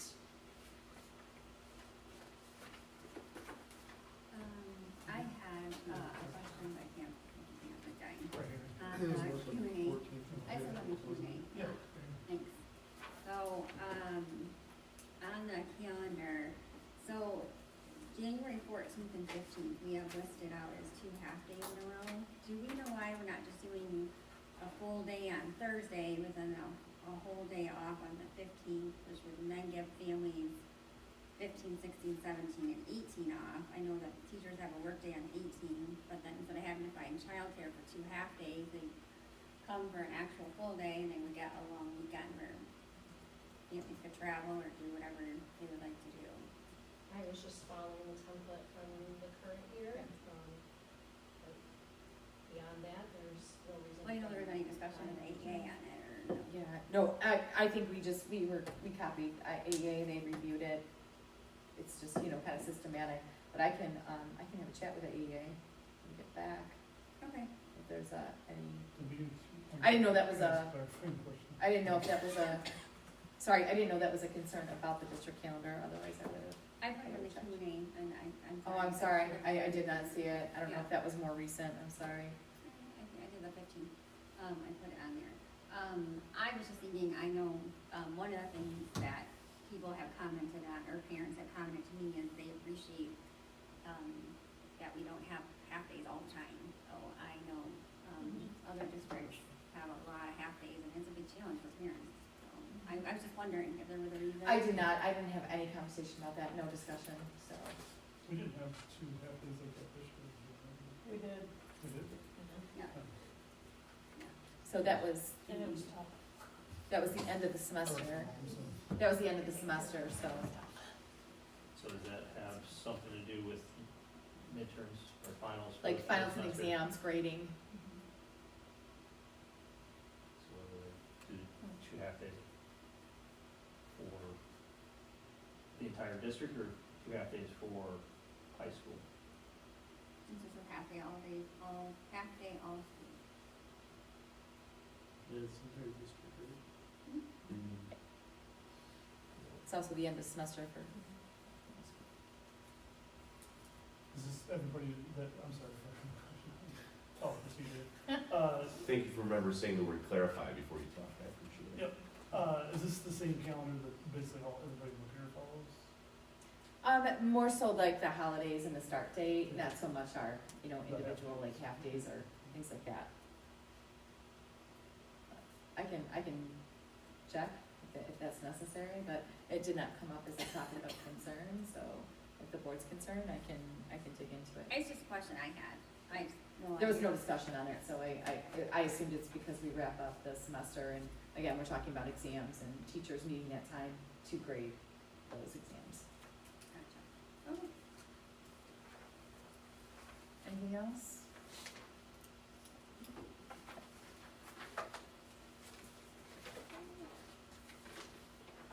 All right, FAFSA. So the board adopts bylaws and policies for organization and operation of the board and district. Bylaws and policies may be adopted, amended, and repealed at any meeting of the board, provided a proposed adoption, amendment, or repeal shall have been proposed at a previous board meeting, and once proposed, shall remain on the agenda of each succeeding board meeting until approved or rejected. That's bylaw 0131.1. So this would be considered like the first read. Beginning with the class of 2027, each student in grade 12 shall be required to complete one of the following. And again, this is this is in addition to policy 5460, which is under graduation requirements. Would you like me to read that, or did you guys already preview that and read that? I read it all. Any questions on that? Because I don't really need to read. Okay, so then you can see as written there, those are the proposed changes, and that allows for Mrs. Narad to secure her grant as well through Miley. Everybody all good? Thank you so much.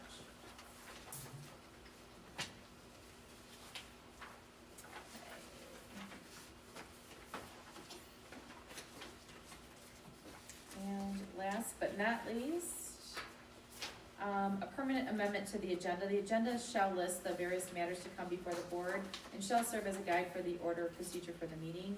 The Board of Education proposes to include unfinished business as a recurring agenda item preceding new business. Good? May I ask a quick clarifying? Will this be on both the work session and the regular meeting, or just the work session, or just the regular meeting? I think the intention was just the work session. Just the work session? Thank you. I think it should be on. I thought the conversation was both. I think we wanted them both because our format, like we follow our work session and stuff, goes into the regular meetings. Like, I'm gonna get. Yeah, my understanding was both. Yeah, I think it might get confusing if we. So we're gonna be discussing unfinished business at the regular meeting? Oh, I see what you're saying. So it would move into the, well, then it can't go back to new business. It's just a mechanism to capture follow-up and such. So when we ask questions that need follow-up, they're brought before that section. So your purview or intention was just to have it here at the work session. Yeah. So it became new business and then we move it to the regular session to be approved or That not makes approved. sense. Let's try it that way and see how it Well, goes. You Clarify. is that clarifying part? I was thinking that it could also be used at the regular board meeting when somebody has a question in the audience. And then, Ms. Bond or you have to get back with them with the answer, where everybody hears the answer. It could be an unfinished business for the next meeting. Oh, Good point. I like that. we can also put that in communication. As a regular meeting. As long as we address it, I Yeah. don't care where it's at, yeah. Why don't we put it in communication? Communication. Yeah. Because one of the So complaints under that I communications, hear is- just put, Any questions, if there was any questions, we Communications, could answer them. You or I could answer them in communication at the regular meeting. But leave unfinished business just for. work session. I like that. Yeah, let's try that. We'll see how it goes. Okay. Thank you. And then you guys would have to amend the motion. Okay.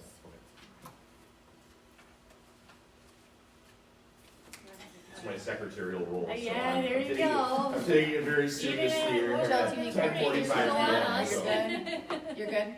Okay. Questions and comments from the audience? Barring there's none. We Questions don't and laugh at comments? them. The Board of Education, anybody?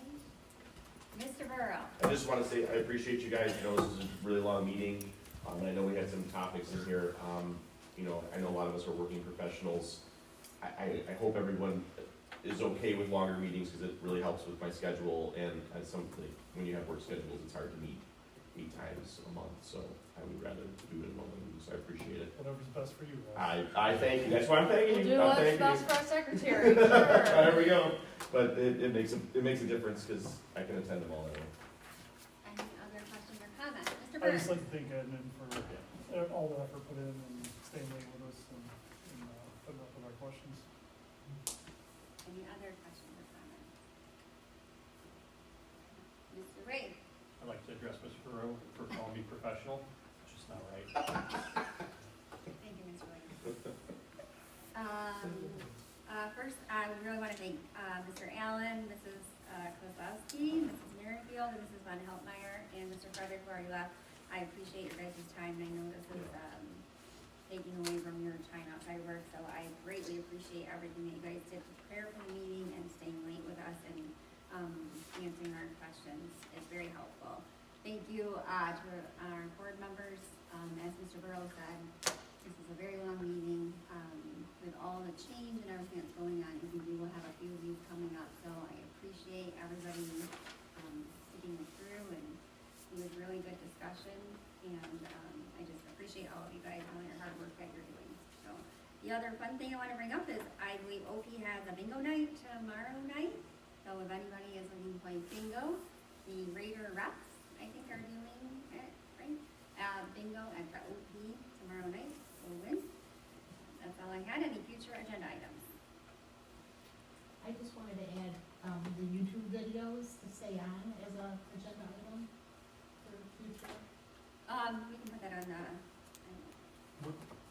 I mean, we'd already made. no, for a future agenda item? Mhm. Okay.